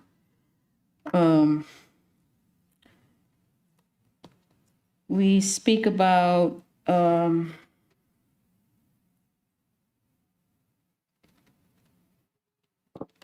where is the option, if there is if this program is optional for parents. And so that's a question I would like a yes or no answer to. And I would also like to know, at what point is the payment made for the dual enrollment course? Is it at the very beginning when the child starts? And if they withdraw, are we still responsible for the full payment? Because that would definitely be a waste. So can you answer those few questions first before I get into any others?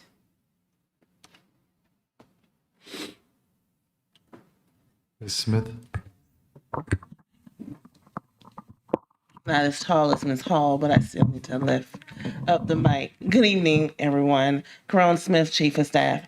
Ms. Ware Jackson, I just want to make sure that I addressed your questions, and I captured most of them, but I may ask you to just revisit the last two, just to make sure that I'm being responsive to your inquiries.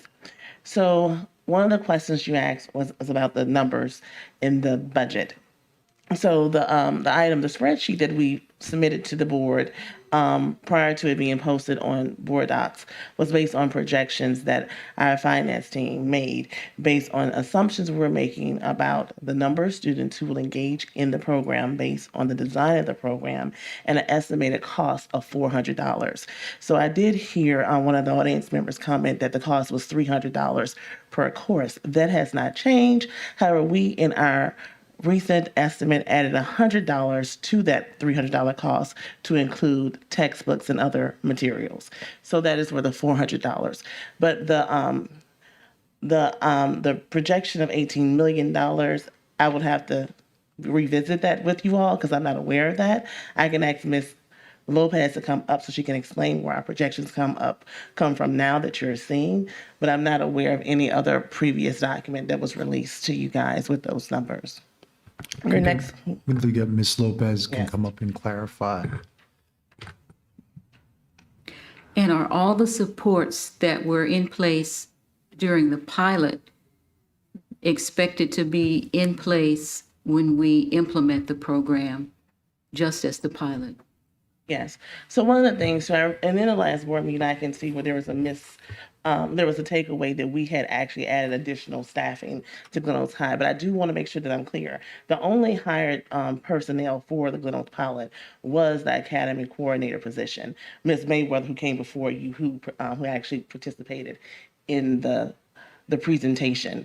The other personnel that was spoken about during that presentation were actually roles that were already in that school building. What we did was we restructured the utilization of those staff members to help support the program. So we looked at everyone who was in the building and we looked at how they could push in support to the program itself, and we restructured their utilization as staff members in the building to support the program. Are we prepared to do that in every high school across the district when this is implemented, to have the same supports as Glen Oaks pilot had? So one of the things too, because it was addressed in here about the isolation of the students, one of the things that we are looking at doing next year in the majority of our high schools is operate a ninth grade academy. So that structure that you saw at Glen Oaks High School, which is separate from the Pathways model, this was a ninth grade academy model, will be implemented next year. We've been working throughout the course of this year and pushing in next year to have that model instilled in the majority of our high schools. So that portion, yes, we're prepared to move forward with. Secondly, when we talk about the staff, we will look at each school individually, and we are going to work with our leaders to make sure that they are utilizing their staff appropriately to support the students in the ninth grade cohort, as well as all the students in the building. So we are prepared to do that as we would do with any program that we're initiating in the school. And you mentioned the majority of the high schools? Yes. Who's already excluded? Yeah, the only schools that, and Dr. Narcisse, please correct me, but the only schools that are excluded will be our dedicated magnet schools, which is Baton Rouge High and Liberty High, because they're unique programming, and of course EBR Readiness, because it's an alternate school here in the district. And what about the process of parental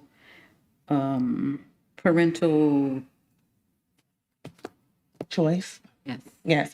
So we're prepared to make sure that we're maintaining the IGP protocols that are in place by the state.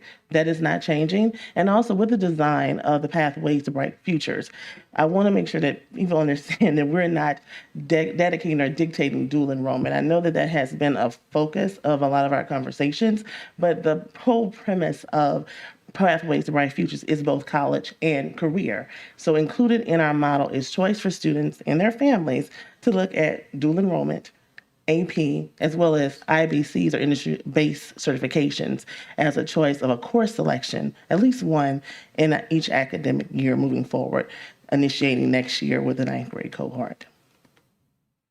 So would they be required to take a dual enrollment class? No, they're not required to take a dual enrollment class. They have a choice to take dual enrollment, an AP course, or an IBC, an industry-based course, an industry-based credential course. And about the industry-based credential course, is this something that's already available at the high school level, or is this something that must go through a higher ed body? No, those courses are already available. Students have been engaging the Jumpstart students already. Those students on the Jumpstart diploma track have been engaged in IBC courses prior to the implementation of the vision of Pathways to Bright Futures. And after ESSER funding is gone, what's the plan to sustain the program? Okay, so one of the things that you would see in the backup memo in the fiscal notes, we did say that $5 million was already earmarked for pathways, dual enrollment courses in the district based on a previous board motion and authorization back in November. However, beyond that, because this is not going to be a 2-year initiative, we are looking at other funding sources. One of the things that we have already started doing is researching, my team working with the grant writer, opportunities for grants that focus on college and career readiness to help also fund this program. But most importantly, we're going to do what we do each year with the budget. We're going to look at our academic priorities and make sure that we are making the appropriate decisions for maintaining our programs as we define them for the district with the authorization of the board. So have you identified enough funding that would take us into years beyond ESSER funds? Right now, we have funding that goes up to year 23, 24 that has been earmarked. If I could just add, I want to make sure we reiterate this because we've been saying this a lot. Every year as a school district, we look at our priorities and our programming. We make sure we invest in those programs. We don't just keep the same programs for 10, 20 years, right? So you modify, you make adjustment. As this program grows, we continue to make adjustment in our programming. For programs that are not effective, we take those away. For programs that are effective, we prioritize and we go accordingly. And our assurance, as I share with folks, is you will never come with a negative budget. While I'm superintendent, it is always a balanced budget, and we go ahead and move programming accordingly. But every year we visit our programs. You as a board member are able to look at those programs to make sure they are fiscally sound and we're doing our fiduciary responsibility. We will always continue to narrate that through that. As the program gets larger and succeeds, we will continue to move that prioritization into our budget, but ensuring again that we have a balanced budget in that process. So when we always get the question of sustainability, there's a number of ways we ensure sustainability in the program. One, we make sure that, as this is one of our major priorities, to ensure that children have access to college and career courses. We make sure that's a part of our future budget as our plan grows. And again, remember, the Pathway to Bright Futures is not just dual enrollment, although we always hear people just talk about the dual enrollment. It's dual enrollment, industry-based certification, and or AP. And as we prioritize that, other programs that are not things that we're doing, and we make cuts and we adjust accordingly. And so that's how we sustain the program. Also, the State Department is also moving a lot of us towards dual enrollment as the state of Louisiana. I mean, we don't do this on our own. We have conversations with various folks in the state around how we continue the program, because the state is trying to move this. The state is trying to move us towards providing more opportunities and access for children in industry-based certification, and also opportunity to do early advanced courses. If you look at parishes around us, they're also moving to doing that as well. So it's a part of the entire process that we're doing. But again, I just want to reiterate, when we ask the question of sustainability, like we do every single year, we balance our budget, we prioritize programs that are effective, and those that are not effective, we make reductions to that to make sure that we are connecting to what the board has voted on in the strategic plan to ensure that we are successful in ensuring that children get a high quality education. Mm-hmm. In the pilot, there were several nonprofits that were on hand to provide tutoring for the kids that were taking these classes. Will we have that same kind of support in all of the high schools that will participate? Yeah, and we have a youth network that we work with, the Brain Youth Network. We have various folks that are offering tutoring programs at variations of schools. Our goal is to coordinate with them to continue to provide tutoring. We actually want to expand tutoring across the system, so we're working through that. in that process, whether that's live tutoring for children or they do it through technology. But it's tutoring is something that it has not changed and continues to change because this is academic programming. Mm-hmm. And the AP costs are also included in these projections that we're looking at? No, No. no, not in the fiscal note. No. We haven't. However, what I will say is that the. Hold on one second. I'm sorry. Miss Lopez, I know you're asking specific budgetary questions. Maybe we can have Miss Lopez to answer that. So the AP costs are not included in this. So what we did for this is, as you can see on the side, it says the 21-22. So the ACT prep courses, dual enrollment, all that information is only through May of 2022. With the MOU, we have to pay for the courses at the end of the year. Most of those courses are paid through in June. So majority of the funding, which for this year was approximately $971,000 in MFP funding put aside for SCA, that has not been spent yet. It will be this month and by the end of the year. So I have no doubt we'll spend all of that because many of our students take AP courses. When this was done, and like I've told everyone, this is very raw data. Okay, I used a basic dual enrollment cost, which is approximately $300 a course, plus $100 for textbooks, which is $400. My assumption was taking the average of our 8th grade and our 9th grade cohorts in our proposed budget. I took an average number of students and I multiplied that out over the years. And so this is if every child takes one dual enrollment every year, this is what will cost, which is what was prescribed. The original budget that was requested by board members many months ago was with the understanding that the children will be required to take 4 dual enrollment, and that is the difference in cost. They are now required to take 1 as prescribed in Per year, not per semester. Correct. So that's why there's a change in the amount. Obviously, you remove 3 courses per child per year, it goes down significantly. So that's the difference in cost. Now, can I promise these costs are going to be the same? Absolutely not. I don't know if dual enrollment will get more expensive as the colleges and different parishes start growing it. They may charge more for it. I can't tell you that in year 3, a junior will say, well, I have completed my Carnegie credits. I am no longer need foreign language. I no longer need PE. I'm going to take 2 additional dual enrollment classes. That may happen. And at that point, we will have to decide how we are going to adjust our budget, our alignment, our curriculum, and how we'll take those things into account. So like I said, these are very first round raw numbers of everyone takes 1. Will everyone take 1? I don't know. Will some take 3? I don't know. This is every child taking 1 as prescribed in the vision of the superintendent, and that is how these numbers are come to. Is the supplemental course allocation that SCA? that's SCA, mentioned? yes, ma'am. That is how we pay for our ACT and our dual enrollment and AP right now. So you take your ACT prep, your AP, and any dual enrollment that is done is paid for with the SCA funding. That's only like $59 a student? Roughly. It's $971,000 this year. 22-23 MFP is $1.153 million. So it goes up a little bit more. Is that in the general fund or is that a separate fund? General fund, it's funded through the MFP. And because that and the CDF have grown, if you'll look in your 22-23 budget, I've actually separated it and a line item under MFP. That way everyone can see that, yes, it adds up to the MFP money that I'm expecting, but these are very specific categories because they are to be used for specific things.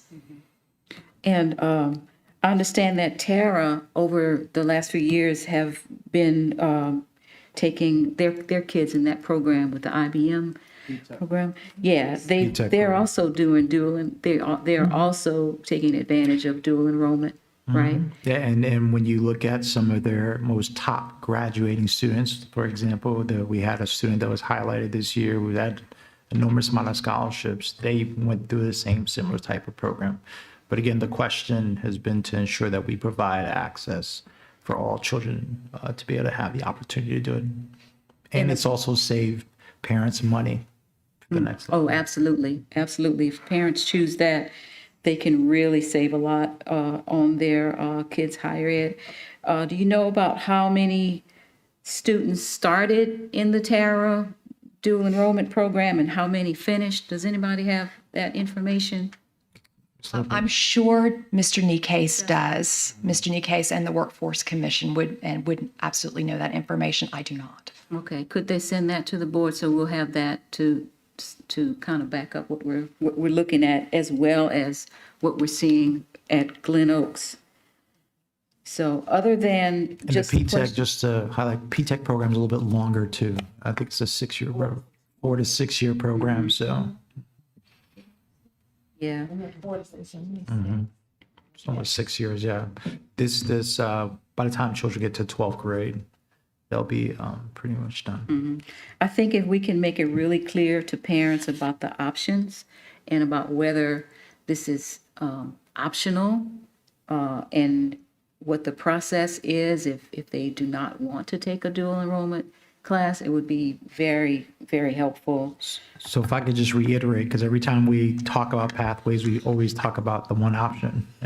Again, the 'Cause that's the one pathway I'm most concerned about. the pathway to bright futures, children take an advanced course, whether that's AP, dual enrollment, or an IBC, and parents have that option to do that.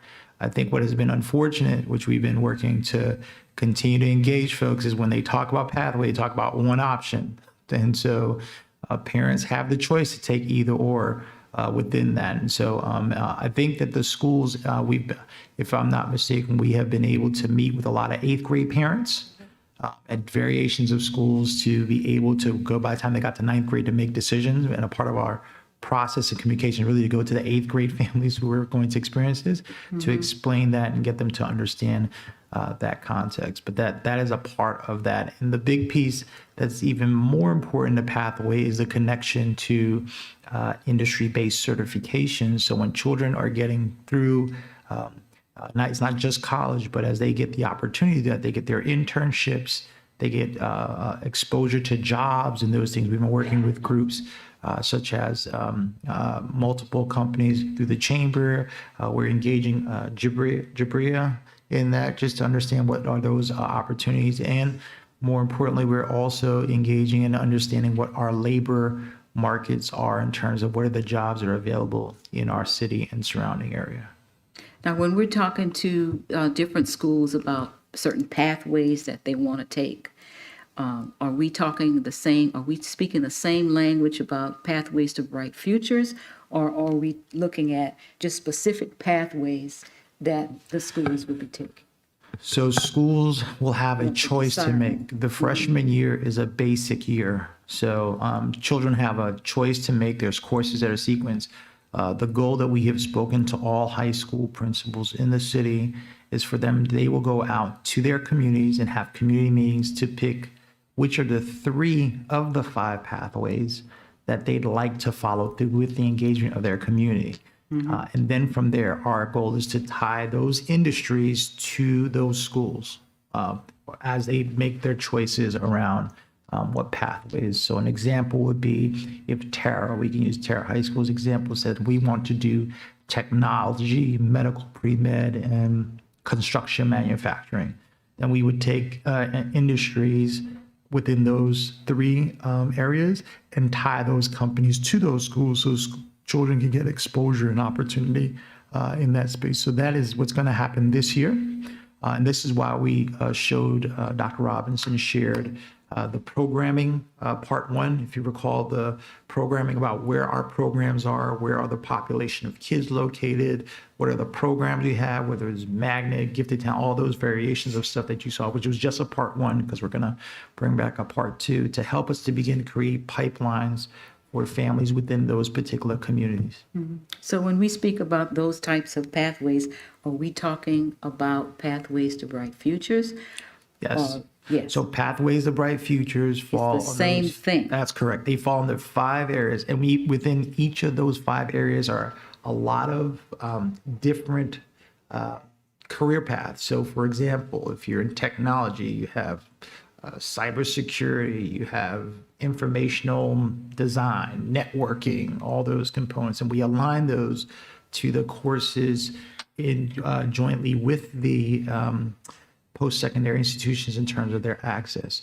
When we started this program months ago, this design was done in partnership we collaborated with LSU, we collaborated with BRCC, we collaborated with Southern University as a part of, and also some other partners as we've been kind of talking through the design across the school system before a full rollout.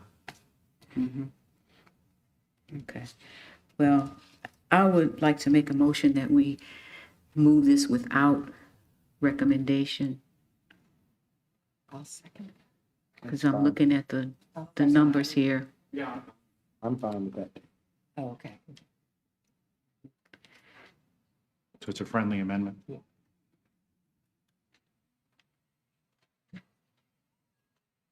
Mr. Baloo, sorry. Thank you, President Tapman. I think one aspect of this Pathways program that's overlooked and is the potential to improve culture in the school, the mindset. I think, Mr. Coombs touched on it earlier, and Principal Signator talked a lot about it last week. When I went to graduation last month, and the valedictorian, I'm paraphrasing, but he talked about it, he was able to succeed despite, the neighborhood he grew up in, people didn't give him a chance. And it's heartbreaking to hear someone say that wonder why they would think that the school system doesn't think that they could succeed. And I think when you look at all of the opportunities we're offering in the Pathways program, it just reinforces the message to our students that this school district and this community believes that every student can succeed in life, and it can, I think, change that mindset in a lot of students that believe people don't think that they can succeed. So I just wanted to point that out. Thank you, Mr. Baloo. Mr. Goday. Yes, thank you. I know I'm the finance walk on the board here on some of these items. I just want to go back to the Glen Oaks model. And with the Glen Oaks model, did we hire any employees to put at Glen Oaks because of this? We had the one. Now, if we roll this out to all of the high schools, the only additional staff would be the one coordinator at each high school, correct? Yes, yes. So that would be, what? I'm sorry, to be one, I'm sorry, Ms. Dyson? They had a lot of big buddy and city. Oh, yeah, but I'm talking about the money, the employees. I'm talking about the employees that we hire. Because I'm trying to get to what is our fixed cost versus what is our variable cost. That's right. So our fixed costs are going to be, how many high schools we have? We have 15. 15. So we'd have 15 employees that we would be hiring to oversee this. Go ahead. 14, because we're not including the EBR readiness. So we'd have 14 employees. We're looking at this, and that would be the only real staff that we have to this, okay? How many vacancies do we have going into each school year? I think we got over 100. So absorbing 14 employees that are qualified teachers out of 100 plus vacancies would not be very difficult. So I'm trying to get back to the constant thing I hear about sustainability, sustainability, sustainability. We're not making a huge, big fixed investment in this. This is all variable costs. And as we go forward with this, if 3 years from now we decide this is not working, we're not hiring a university staff. That's the university's issues and those sorts of things. So if we decide we want to restrict this because we'd rather spend money somewhere else or do other things, we have that total options in front of us. We're not committing ourselves for the next 15 years to be able to be spending this if we don't think we're getting a return on the money. If we do think we're getting a return, then we're going to find a way to pay for it. But when I keep hearing the question about sustainability, the sustainability is going to come from if we see the results and we choose to continue it. We're not making a huge investment. It's an investment that we can back out of in a year if we want to. And the students would not be really hurt because they'd have their classes and then the next year they'd get their regular classes. So I'm just trying to a little bit pop that sustainability bubble because I don't really see that as being an issue. I really don't, because we're only talking about 14 positions, which we can easily absorb because these are some of our top people. We can easily absorb those. So I appreciate the cost estimates and things like that. I'm just looking on the downside. If this doesn't work, what is our risk? And our risk is very minimal. Yes. And that's the only point I was trying to bring out. Thank you. Thank you, Mr. Goday. So it's getting late, man. I'm running out of gas again. The board is clear. Thank you for the engagement. Madam Secretary, please conduct the vote. Please vote.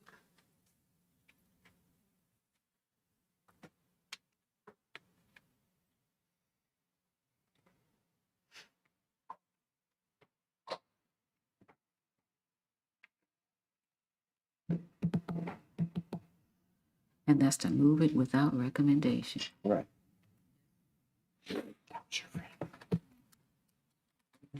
The motion carries. Thank you. I just want to take one more minute before we leave and thank the staff for being here. Thank you for all your work. We really appreciate it. Miss April, thank you. Mr. Shamlin, thank you. I want to thank the board members for hanging and keeping us five together in a quorum.